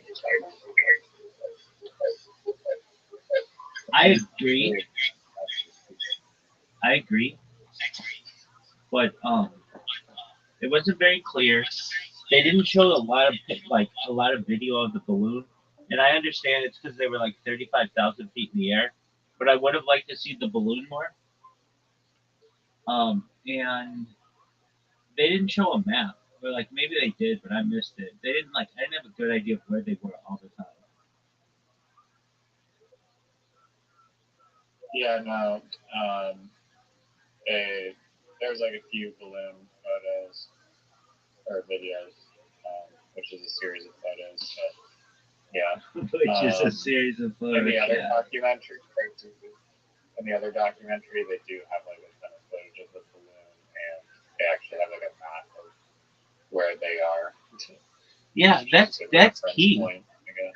That's key.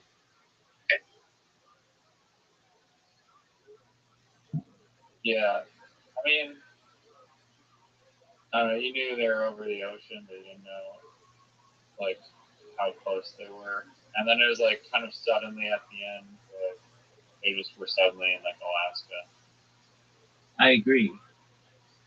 But their thing caught on fire, right? Yeah, it did. So yeah, they didn't.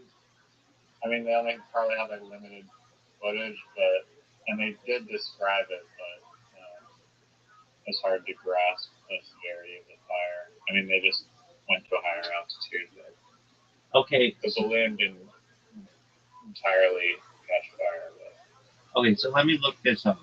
I want to know like what they accomplished. What did Richard Branson accomplish with his hot air balloons?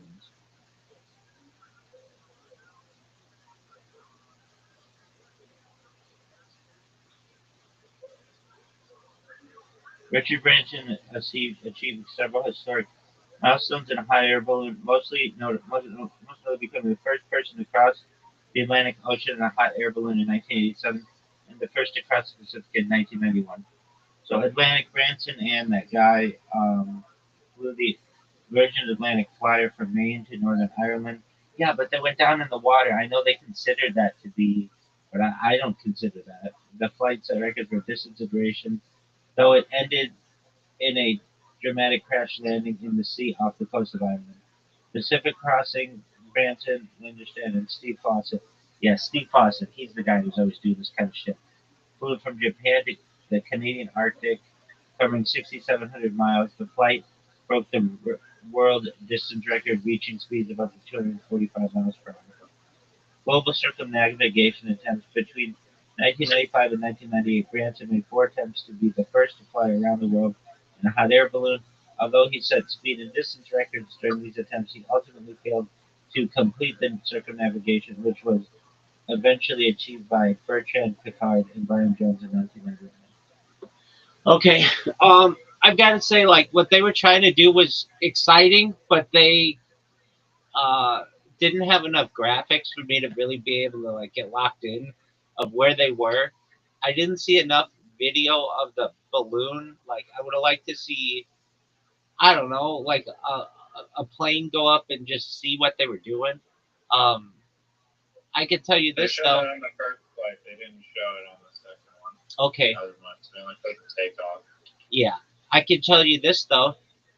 I have flown on Richard Branson's airline, Virgin America, from San Francisco to Las Vegas, and it is far and away the best flight I've ever had in my entire life.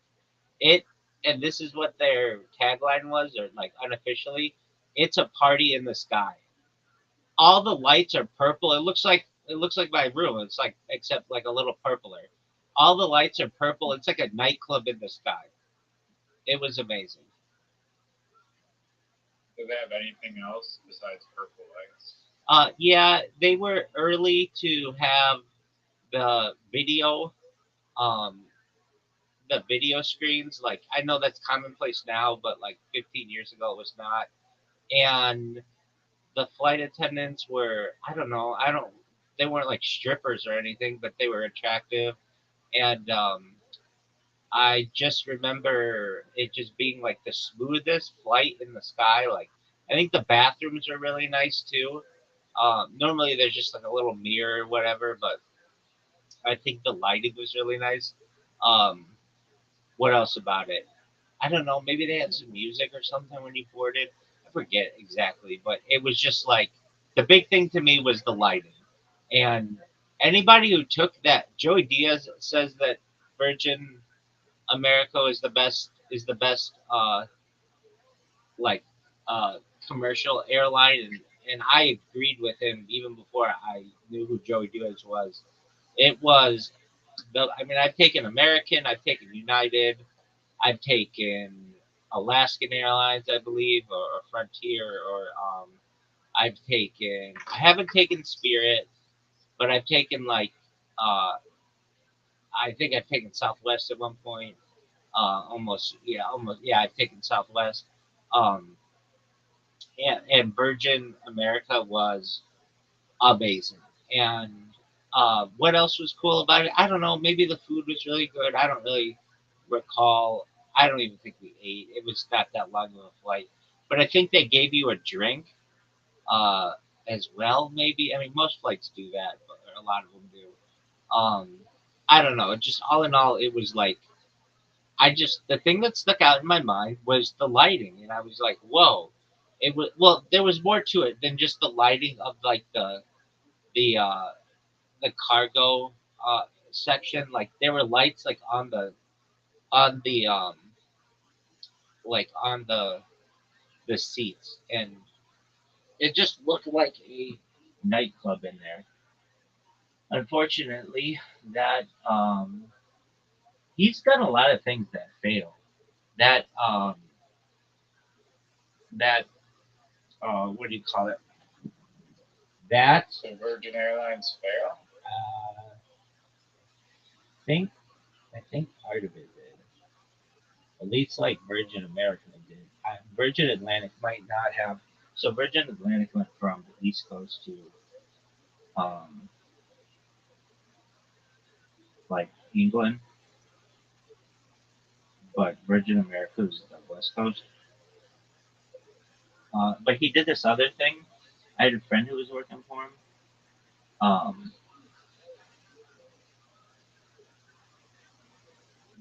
Virgin Aerospace. They were out of Long Beach, and that failed. Virgin Atlantic is a British airline founded by yada yada yada.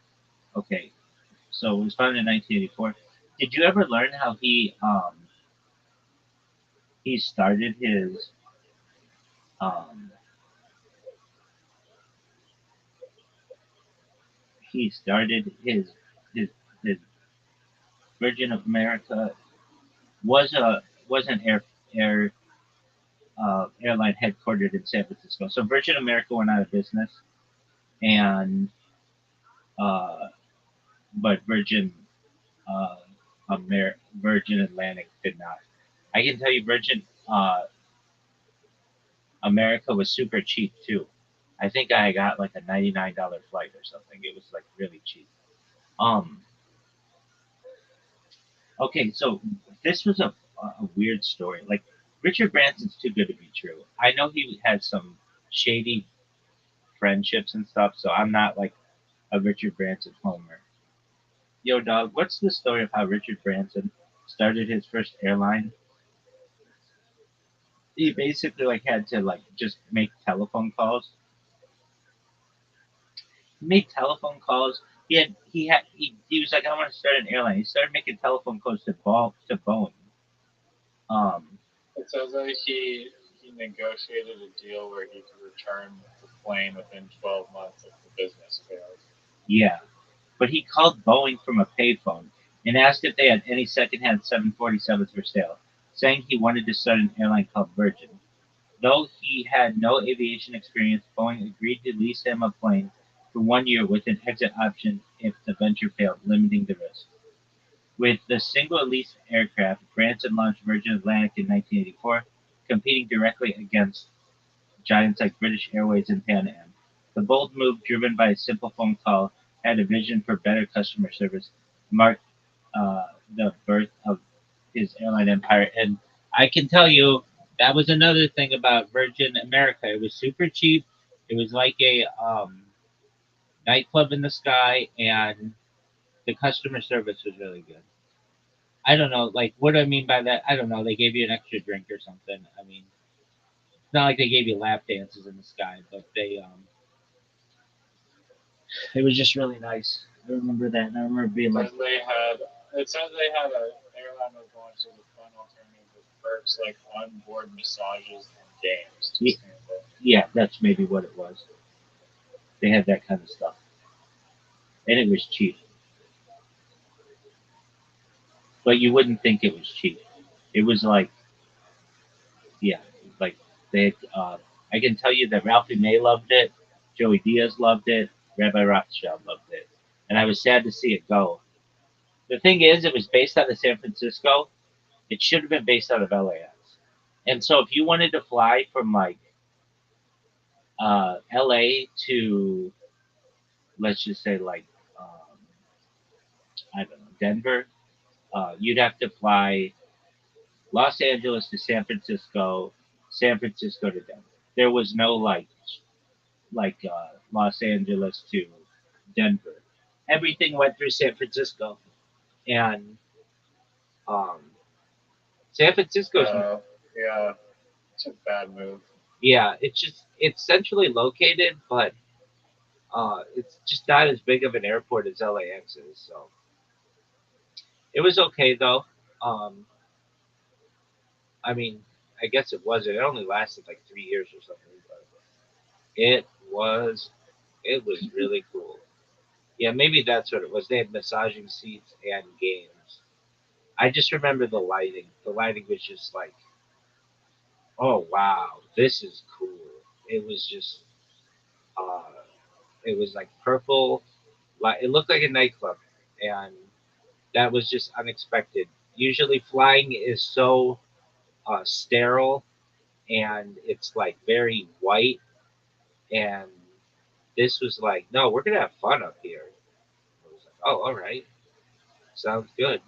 I remember, I mean, this was like advanced technology that other flights didn't have, but the TVs in the back, the screen, and being able to follow the plane, like where it was located, that was new technology then, and all their planes had that, and not all planes had that then. And I remember thinking that was really cool. And the terminal was really cool. It was like everybody else had their normal terminals, but Virgin had like it just looked like go-go dancers, basically. Like I don't know how else to describe it, but a nightclub in the sky. It was just really cool. I only took it once, but I mean, I've flown dozens of times in my life, probably at this point, something like that, or at least been on dozens of planes. And this one plane was just sticks out as the best one I've ever been on. So that was baller. Um, but I just couldn't get on board. There's something creepy about him with all his ties and with him having an island and um I'm sorry, you just No, don't. I mean, I was reading into the Epstein stuff, and of course he denies it or whatever, but He's all in that. I don't know. I mean, the guy has kids and a wife, and I don't care. he doesn't. So I don't know. so does Elon Musk, and Elon Musk was all involved in that shit. And so does Bill Gates, and Bill Gates is all involved in that shit. They all do. They all have kids and wives and stuff. So does Bill Clinton. Bill Clinton was involved in all. Like the people who I at least wouldn't think were as scummy. I still think they'd be scummy. Are the people who are single without a wife and kids? But that's another story. It's just weird that this Richard Branson, who he kept saying he's dyslexic, like usually that has to do with reading, not like operating controls. I mean, I guess it could, but that it was like cut yourself some slack, dude. And then he's like, I didn't graduate from school or whatever, and then he's able to just make phone calls to Boeing and be able to start an airline empire and then a space empire. You got to be helped out with that. That just doesn't randomly happen. Then on top of that, he bought his first island for like $13 million, which now it's worth like hundreds of millions of dollars. But he basically he considers it his like greatest investment. Just there are a lot of questionable things to his story. Um, so I don't know. Well, apparently he had a Virgin Records. Oh yeah, definitely, yeah.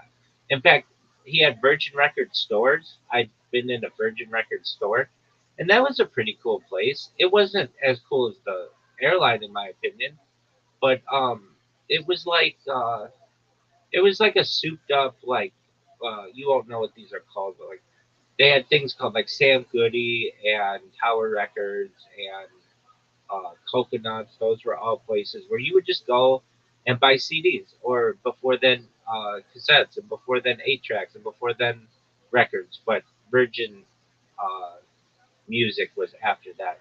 But yeah, he had some big. What's a coconut? It was called Coconuts. It was like a place where you would buy like 8 tracks of records. I think another place was called like Peaches or something. Okay. I don't know. I've seen them in malls, but like the big ones that I recall were like Sam Goody was a big one, and they were just record stores. Blockbuster Music was a thing too. Like Blockbuster got into music for a while, where you could rent music, I think, as well. You could buy it too, but I'm trying to think there if like Sam Goody was the big one. It was like in every mall in the United States had it. And Also, maybe not a good like Epstein like look, but the fact they named his companies like Virgin yeah, so might be alluding to something. yeah, and the way the branding is, if you look at how it's spelled, I know people are gonna say I'm looking into this, but like there have been like marketing experts who look in this. That logo looks like sex. If you look at the V, it's like an S, and then there are like 3 letters, and then there's a big X. If you look at the Virgin logo, and you're gonna say you're looking into that. I'm just telling you what I've heard. Like the underscore.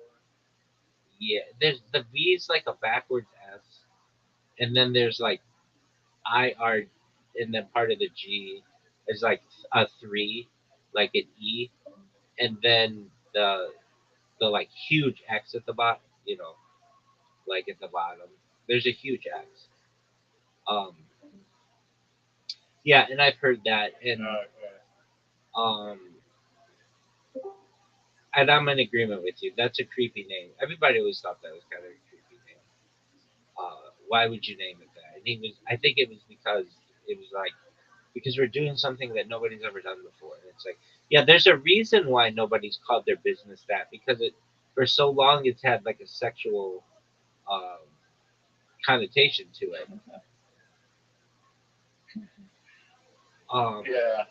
I recall it might have been a Virgin music store I was in New York City, maybe, um, and it was 2 floors. And then I think I was in one, perhaps there was one. LA really had Tower Records, which was bigger, but then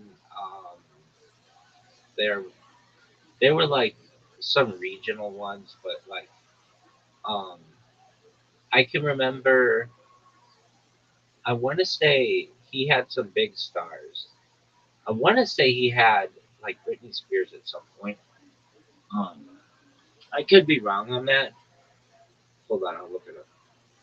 Who was Virgin Music's biggest like pop stars? Spice Girls, Janet Jackson, There you go. Rolling Stones, Sex Pistols. Spice Girls. That was big. He had Yeah. He had Michael Jackson. Janet Jackson. He had Madonna and Michael Jackson. It says. He also had Phil Collins, George Michael, and Janet Jackson. Yeah. So that was huge. And um, I just remember the big thing that was cool about the Virgin stores were they were 2 levels, or at least the ones I was in, and usually like a record store is just 1 level, and they had a lot of posters that you could get, and what else did they have? They had magazines, they had CDs. I don't think they had cassettes. That was after like places weren't still selling cassettes. What else did they have? T-shirts and stuff for like bands. But that kind of store doesn't exist anymore. Like there's no CD store anymore. Um, I'm sure you could go to like a Best Buy and maybe get a CD, uh, but probably Yeah, I was looking in Walmart, and they were selling like Christmas CDs still. yeah. But that's like an older audience too, and a lot of that technology is still old. But yeah, I could see that. I was gonna say maybe like niche products would still have CDs, but like I could see somebody having like the Bible on CD, or like uh, maybe like a famous book or something, or but like everything else is gonna be just use a QR code and download our software or whatever, our music. Um, yeah, CDs used to be a huge part of a store. Walmart used to have a whole section of CDs. I mean, like you're saying, they still have some sections, but it used to be bigger. And bookstores were really big for CDs, um, and that all went away. They'd have like a special section with like a metal detector, or like a wasn't a metal detector, but it was like one of those detectors to detect if you're stealing stuff. Um, like there were these things called Borders books, and then there's Barnes and Noble, which still exists. Um, Trying to think of. Do you consider video games CDs? Yeah, back then I did. Uh, all of that stuff was generally in the same area. Do I consider video games CDs? Does it come with a CD? Yeah, like one that you put in your Xbox or PlayStation. Yeah, that I do. And books used to come with CDs. They'd have a book and then they'd have an accompanying CD with it. Yeah, anything burned onto a disc, basically. Yeah, I consider that to be. Um, And I think you were telling me before that like video games, like there won't be any like physical copies of video games in the future. I'll just be like downloaded or whatever on the console. But there's like a big storage problem when you do that, unless they like figure out compression or something. But you need, like hold on. like an Xbox, Let's talk it'll have like 500 gigabytes, which is like No. It won't work that way. The way it'll work is you'll have a virtual machine that you rent, and it'll like literally just cost you credits, and you won't even have like anything but a browser. You could literally log into this virtual machine anywhere in the world, and it will have everything that you need there, and it'll have all the RAM that you need. So basically, you'll just have a GPU. So you have like a monitor and a small hard drive that basically has your software, but you won't store the game locally. It'll all be stored in the cloud on a virtual machine. And that virtual machine will be very, very good computer. But you won't have the ability to tinker with it. It'll all be run on like Amazon Web Services. That's what the future of computing is. And we're already pretty close to that. Okay. We're already pretty close to that. I mean, if you you think can already rent a supercomputer basically in the cloud to run games. Yeah, you're right. And oh man, it's a pain in the ass. I have a certification from Amazon Web Services, and in order to like, you have to set up an instance and basically like connect your credit card to it or debit card to it, and it just has to run like 1 cent. But I one time forgot it was on, and it cost me a bunch of money. Not like a huge amount, but like it cost me some hundreds of dollars just because I didn't recognize that this one instance was still on. And that's how computing's going to be in the future, where you'll have a you'll rent virtually a really fast computer. But if you think about it, like Steam's already like that way in a lot of ways. Yes, you can download it locally, but a lot of that stuff's already saved in the cloud.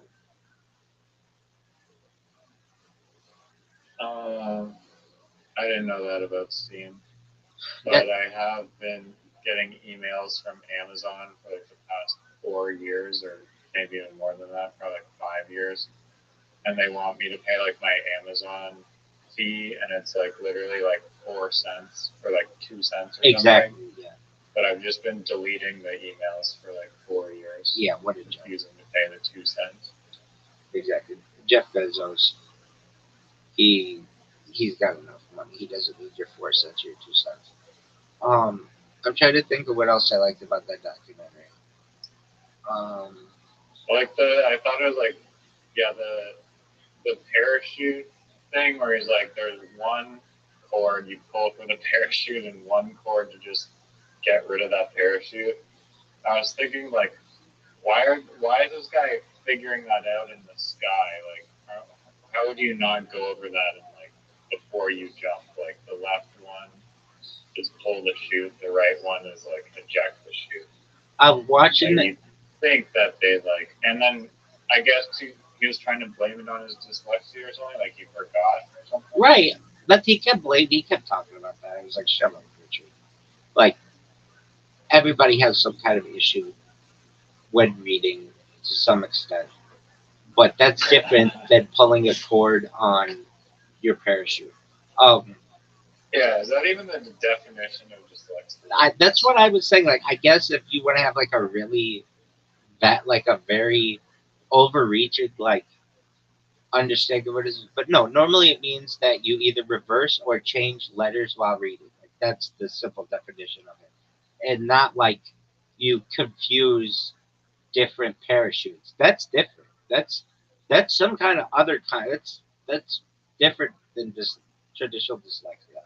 Um, Another thing I had to look this up when I heard it.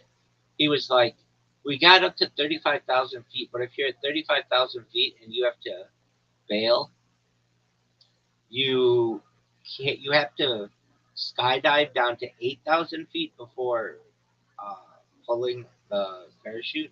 And I didn't necessarily know. I thought I knew why, but I wanted to confirm. So the reason why is because the air is not dense enough at 35,000 feet, and if you do pull your cord, you'll be traveling at too fast a speed that it will like tear your uh, parachute off of you, and then you're just gonna Okay. hit the earth. I was wondering about that. Yeah, She said it, but I just like, why?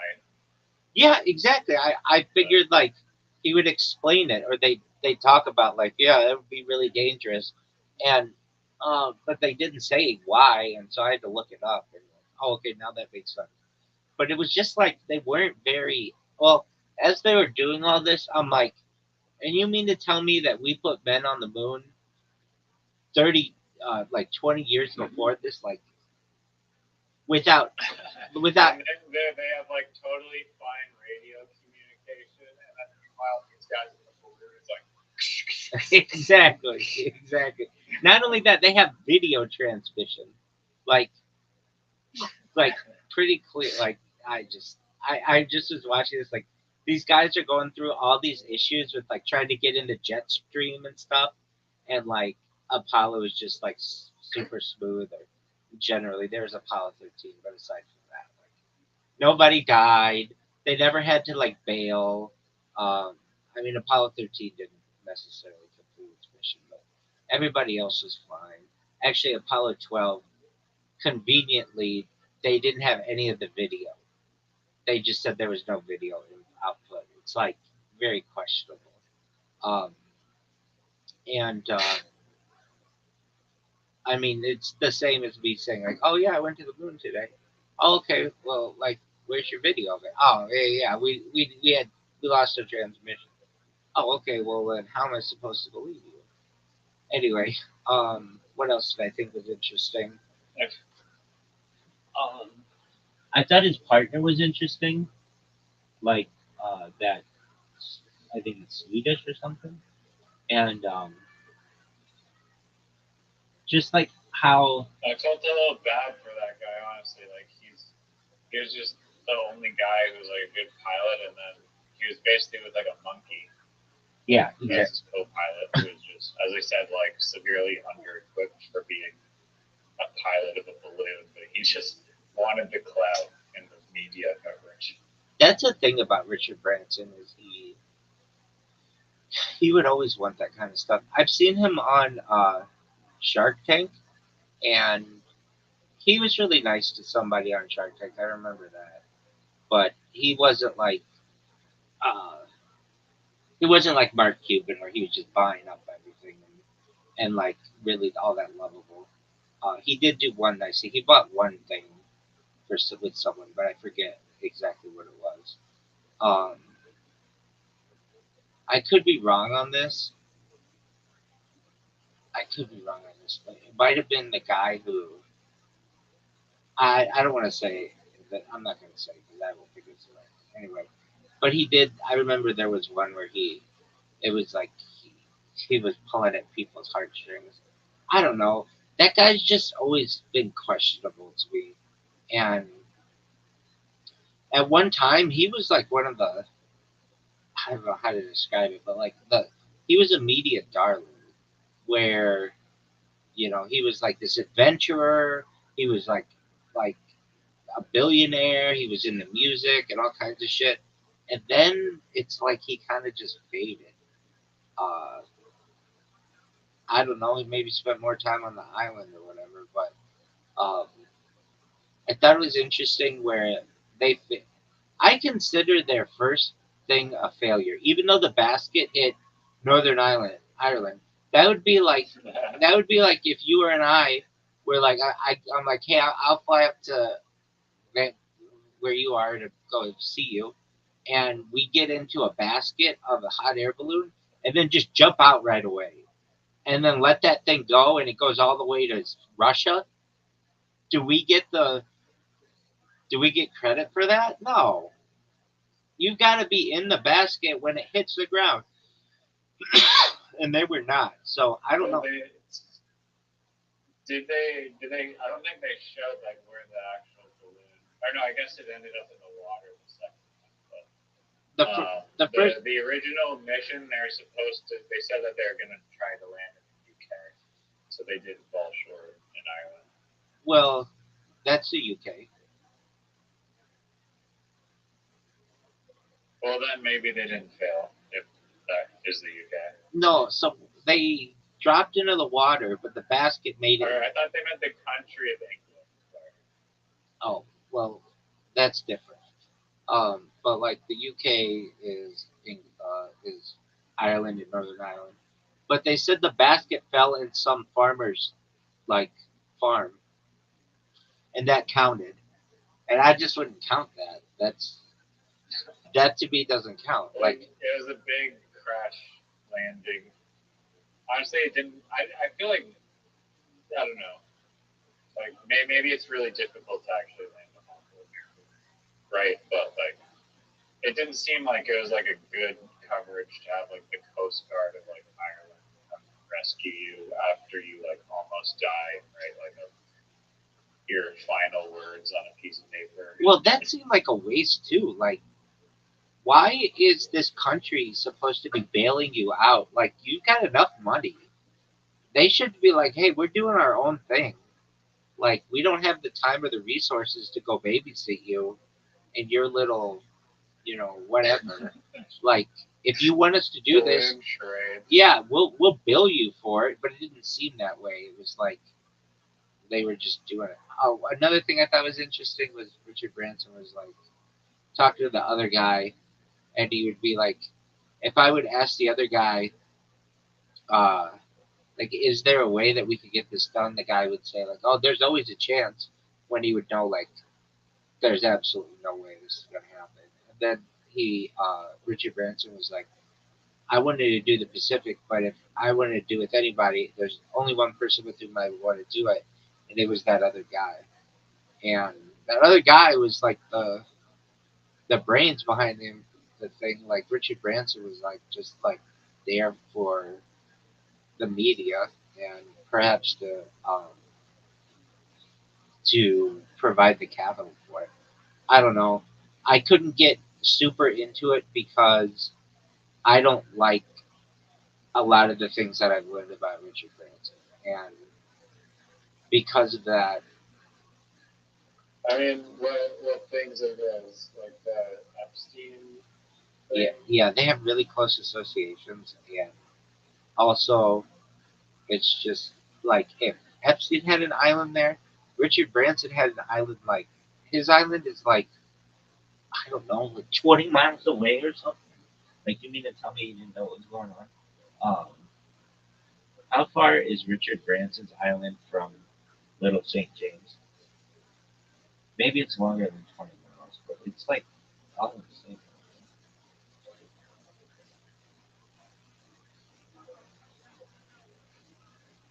I don't know. He has some alibi. But... Oh, it's 32 miles. Okay, so that's still pretty close. It's closer than my island, I can tell you that.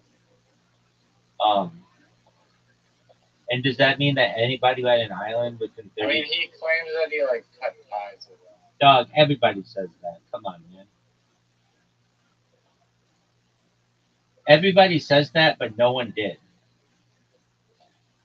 Donald Trump said that he. Donald Trump said that he did. Yet he invited him to the White House, like up until like the day he was arrested. He was there.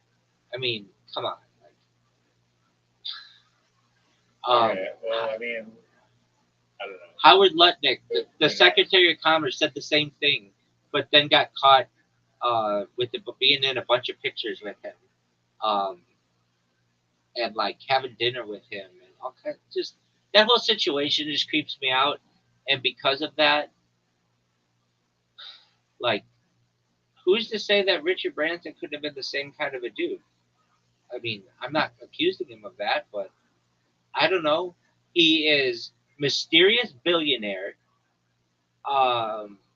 Doesn't have an education, just like Jeffrey Epstein. buys an airline, buys a leases a leases a an airplane for a year from Boeing. They just don't take anybody's call, and he did it from a payphone. Like, what a great story! Calls his company Virgin. Calls his company Virgin. Makes it have like a sex logo. Gets involved with like all kinds of like questionable people, frankly, like uh, Michael Jackson. Is the I don't know what to think about that situation, but like um, with that being said, had all these friends like Jeffrey Epstein and people, and buys an island 32 miles away from. That's not that far. Um, and he bought it for like really cheap too. He bought it for I think like $13 million. It's worth like hundreds of billions of dollars. Anyway, it's just a rags to riches story that is questionable to me, and It's worth hundreds of billions. hundreds of millions, no, hundreds of millions of dollars. And it's just a questionable story. I'm sorry if I ask questions. I'm sorry. Apologies if I am uh, not going to get hoodwinked. If people want to, if I didn't get hoodwinked with Jeffrey Epstein, I had this motherfucker pinned a long time ago. I knew about him. I knew about the temple. I knew the name of the island. I just wouldn't talk about it because I didn't have much proof. The only thing that I had was like stories that I'd heard.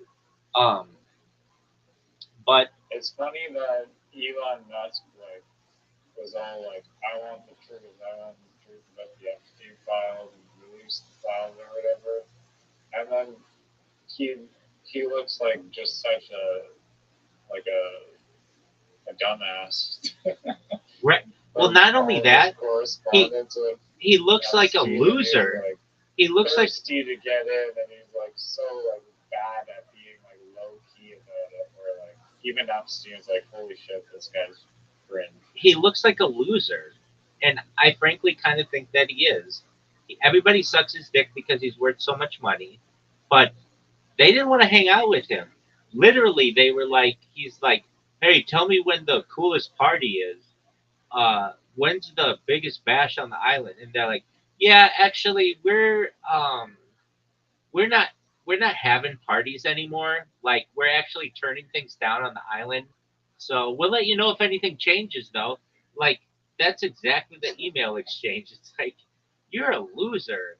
You're like, not only are you a loser, but you're like a loser creepy. You're a creepy loser, which is like doubling down on loserness. Um, you've read those emails, right? Like, they reject it. Yeah. Like, they're like, yeah, we're shutting down things on the island. Like, oh yeah, right. Anyway, and then Elon Musk is like, I'll pay the attorney bills for anyone um, who wants to sue. But that's questionable to me as well, because it's like if he's paying the attorney bills, the attorney's fees, then he's gonna be the first person to find out any incriminating information, and he might be able to quash it. And so that was like, in my opinion, it was like Yeah. it was like his Yeah, way. that's Yeah, you get what I'm saying? Like, it was his way of sticking his nose into the situation, so that if anything was going to come out about him, he could squash it. Um, but I mean, I don't.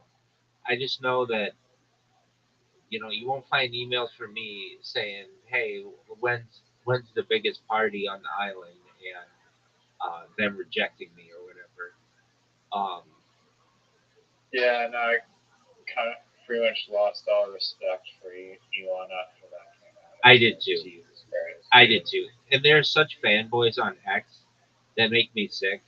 It's like, dude, your your your your favorite boy is just as guilty as all these other people. And oh, that was another thing. When those emails came out, he did so much damage control in the first 24 hours. He like put out like, I had nothing to do with this. I don't know anything about it. Blah blah blah blah blah. And then he's just putting out like things about his rockets and pictures of his rockets and like the rocket landing and all kinds of stupid shit. And it's like, Elon, nobody gives a shit about that. Literally, no one cares about that. What is this about you getting rejected of going to that island? And then those accounts would all get suspended. It's like, dude, this fucking stupid. Like, if that's how you want to play, anybody who questions it in the chat automatically gets an account suspension. It's like this doesn't even. This is like the dumbest fucking game ever. It's literally. Yeah, and when it came out, he wrote like 100 or 200 tweets within like 2 days or something, just trying to like make up anything and cover his trail or whatever. But it's like, dude, Exactly. That guy's. like, we saw the emails, bro. That guy's such a creep. He would go in. I'm telling you, I would go into these X spaces he was in, and I would look, and there'd be like 4 or 5 really hot chicks in there, and he ended up every single one of them DMing them and asking if he could impregnate them or whatever, like in vitro fertilize them. And some of them said yes, and then he ends up not wanting to pay, not wanting to like sign off on the birth certificate and stuff.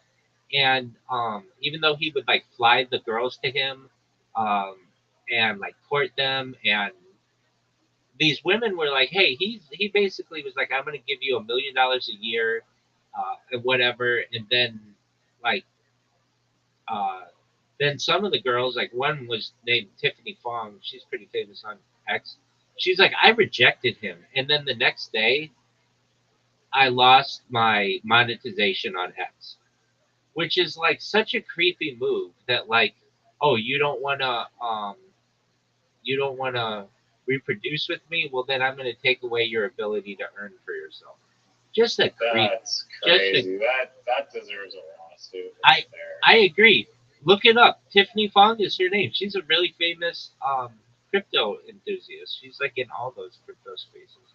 And then the one that he did impregnate or whatever in vitro, because the reason why he can't impregnate any of these women is he had some kind of experimental um, surgery on his penis that ended up like making him sterile or something. Maybe not sterile, but he wanted a larger dick, and it ended up not working and causing him issues, and he sued the doctor and some other shit. Um, but the girl he knocked up, her name's Ashley Sinclair or something like that, St. Clair, and she's like, yeah. So she announced like, oh, I'm happy to announce the birth of our child.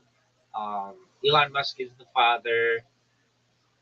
Um, and I'm going to be taking some time off of X to spend with our family, et cetera, et cetera. And then she came out like 2 weeks later and she's like, yeah, now Elon Musk is saying that he's not going to pay for it or whatever.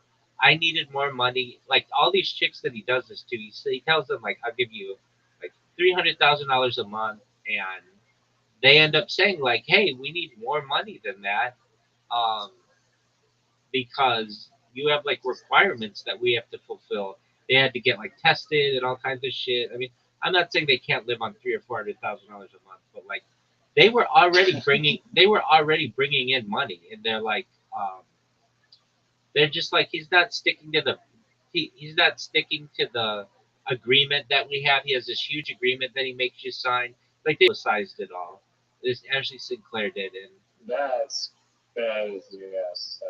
Psycho. Dog, you can look at it, and if you look at his Wikipedia page, every few months or so, the amount of kids that he has keeps going up. But he's not as bad as the guy who founded Telegram. That guy has over 100 children. He became a billionaire and just impregnated a bunch of Russian chicks. And that gets to the Epstein thing. Epstein is his whole fucking secret family and all that that Zorro Ranch kind of shit where he was creating like a bunch of like super people or whatever. All that shit creeps me out. There are people who are starving in this world, who are homeless, who have absolutely nothing, and these people are. It's a breakaway civilization. There's no other way to say it. So what am I doing? I'm using data as much as I can as a typical individual, and betting on myself that if I do this long enough, it'll go viral. And when it does, then I'll be able to bring some justice to this world.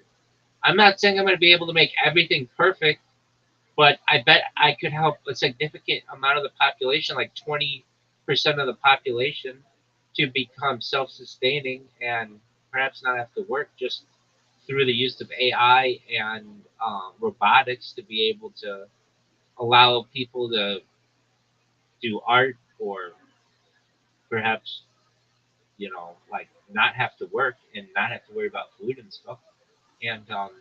And I just was just gonna ask you, do you believe what Elon says about like in 5 or 10 years with AI and robotics, we will move away from money entirely, or basically like universal income? yeah, universal basic income, but he calls it universal increased income or whatever. Yeah, I do believe in that. And Do you think he has like? Do you think he's lying in how he's selling it to the public and hyping it up like, oh, we're gonna have like better lives than we have now, even though he's one of like the controllers of like a major AI company that's basically profiting off of the reduction of human labor. yeah, he has ulterior motives, definitely. But I think that it is it is a potential, at least with him. Like I can't believe anything this guy says. He says he grew up like middle class. His dad had a Rolls Royce. His grandfather owned an emerald mine. If anything, he was extremely wealthy, and maybe Most people like that are born into, well, apparently like Jeff Bezos's family. Have you like researched that at all? yeah, dude. I Like tell his you this dad all the was time. involved in like No, it's his grandfather, DARPA. I tell you this all the time. And his family, maybe you don't recall, but I know I say it a lot. His grandfather founded DARPA, was on the board of DARPA in the 1950s. And even before that, if you follow his family back even further, they are ranchers from Texas and have like huge amounts of land. Right. And so what the fuck is DARPA again? It's like some space satellite thing. No, it started the internet. It's the Defense Advanced Research Okay. Program agency. Right. It's So something like that. yeah, it's literally like a government. His grandfather started technology. his grandfather started the internet. His grandfather started GPS. If he wasn't Right. successful, then I don't know what to believe. You can look at old um, interviews of him in the 1990s on the Tonight Show with Jay Leno, and Jay Leno would be like, "Let me get this straight. You started a book company and it loses money every year. Most companies, when they lose money, they close. Why are you any different?" And he's like, "Oh, we're just adapting to the times and things like that." Like, that he's very comfortable in that he's going to put away all of these different industries because he's bankrolled. Literally, his grandfather was on the board that started the internet. So, Yeah. I'm like very skeptical of him. All these guys went the same story. They all started their companies in a garage. They all say that that's what happened. So that's where Hewlett Packard I started. mean, like, do you think Steve Jobs and Wozniak were not in a garage? They started in a garage too. Oh, you're saying they didn't? No, I'm just like, well, like some people actually do start in a garage, but not like the ones that are born into wealth are just like using that. Right, because it makes for a great movie. It makes for a great book. It makes for a great biography. That all of this started just like from Richard a garage. Branson's little payphone. Exactly. They all need a founder story, and it's a lot better saying, "Hey, I founded this from like I found a PayPal from a garage, as opposed to, oh yeah, my grandfather owned a diamond mine. My father is an electrical engineer who ended up having a relationship with his stepdaughter or something. Um, it's a very strange story. Elon Musk's dad. Let me look this up. It's a very strange story. Elon Musk. Maybe that's why he's so weird. Elon Musk's dad had a relationship with Elon Musk's sister. It's creepy. Uh, yeah. Okay, his stepdaughter. Okay, so Elon Musk or Errol Musk had a romantic relationship with his former stepdaughter, Jane something, not his biological daughter. Oh, sorry, dog. Errol married Jenna's mother, Katie, in the early 1990s, becoming Jane's stepfather when she was 4 years old. After his divorce from Heidi in 2004, Errol reconnected with Jana and they began a romantic relationship in 2016. They have 2 children together. Like, this is creepy. That's How old was the girl? interesting questions now. Let's see. They got married. Okay, so how old? How old was she when they got married, or whatever, had children, or whatever, or started their relationship?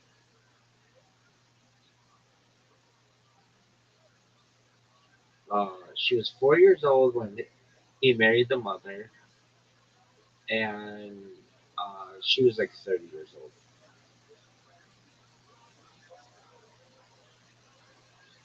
It's still creepy though. It's still knowing some chick for 26 years, and having a father figure role. And now that's not Elon Musk, but Elon Musk has a bunch of creepy shit, including not being cool enough to go to that fucking island. But his thing where he just DMs chicks and he flies them to San Francisco. He has them sign all kinds of documents. They go to the doctor. They get impregnated, or they get a surrogate. They don't actually have sex. That's the thing. That's like, you would think that like he's having all kinds of sex, but he's not. Because of some kind of penile implant that went awry. That was supposed to make his dick really big, but ended up uh, not, and he sued the doctor over it. That's such a humiliating story. I hate that I know this. I hate that I know this, but that's, if you get, like, if you're on Twitter enough and you read like these people, that's what happens. And if you read the thing that Tiffany Fong said, she's like, the guy's creepy. He wanted me to, he like proposed me to uh, have his child. I said no. He wanted me to sign all his paperwork. I said no. And then the next day, I lost my monetization. And then she spoke out about it, and I stand with her. That should be an illegal practice. I don't know what law it's under, but that should be illegal. That's the thing with this monetization thing. There's absolutely no guarantee on it. And like with a job, you have a guarantee. And if somebody takes that job away from you, you can sue over it. But with these monetizations that become like someone's job, you don't have any of the same protections. And I feel like you should, frankly. Like if somebody says that they're going to end up giving you money or whatever, there should be some kind of guarantee for that, because you're relying on it. You're basically saying, I'm not going to work my normal job. I'm going to focus on this, but yet there's no guarantee. Like, okay, BitChute, those assholes. You know how I told you I made 3 cents from them? I don't get that. That all gets taken away. Now it's three. You're like, Rabbi, it's 3 cents. So what? I agree, but imagine it was $300,000 or $3 million or whatever. Why are they allowed to just take that away? And they don't have to pay it out. Amazon did the same shit to me. I had like a $20 gift card on an Amazon account, and Amazon, for some reason, banned one of my accounts. I forget why. I think it was because I was just spamming people on Twitch or something, and I lost that $20 or whatever, and that could have been a lot of money. I mean, fortunately, it was not, but because it's like, because I posted in someone's chat, I'm gonna lose money now. That's not fair. But they're such a big company that nobody wants to fight that, and I think that's bullshit. Was Another thing, Amazon like on Twitch or something? yeah, they bought it for $1 billion in the mid 2000s. Oh, what the fuck? Actually, they bought it for like Why? $996 million. It was just short of $1 billion. Why did they buy it? Because they knew that Twitch was they wanted to get involved in video. This is before Amazon Prime Video and when they started Amazon Studios, and they knew that gaming was going to be big, and they wanted a piece of that. So, like, why is that fair that literally if I spam someone, and I don't even spam a lot, it's not like I sit there and spam one person 100 times. It's just one message that I lose money because of that. That they don't have to pay me out something that they owe me. Why is that the case? That doesn't make any sense. Especially because they're two totally unrelated things. One is spamming them on their like gaming thing, and the other is like they owe me money because of a gift card or something that I bought with them. It doesn't make any sense to me. It would be like if I don't know, you were speeding on the road, then all of a sudden you lose. I guess that's a little different. Like you're you're late on your electricity bill, and then all of a sudden you're not allowed to vote. It's like those are two things that are unrelated. What the fuck? I mean, ultimately, it's their thing. Right. So you know how it should go down? They should say, all right, you can't use our thing anymore, but you get your money back. That's how it should work. And I'd be okay with that. But the fact that they get to keep the money, that doesn't make any sense. Who's to say I can't start my own company like that and then just all of a sudden make all these people invest a whole bunch of money and then just pull the plug on it and ban them and then just say, oh, sorry, and then I keep all the money? Yeah, no, I get your point. Yeah, so it doesn't make any sense.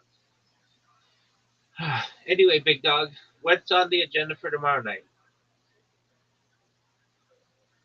If Zoot ever shows up, maybe that dingo documentary, or Excellent. there's a documentary with, I believe, the guy who, Scottish or Irish guy who played Luke Skywalker.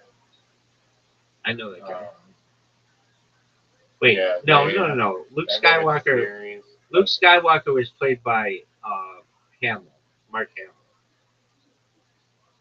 Is he from like Ireland or something?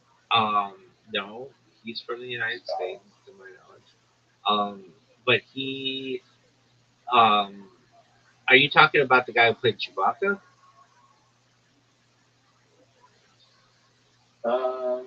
Because that guy's from England. Let me look at the Star Wars cast. So there's Mark Hamill. It might be Obi-Wan Kenobi. I don't know. Oh, that could be. That would work. I think it might be Obi-Wan Kenobi. But because Harrison Ford's from the United States as well.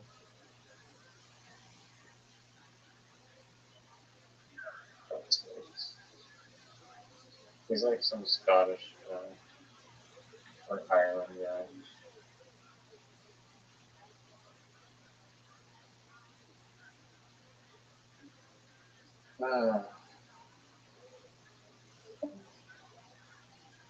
Anyways, the dude has a documentary series called.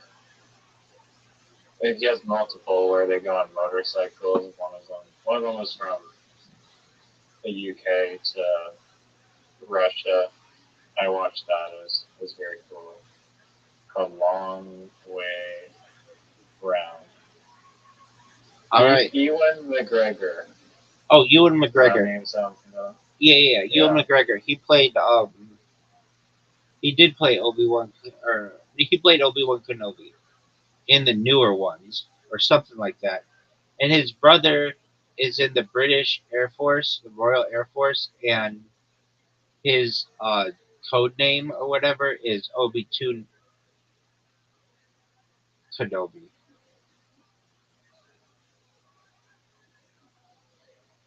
Isn't that sweet? I hate that I know that information. Okay, yeah, I'm down for that. And then whenever we need a documentary, we should watch the list of 100. Not all of them necessarily, but any ones that are good. If we watched all those, do you know how much smarter we would be? Yeah, I mean, I look for ones that are like Big River Man or like that, or Walk from the Amazon, or I don't know, anyone that's like interesting and bizarre or niche or something. I agree. As long as they seem interesting, then I'll watch it. I agree. And then one day we should watch Zoot's favorite one because it's pretty niche and cool. That Donkey Kong one. And fun co Have you watched it? Yeah, I watched it when he told me about it, and it was okay. It's not the best documentary I've ever seen, but it's interesting. It's I like retro gaming, and it's good. But Zoot was like, How many years away are we from like Tron? are you talking like in a non-virtual reality environment where you actually are seeing that shit? Are you actually what? You actually are like experiencing that shit without a headset? Is that what happens with Tron? Probably. I don't know.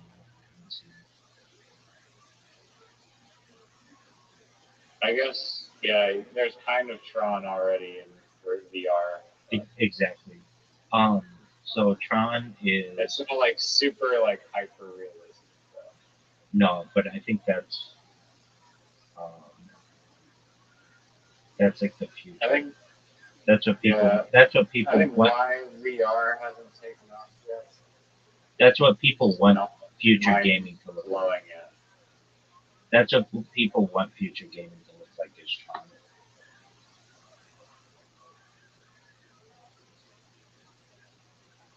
And it turns out that dyslexia can affect your body, according to Google. I'm not saying So that it maybe can't. Richard was not black. I'm not saying that it can't, but it's just not the traditional way. But I'm not saying that it is. That's why I said it's not like I'm not dismissing it, but it's just not the traditional way. The other thing I found kind of strange about that movie, like in Japan, when they're trying to take off the first time, and like the whole exoskeleton of the thing starts peeling off. It's like, why did they not prevent that? Like, did they just leave the balloon just on the grass the entire 3 weeks? Like, why wouldn't they like precautiously set it up better? Maybe put like a tarp down. It's an excellent question. And another thing, they call it a hot air balloon, but I don't call that a hot air balloon. I mean, I guess it is fine. But to me, that's more an airship. I want a traditional open basket hot air balloon. I want somebody to go around the whole world in one of those. That would be really interesting to me. No, an airship doesn't use flame and a flame. It's like, doesn't it? No, I don't think airships like use. blimps are airships, and they use. Are they burning? I thought they were like already pre-inflated. They are. They are okay. Maybe. I mean, there's like electricity, but I guess there's not flame. So okay, an airship doesn't have flame. Okay, well, their thing is like not an open basket hot air balloon. I want somebody to do that. Go around the world, like in around the world in 80 days, in an open air basket. That's what I want.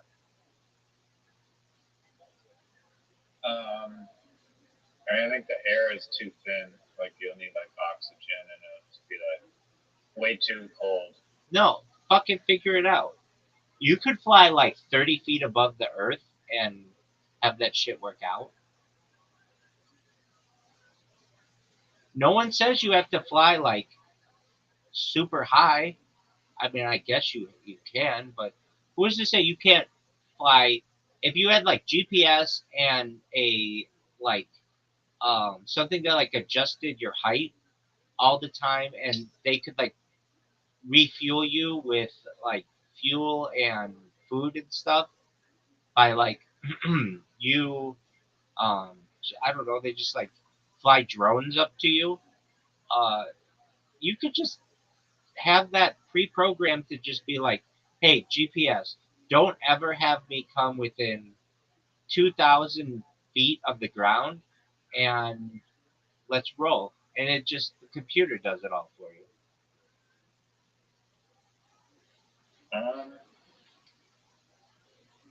I mean, it's possible to do it, like even at like the regular height, but you just need like a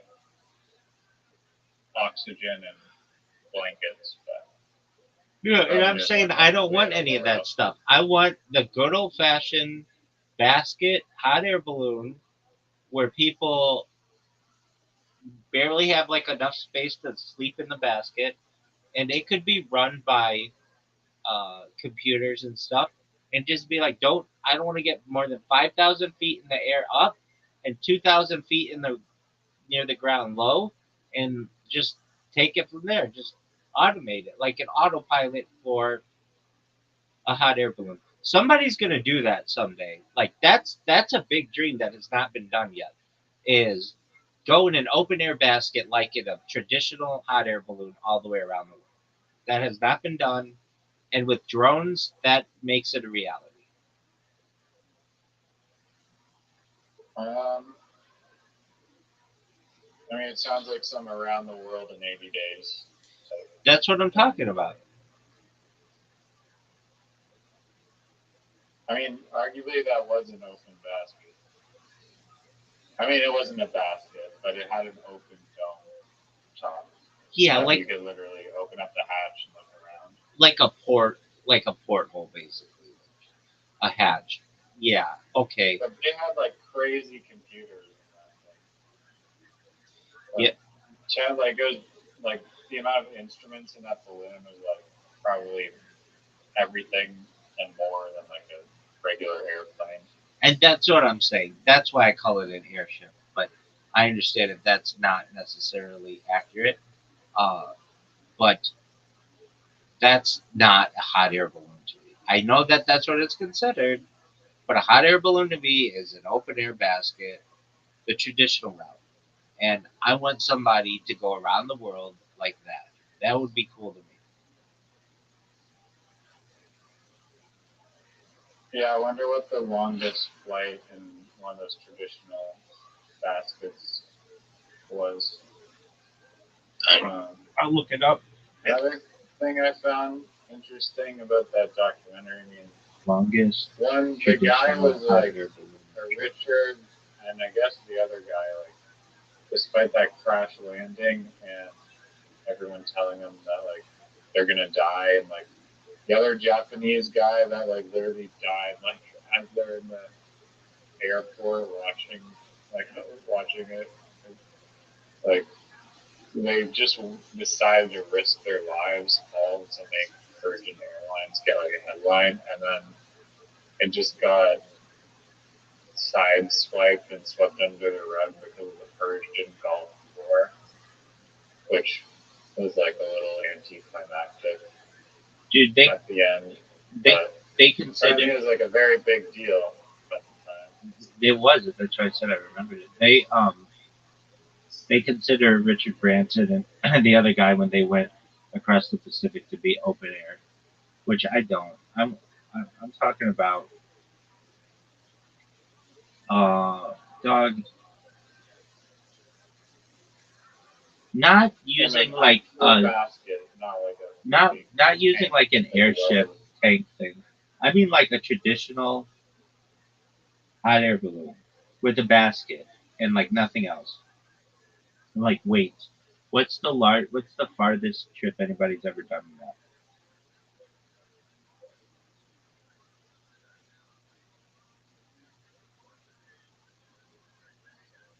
Dude, they keep saying that this is okay.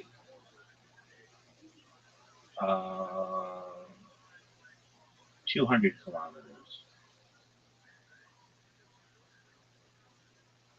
Damn, that's a lot less. Yeah. I would guess probably. I mean, it's hard because all the answers were like it was Richard Branson and the other guy, or it was the guys who went around the world. But like that is if you have like all that equipment on there, that's another thing. That's like a super balloon. That to me is closer to like a blimp. And I know it's not a blimp, but it's closer to a blimp than like your traditional basket with weights and like fire. And yeah. Anyway. All right, big dog. I'm gonna catch some Z's. All right. Thank you for coming earlier.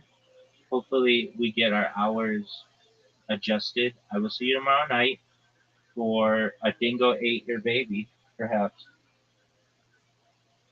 Sounds good. Thanks for watching the Absolutely. Thank you. documentary. Thank you for shooting it, big man. All right. Peace out, Girl Scout. Dude, you just stole my words. Absolutely. Peace out, Girl Scout. Peace. Shout out to Riser.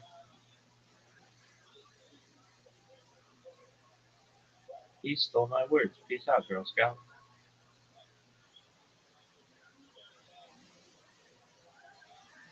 Back on it. It's an embarrassing thing. Look at this athleticism, though. Famous Richard Pryor story about running up on stage at the Improv in New York naked, screaming blackjack and running off. And so me and a couple of the fellas who remain nameless till it's their turn to tell their end of the same story, we ran up just to do the same thing, but it was a different era back then. So it was not happy at all with us going up. You can get us fucking closed. It's a different era now. Wow. Yeah. My dad actually ran across. My dad, he was opening for, I think, for Connie Stevens in Vegas. Connie Stevens. Yeah, you remember that. Yeah, no one does that anymore. Streaming? Yeah. Yeah, no, it doesn't happen that much. Didn't someone do that here once a while ago? No, I just see it like I think Josh Gordon needs to run across the street. Josh, come on up. Josh. Do it, Josh. At any point during this episode, you should run up here naked and run from this. Then we'll get that tail right from the squad car footage. Yeah, no, I don't remember anyone doing that. You don't remember anything that you did that you can't believe you did? You know, like a lot of comics talk about like how they would do a terrible impression of someone, or they'd go up with their shirt off, you know, say they look like the letter C. I've heard some people try to ventriloquist thing at one point, like any chance you ever took that you can't believe you did. Oh, my whole fucking career's been like that, you know. I mean, I've been doing all this stupid shit my whole career, but it's awesome. Like, I thought I was a rock star.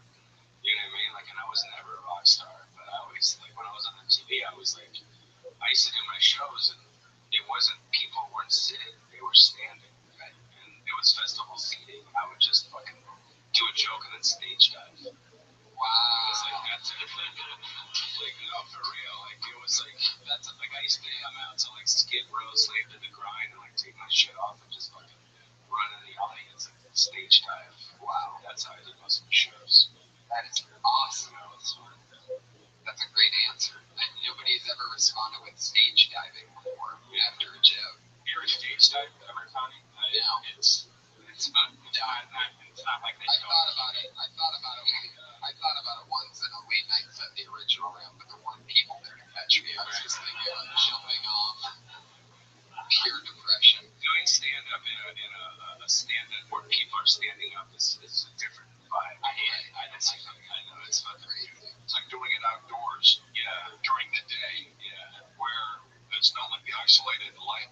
You're lit, you're not. Everything's lit, and either you can hold focus or the little girl with a sparkler pulls focus. Like everything, you know. There's people coming in still for the show, and I keep looking at the door waiting to just see Gold Dust in full yard, just like eyeballing me from the back. I'm so scared of this fucking guy.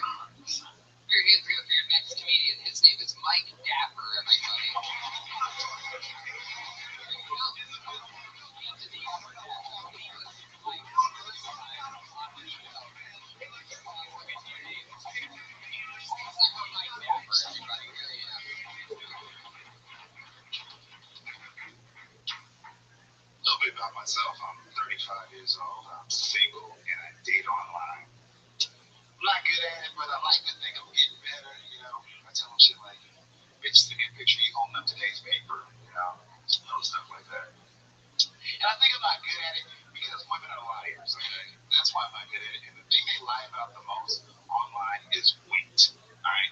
They got this category called weight, and every lady puts average, which is fine if the average woman is 300 pounds. But she's not, right? She's not, you know? And, like, they have so many categories for big girls. They got full figure, more to love, big and beautiful, a few extra pounds, which is a bold-faced ass lie, okay? Anytime a woman tells you she's just a few pounds, it's like a black dude saying, I just got a few kids, you know? Yeah, that's a minute for Mike Dapper. I met a girl online too. Really? I was on OkCupid. You guys know OkCupid? Yeah. I saw a German girl, and this is a true story. And I sort of got her profile said, I love Jews. Wow. That was her thing. I love Jews. So she lived out in Malibu, and she told me to take a train out there. I was like, whoa, what the fuck? And then once I got out there, she wanted me to hop in the shower. I'm like, whoa, what the fuck? But sex was so good that afterwards she put a gold star on my arm. Oh, my God. That's so great. Are you really on OkCupid? I was gonna say that'd be pretty interesting to be a girl in this Bali Shore. Okay, been on that. I like the averaging, but you know, this is the United States, so average is probably fat. True. How long you been online dating? About 2 years. Is it fun? It's entertaining. I get a lot of big girls love me online. They love the hell out of me. Do you love the bigger girls? Is that why you guys are talking a lot? Is there a way to set your online matches with like 300 pounds and above or something like that? Is there a way to filter for the bigger girl? Well, you know, Is it white big girls or black big girls? White, right? It's white. What's up with the black dudes? They love the fat white chicks, dude. well, because it's like a retirement plan for us, you know? Really? It's like, we call it the $299 LBS plan. Right. That's what we call it. Instead of the 401k, that's what we So the big white girls gonna support you? Is that what it is? Yeah, when Madden season comes out, man, they come in handy. They really want what season? Madden season. Madden. John Madden. Oh, right, okay. Video games. Oh, so you get to play video games. Probably buy that shit like Well, the big girl yeah. works, and like obviously she's cooking a lot, right? Oh, all the time, breakfast and shit, baby. You should have material about that. You have material about that? I do. About the Madden stuff and all the other video games and all that? I'd say that's more your focus than any attack on someone's weight or appearance or anything. Okay. You'll notice the needle will dip a little bit when you go into attacking someone else who's less fortunate than you in any other way. Okay. The more you say you like it, and then you like all the weird things about it, the needle comes up and up and up. Okay. Because you're addressing more of the people out there who are worse. And I love them. Yeah. Focus on the jokes about what you love rather than, because you're a guy, and anyone in good shape who's trying to attack something that is in your category, it looks like you're hitting from above. I've never hit from above. Always Pete David, always striking the light. Okay. The truth is that you love them anyway, right? I do love them. You love a big white girl. Yeah, I mean, they come in handy in the wintertime. I love the cuddle and shit. It's like two women. Now, what's the difference between a big white woman and a big black woman? Personality. Get it to damn something that's coming right now, baby. But black girls are like hardcore, right? Yeah, they tell you what it is. Fucking hardcore, right? Yeah. White girls you can get away with more. Yeah, right. Dogs around. Yeah, right. But it's sort of fun because, I think big black girls are that way with black guys, but I think big black girls are the opposite to little white men. We get you something, baby. They're always like super nice and nurturing. Have you ever had sex with a black girl? I have. One? Not a big black girl. But a black girl. Just one time? Twice. What are we talking about? What are you trying to blackmail me?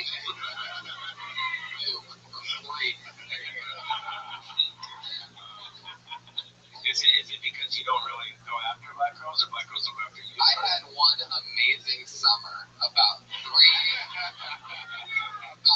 or 4 years ago. I was still working here. It was like 4 or 5 years ago. I was still working here, but I was house sitting for our buddy Ben Giampaolo, who at the time, his family owns a lot of real estate. And at the time, he had a compound in the Hollywood Hills that he had me house sitting for an entire month.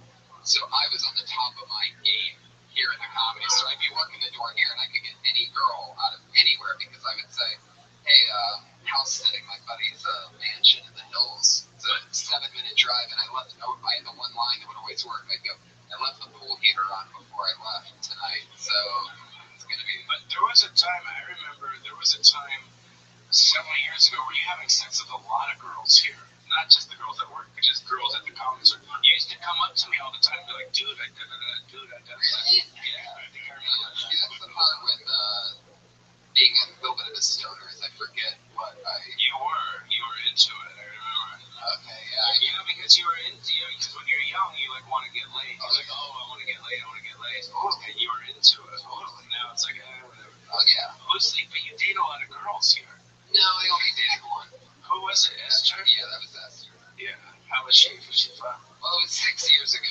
Back then, she looked like she was 11, so it was pretty hot. Now she looks like she's 13, so it's a little bit different. Out of my age group. Okay. Oh, yeah, I forgot Mike Dapper was here, everybody. What's the age of Magical summer. It was a magical summer because these 2 black girls I hooked up with are, to this day, 2 of the most beautiful women I've ever been with. And in fact, if you want to hear a funny part, this one black girl, I'm just going to go for it. There was a part, remember the pool I told you about? I'm talking this place was amazing. I've been in a lot of nice houses and this and that. This place was ridiculous, and it was all mine for a month. Anyway, so I can't believe I'm about to tell this one. So I'm hooking up with this black chick in the pool, right? I mean, we're not having sex or anything yet, but then I realized, it would be fun because they don't really get it that often. If I go down on this chick, we're in a swimming pool. So what I do is I waste, and I'm talking, she is an 11. This is an 11. We're talking about like the kind of black girl with the poofy hair. Anyway, so I lift her. I have my left hand on like the back of her neck and my right hand posting up underneath her ass, right? So there I am. But and I'm loving this, and I'm talking about fucking loving this. I'm loving it. But after about 12, 13, 14 minutes goes by, my arms are starting to get a little bit more tired. But I don't want to fucking stop because I'm an animal at this point. So what ends up happening is I'm drowning in pussy. I'm literally, there's parts where the water's like going in the back of my neck. And I'm just trying because I don't want to give up. I don't want to stop. And my arms are just fucking shaking at this point. It looks like she's on like one of those crazy fucking massage chairs or something. And after like 5 minutes of risking my life going down on this girl, in the last 20 minutes of it, I'm just like, hey, why don't we go inside? But I almost drowned going down on a hot black chick about 4 years ago. Thank you. Very rarely do I get into that. She has sex with black girls in the parking lot, correct?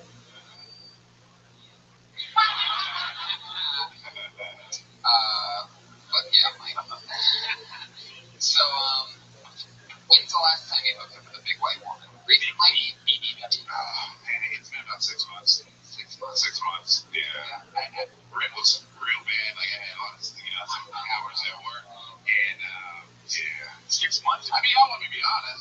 You need help paying rent. By the way, I didn't know Madden had an entire season. Like, it's a Madden season right now. It's Madden season right now. It just dropped, like, last week. Yeah. It's a new Madden's out. How long does that season last for? Because I'm getting the feeling it's about 10 months. About, like, to February, Yeah, man. Well, that's fun. You like a chick, dude? Leave it up to a chick that looks like a linebacker to make you happy during Madden season. Okay, Mike, this was fun. Thank you. You did a good job. Mike's on Twitter at Mike Dapper. Is that 623? Mike Dapper 623 on Twitter, guys. If any BBWs are listening, you should followed him on Twitter. Yeah. Sure. You're gonna put him on speakerphone?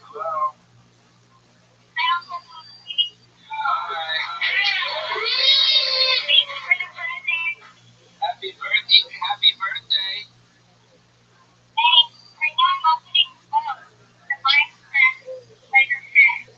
Oh, really? Did you get it? I sent it to you. How is it? Oh, you're welcome. We all want to sing you happy birthday. Is that cool? We're here in the belly room. We're gonna all sing you happy birthday, Caleb. Okay? Where's Jeff Richards? Happy birthday to you. Happy birthday to you. Happy birthday, dear Caleb. Caleb. Happy birthday to you. Yeah. Do you have anything to say to all the people that sing you happy birthday? All right, we love you. Have a great night. Happy birthday.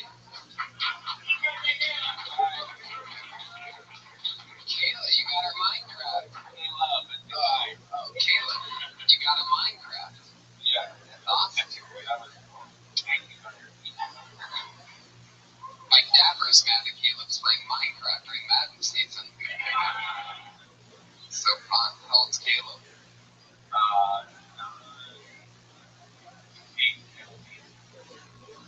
Wow. Good thing he wasn't here to see that part. We're gonna get together for your next community name.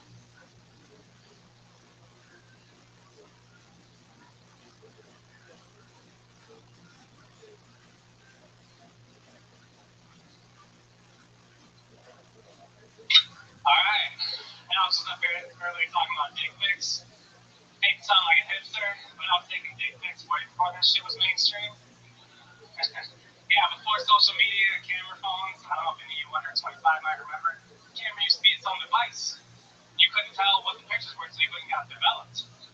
So if you left your camera unattended around an asshole like me, I'd take off of it and bam, snap picture on gone. Never got to be there for the payoff either, but I was just imagining all families all excited. Oh, look at this. This is our trip to the waterpark. We had such a good time. And oh my God, it's a dick. Eventually did come back to haunt me though, because at my high school prom, they set up little disposable cameras on every table. So with each of those cameras, I snuck off and dick pic. A couple months later, I called the principal's office. Jared, we got the pictures going around today. We have 43 pictures of your penis. Principal, sir, how do you know this? Yeah, I have no idea what you're talking about. Jared, you're the only redhead in your class. Yeah. Jared Ella, I thought it was cute. Following Caleb the birthday into that was sweet. Yeah. What do you think? I love it. I love it. I love it. He's likable. Yeah. I've also done the dick pic at a wedding thing too. I think that all there's just cameras everywhere that start taking the dick pic in every asshole and stretching your balls out. It was great. How fun. I think he gave me a doorman here. First time. Yeah. Oh, alright. It's a place to work. If you want to become a real comic, man, there's not a better place in the world to fucking love. That'd be good. You get the doorman. I'm pretty sure that's our first live hire, everybody. I don't know about it. The power of the poly. It's powerful. Jared, I see you wearing a Hulkamania shirt. You're a wrestling fan? Yeah, I'm a wrestling fan. And during the podcast, I figured I'd came a little bit. What do you think about my recent Gold Dust troubles? You know, I've always been a Gold Dust fan. Me too, by the way. Which is what makes it sort of rough on me. And it's been like, what? It's been a long time since I've done the Dust thing. Like, he crossed the gay stuff a long time ago. It's true. And, you know, I mean, for comedic effect, I couldn't really break down his entire career during the Joe Rogan experience, but I'm sort of bothered that he's upset. You ever go see wrestling live or anything like that? I went to quite a few shows when I was a kid. I went to, like, ECW back in the day. Wow. What do you do for fun now? How long have you lived in LA? I just got out here about a month ago.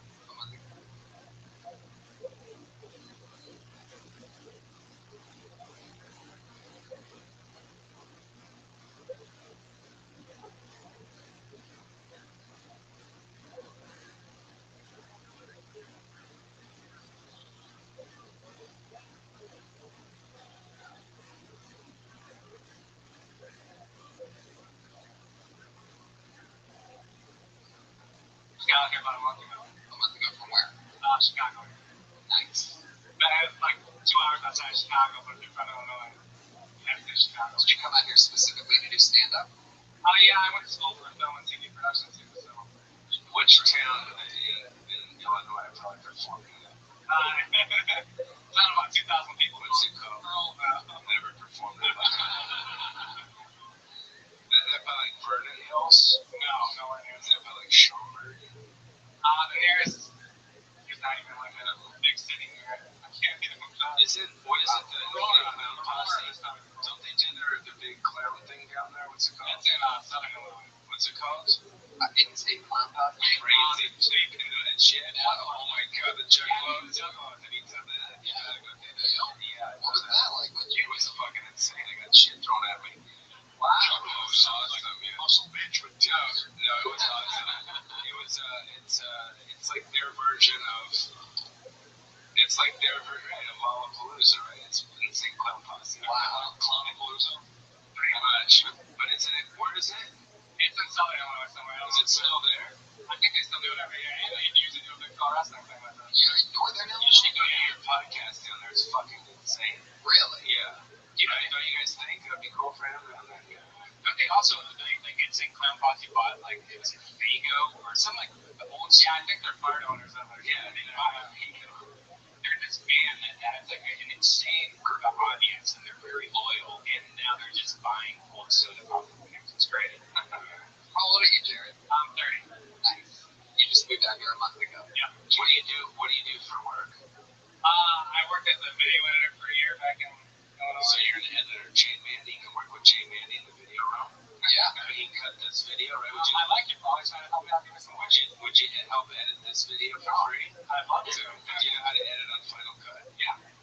Tell him. There you go. Our newest intern, Jared Allen. Josh Martin better get his shit together.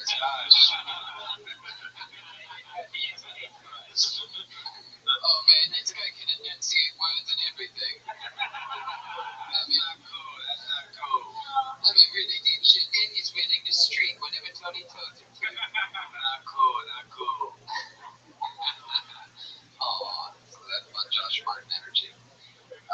Jared, let me ask you something. You just got out here a month ago. You're 30. Can I take a guess and say that you had a big breakup in Northern Illinois before you came out here? No, actually. Just been single the whole time, not getting any pussy whatsoever. Yeah. Basically. That was going to be my second guess. How long have you been doing stand-up for? I've only been doing solid about 6 months. Yeah, so that's why it'd be good. It's right. I'm talking a lot of trouble. Yeah.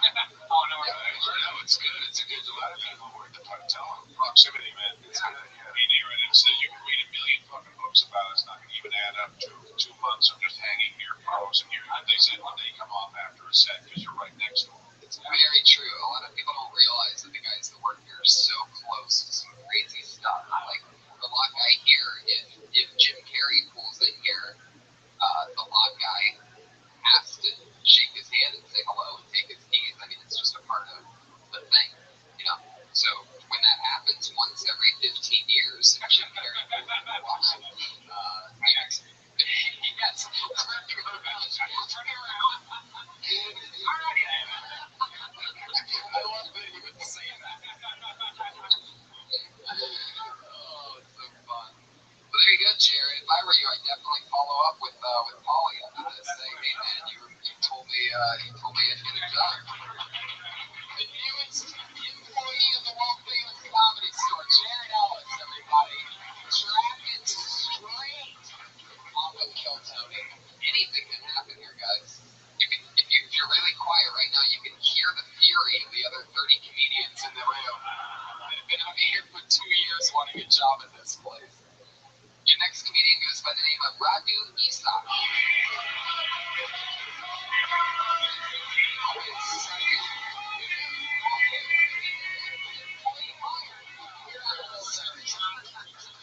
Hey guys. So, I know I don't really look it, but I'm an immigrant. I'm from here. I don't really know what's like Eastern Europe or like 15 different countries, 20 different languages. Yet when we speak English, it all sounds like more Russian.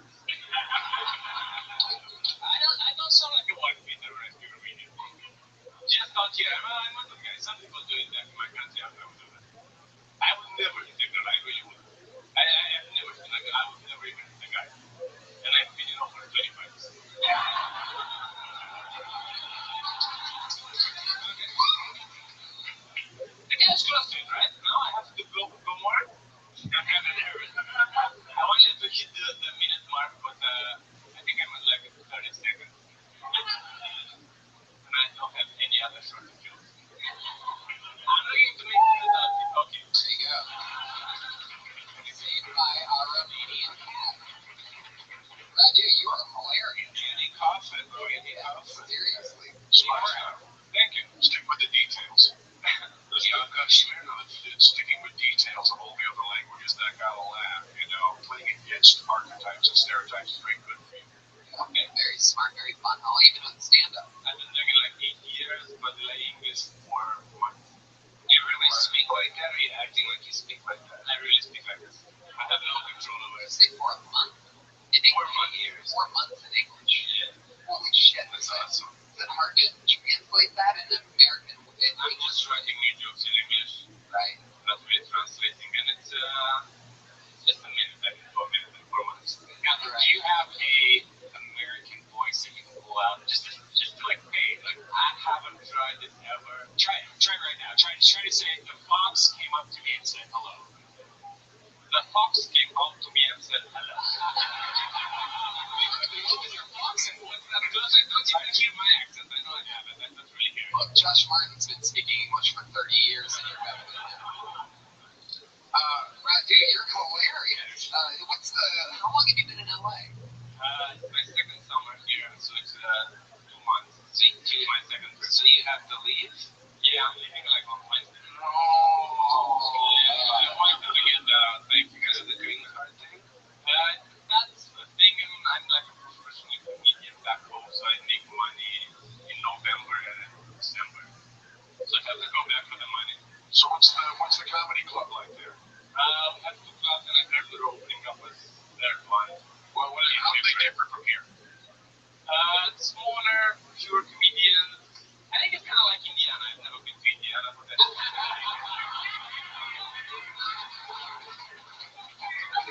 We gotta get you a fucking green card. Yeah. maybe you can marry gold dust. I'm not gonna let this happen. We are not throwing more fuel on this fire. It's not really gay. We can't do this. I swear to God, he's gonna fucking show up here and kill us. Dude, God, you're so funny. And there's really not any advice because you have it so perfect already. I want to know more about these. You know, when I look at comics, I always think of my mom, right? Because she fucking started this place. Yeah, but if there's anybody out there that doesn't know, Holly Shore's mom is the great Mitzi Shore, the queen of the comedy store. Designed every piece of leather, mirror, and red neon that you see is all her vision. She's a brilliantly crazy, wonderful, genius woman who is responsible for everybody, pretty much, that's come out of any scene. Even the guys that she told weren't funny, they went and got funnier because she told them they weren't funny, and the guys that she told were, used it as a catapult. Yeah, sorry. Yeah, so she would say that you're really funny, and then she would say the way dress different. Dress different, yeah. Like, because you're more, just like, I don't know, just like, I mean, think of Yakov Smirnov, you know what I mean? Like, just think of, like, wear, I don't know, a suit or a sweater. How do you dress in Romania? Like, generally like this, and I'm not trying to identify with being Romanian. But you're kind of like a character. Yeah, I don't want to really do the Yakov Smirnov. But I can make a lot of money. Look at the guy that's on fucking Big Bang Theory. Right? Yeah, you guys, if he, like, came up and you'd be good on a sitcom. Coming in and saying some funny shit and even collecting like $500 million for doing that shit. Well, I've done like stand-up, so I'm kind of basing my life on what I know to do. What do you think? You worked with Robin Williams, right? That's right. Yeah. So I'm working with Nate. No. What the fuck? I would just say you probably shouldn't argue with 3 people who believe in you more than you do. No, I'm not arguing. I'm saying my point of view, and then we can get to the correct conclusion. I'm not saying correct conclusion right here. An actual correct conclusion is over here. Do a character. Yeah, I know you look at safety on your head. Safety, go back to the Romanian circuit where your language really flows. They get everything you're saying. And sometimes safety is not something that guarantees your future at all. No, so for sure I want to come back here and move here. Remember what everybody said when you get back here, what you got to do. I'm just saying, it'll be a different market. You look like a guy that lives like all of us. You don't look different, right? But you are different. So all I'm saying is if you came on stage with a green sweater and like a maybe like a collared shirt or something, and just did that thing looking more like a character. I think. I don't know. Right, I can see what Paulie's saying. He's not saying that you don't be a character. You already are a character. Yeah. He's saying dress the role a little bit better because you look Like all of us. Just you look like a typical American. But no one makes a mental snapshot of you. So no one goes, it makes a mental picture of you. There's no snapshot of you from the way you're dressed. There's nothing that stands out about the way you're dressed. And so it just helps everyone imprint you when they look at you. Right. Like if you just did a big, huge showcase and everybody was like, who's that guy that killed? And they'd be like, what guy? The guy that was dressed like... Put it this way. Given nothing. My mom told Roseanne Barr to wear overalls. Right. And look what that did for her when she did The Tonight Show. Yeah. You guys remember her on The Tonight Show? She did like 6 minutes in her fucking overalls. Yeah. And the domestic guys, the same shit. Yeah. If he came out on Letterman dressed as, you would kill. Right. Fucking kill. I'll try it right now. That's it. I'm not going to argue with you. Come back again soon, Radu. You're always welcome here. We'll see you then. He's on Twitter at Radu Isak. That's RADUISAC. They have Twitter in Romania. So for those of you that were wondering, it's there. Yeah, very, very funny. God, that line about Indiana came out of nowhere. It is like less people and not as much fun. I'd imagine how Indiana is. Dead on with his description of Indiana. It really is the south of the north. All right, Radu, that's fun. Hey, funny Romanian. It's crazy. Romanian's good for Byron Valino.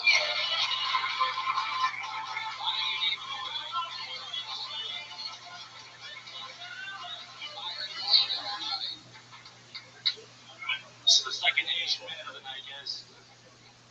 Now, I do have a lot of Asian friends. I got a Vietnamese friend who's addicted to junk food. It's pretty disgusting. His name is Tran Fat. Asian food, every time I go to an Asian restaurant, I always put my phone into airplane mode because the sign on the wall says no MSG. But I'm Asian, so you can't tell that I'm getting old. The only way I can tell is my feeling. Like, I'm trying to see the value of things. Like, when I go to the grocery store, I see the self-checkout line. I never used to see the value of that. But now, I do, because the normal checkout line, organic tomatoes rings up as $3.99 a pound. But in the self-checkout line, organic tomatoes rings up as grapes. Organic food tastes way better when it's 79 cents a pound. And all my dreams are starting to shift. Like, when I was young, my dream in life was... Brought up a bear. What's changed in your dreams in life? Well, when I was younger, my dream in life was to be a billionaire by 30. But now that I'm in my 30s, my big dream in life is to be out of debt by 40. I think the bear saved you on that one. How did you create your own debt? Not saving, splurging a lot. So how's the 30s part set up again? Well, when you're Asian, you look a lot younger than you really are. So I mean, when you listen to the transitions to 40s. My big dream in life, was to be a millionaire by 30. That's what it was. And then now my big dream in life was just to make it to my 40s, just to live to my 40s, something like that. You know, and make more of a switch on what the expectation is. Yeah. You know, it's always hard when you're talking yourself up in a bit. And it's always a little easier when you're putting yourself down. It sets up a relatability factor, you know. But if you start bragging about yourself too much, that's dodgy territory. Yeah, it's Andrew Dice Clay. Oh! What's in the bowl, bitch? It's most of your material Asian based. No, I just want to start out that way. There's a lot of old jokes, and now it's not my age anymore. How long have you been doing stand-up? About 2 years. All in LA? Yeah. Okay, I'm in the valley. You're from the Valley? Yeah, from the Valley. What part? Live in North Hills. And my girlfriend lives on the west side, so I could like up there. I work in Hollywood, so I started doing produced video. Are we talking about porn? No, I work on a major network. Really? A major network? Yeah. Oh, that's exciting. CBS.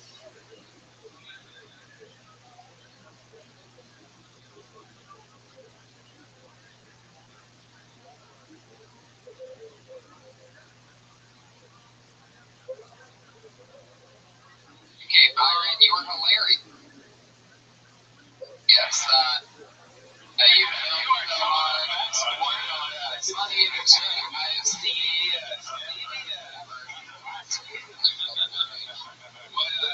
What TV show you work for? Right now, I'm working on Big Brother. Yeah, Allison Grodner. Allison Grodner, Yeah. Rich Dropping big names over here. Look at that. Jeffrey Jordan just got engaged. Oh, cool. Say what's up to them. Can you say hi to them? On the comedy store? Okay. Yeah, what's up? What's up? So what do you do? Are you an editor on the show? Started as an editor, shooting, so now How do you edit fucking Big Brother, dude? Isn't it just you guys just film and just check out all the shots? I work for the online portion, so I do it on CBS.com, social media, social stuff, you know. Wow. Can you help do the social media to fill Tony's show too?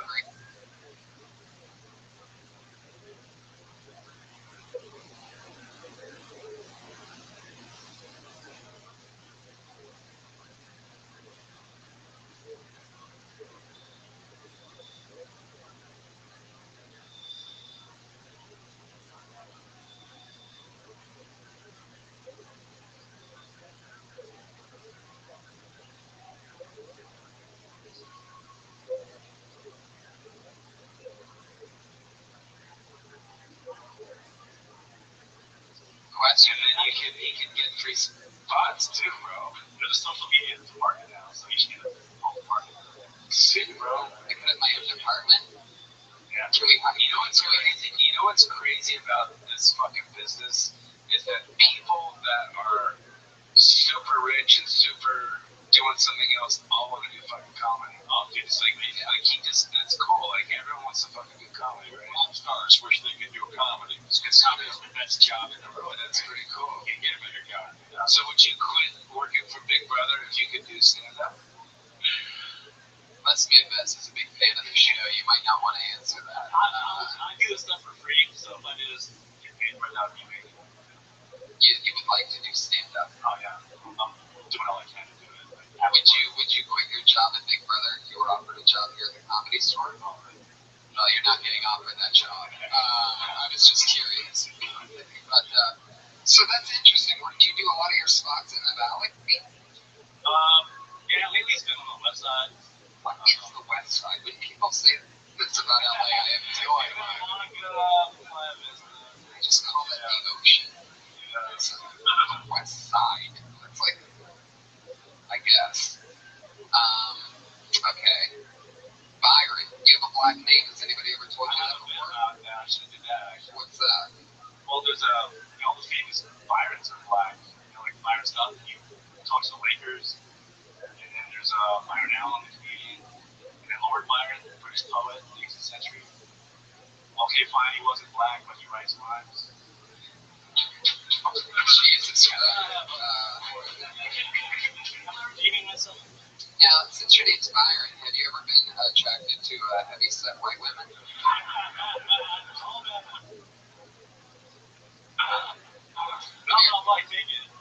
you ever been with one before? Really? Your game sucks? Why do you think that is? For heavy-set white women. You have a girlfriend already, right? I got a girlfriend, yeah. She lives in the Valley, too? She's on the west side as well. I'm always there. Oh, the west side. Fuck yeah. She lives by the beach. What nationality is she? She's She's half Filipino and Japanese. Yeah. And Patrick, what did you think about it? I was going to ask you. I have a dick pic too. It's not flushed out all the way. You do have a dick pic too. Yeah. Are Asian women a fantasy for Asian men? No, I have some jokes about that too, but. Jesus. Throw anything at. Yeah, no, so, everyone loves Asian women. Everyone has yellow fever because Asian women are trendy. They'll never go out of style, right? But for Asian men, they're just regular chicks with no ass or tits. That's funny. Have you ever been with you obviously you're with an Asian woman now. Half Japanese, half Filipino, so is she like 3'6"? Yeah, she's gotta be shorter than me.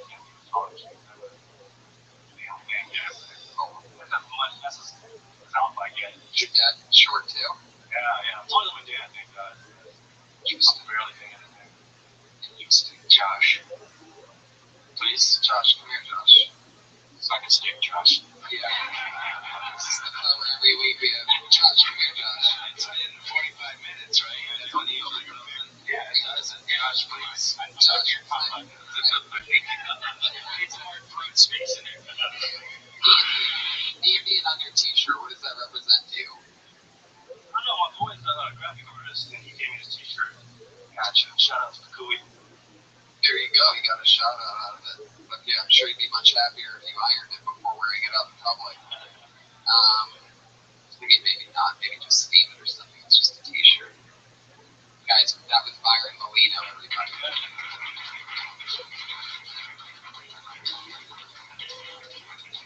Luke, how you doing over there? The Muscle Patriot, you feeling good? Oh, Byron is on Twitter at Byron.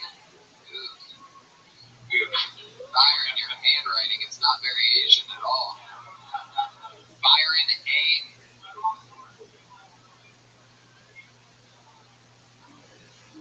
Byronosaurus. Oh my God. So it's. We always have a terrible Twitter handle on this show.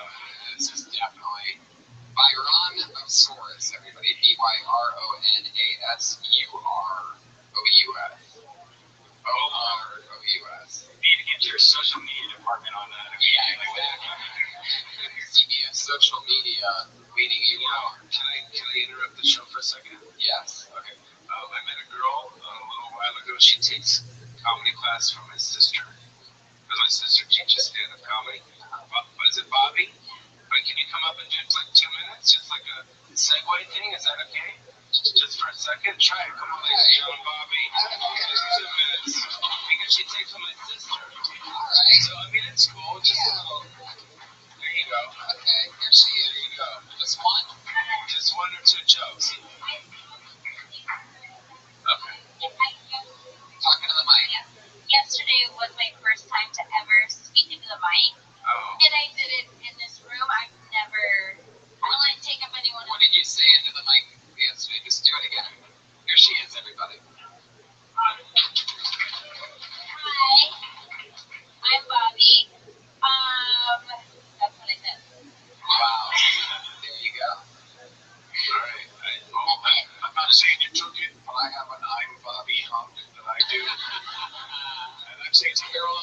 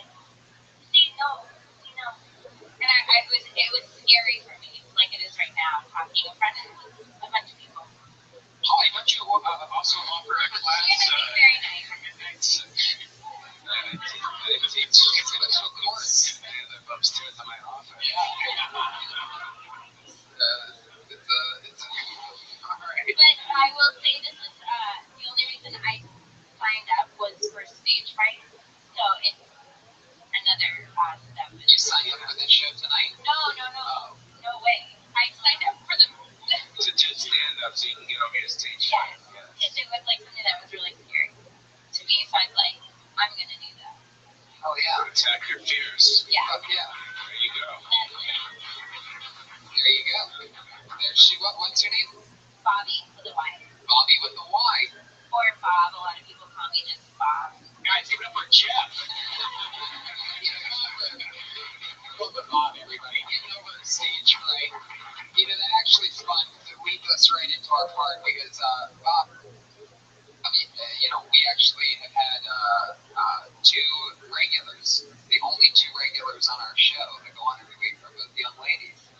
And they develop a brand new minute each week. They come on and do it again. So let's get right into that. Bob, to show you how easy it is to get over stage fright, this first young lady you're about to see actually started stand-up on this show, doing a minute on this show. She's been doing a brand new minute every single week since. This is Kimberly Congdon.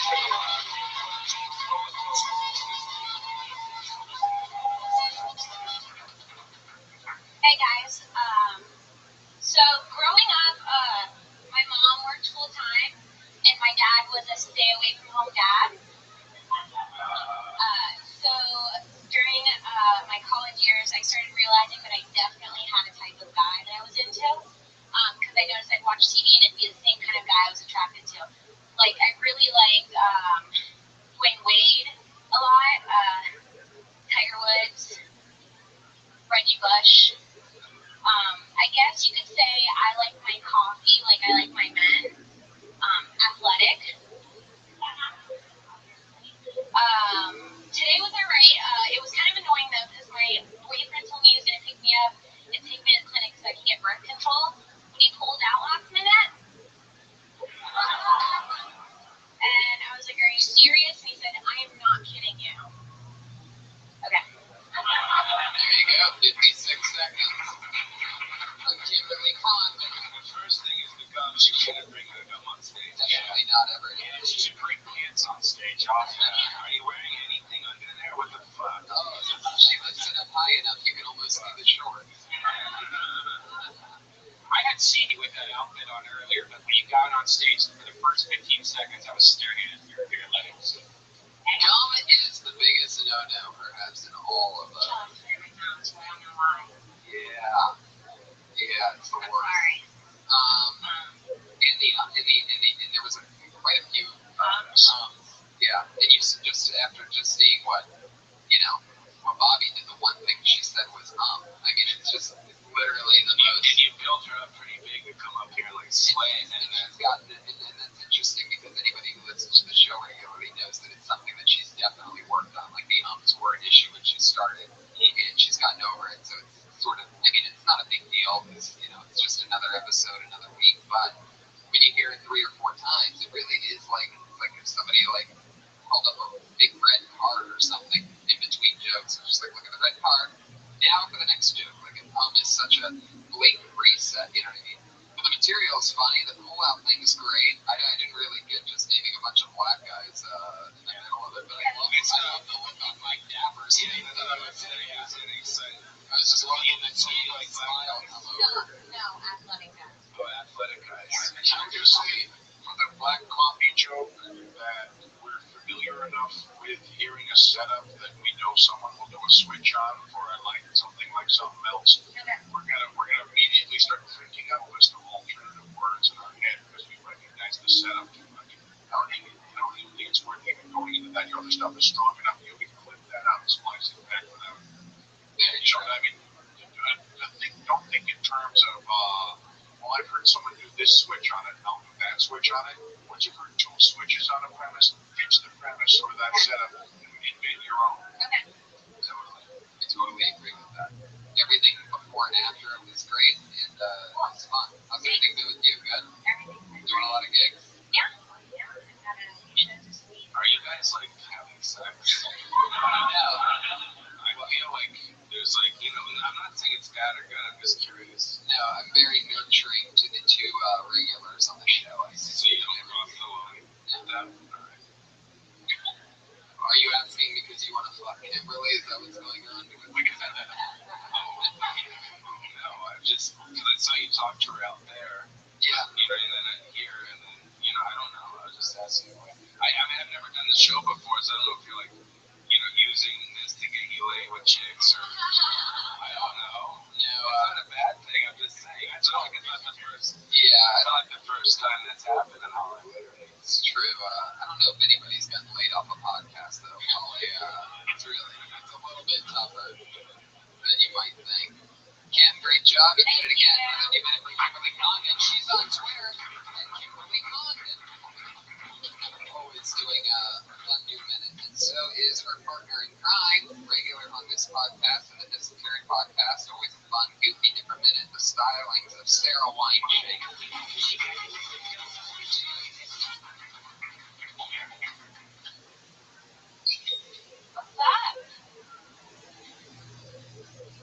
Whoever said if these walls could talk was not sober. That is not a sober thought. Whoever said that was probably wearing tie-dye. Tie-dye makes you look like an asshole. It looks like you have the skid marks of Skittles all over you. If you're making your own tie-dye, you're not doing a lot of other things. It's like, fuck it, man. I got 500 mini rubber bands and a few white tees and some dye. I'm gonna do God's work. Exactly 1 minute. Unbelievable. That's one of my favorite sets from you for a while. Everything was excellent. We ended at exactly 59 seconds. Kimberly had 57, but it's always fun to watch somebody's work is. Because you guys both know this show so well. It's so funny that you guys know exactly when a minute is. And that was unbelievable. That was so Wineshake. And you really don't know who you are. That's really interesting because everybody noticed how she came in with a distinct personality. It's usually something who has heard the phrase, you don't really get your act room until about 10 years in. What they're really saying by that is know your opinions.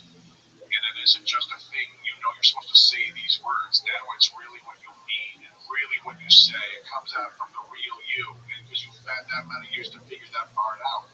And when you're putting it in a medium, that makes it infinitely easier for a casting person to go, I know where she goes on the set. Right. I see which person she is on that show, and I see who she is in the office. And how long have you been doing it for? Almost 3 years. So she has a lot of experience. And you're saying that he said that it's the only time that she comes on the show.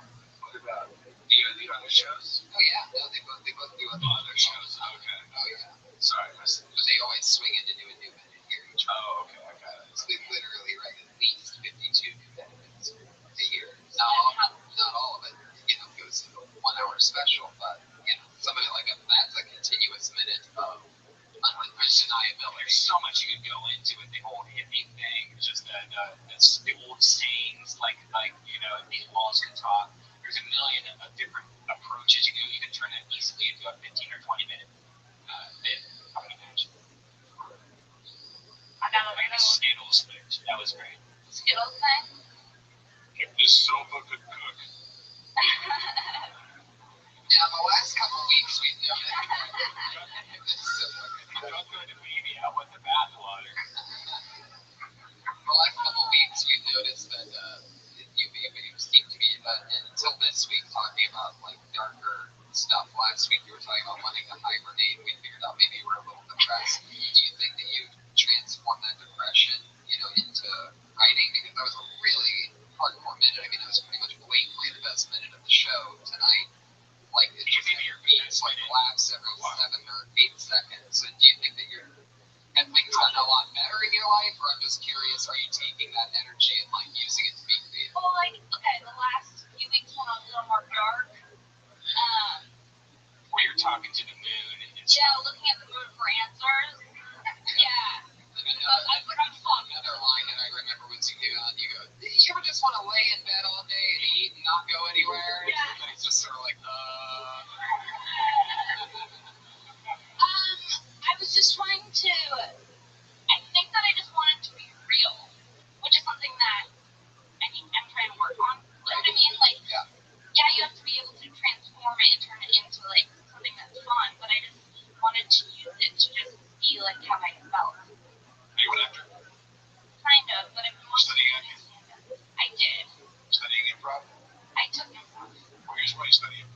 stop.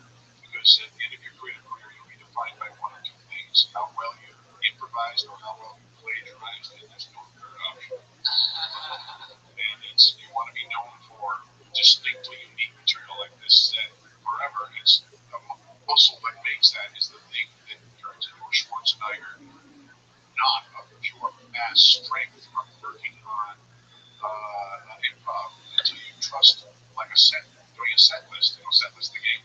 I watched that. It's trusting that place that will write and direct at the speed of light in your head, and it just speeds everything up. Yeah. Someone like you, it's a shortcut because you already have the other part out of the way. You kind of know who you are way too early, so you got it. That part's in place. It's funny you say that because that's definitely the standout thing with her. That It's the chance to figure it out right away. I see where she is on the show. I see where you go. Yeah. Thank you. Sarah Weinshank, everybody. She's on Twitter. Bringing Shank hosting us up with a big bang. Awesome. So, Lucas Hurl is on Patriot tonight, everybody. He's on Twitter at Lucas Hurl. Is that correct? The Duke of Hurl. That's Hirl. All one word. The Duke of Hurl. Josh Martin took a beating tonight. He's at Josh Martin Comic. Susie Placencia, social media. Look out. Follow Kill Tony Pod. That's a new thing. Yeah, Kill Tony Pod on Twitter. And Rick Overton, it was such a pleasure getting to work with you on this. This was so much fun. You were absolutely hilarious. Pauly Shore. Is there anything else you guys want to plug? Rick Overton, spelled just like that on Twitter. Pauly and Shore. Pauly Shore. At Pauly Shore. And we got a fun interview with Pauly. It's coming out of my podcast called Overview. Awesome. Check that out. Overview. Thank you, guys. Overton and Pauly Shore. Thank you so much, Pauly. Kill Tony, everybody. Thank you so much for coming out. We'll see you next time. Stay tuned for the Bill Davis Kickoff Show.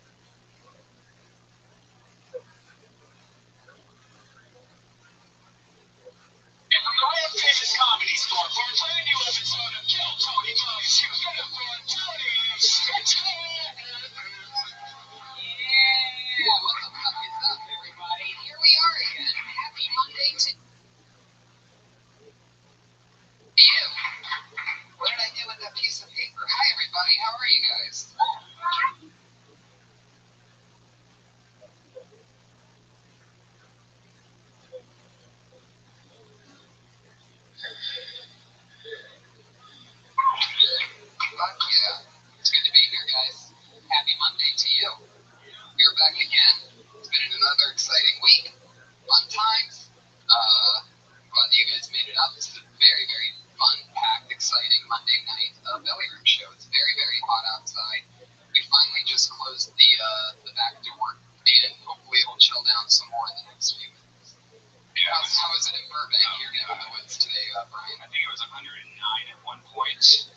Burbank, people. Yeah. Burbank. It was so bad that I had bought a Coke, like a bottle of Coke Zero, and I left it in my car. And I was like, oh shit, I should get that out of my car. I went outside and it had blown up. And Oh no. It was a bottle of Coke? it was like one of these, A plastic and bottle? the whole thing just blew up. Wow. Everywhere. Shit. And if you know anything about Coke, it's just awful. It's like my car had herpes on it.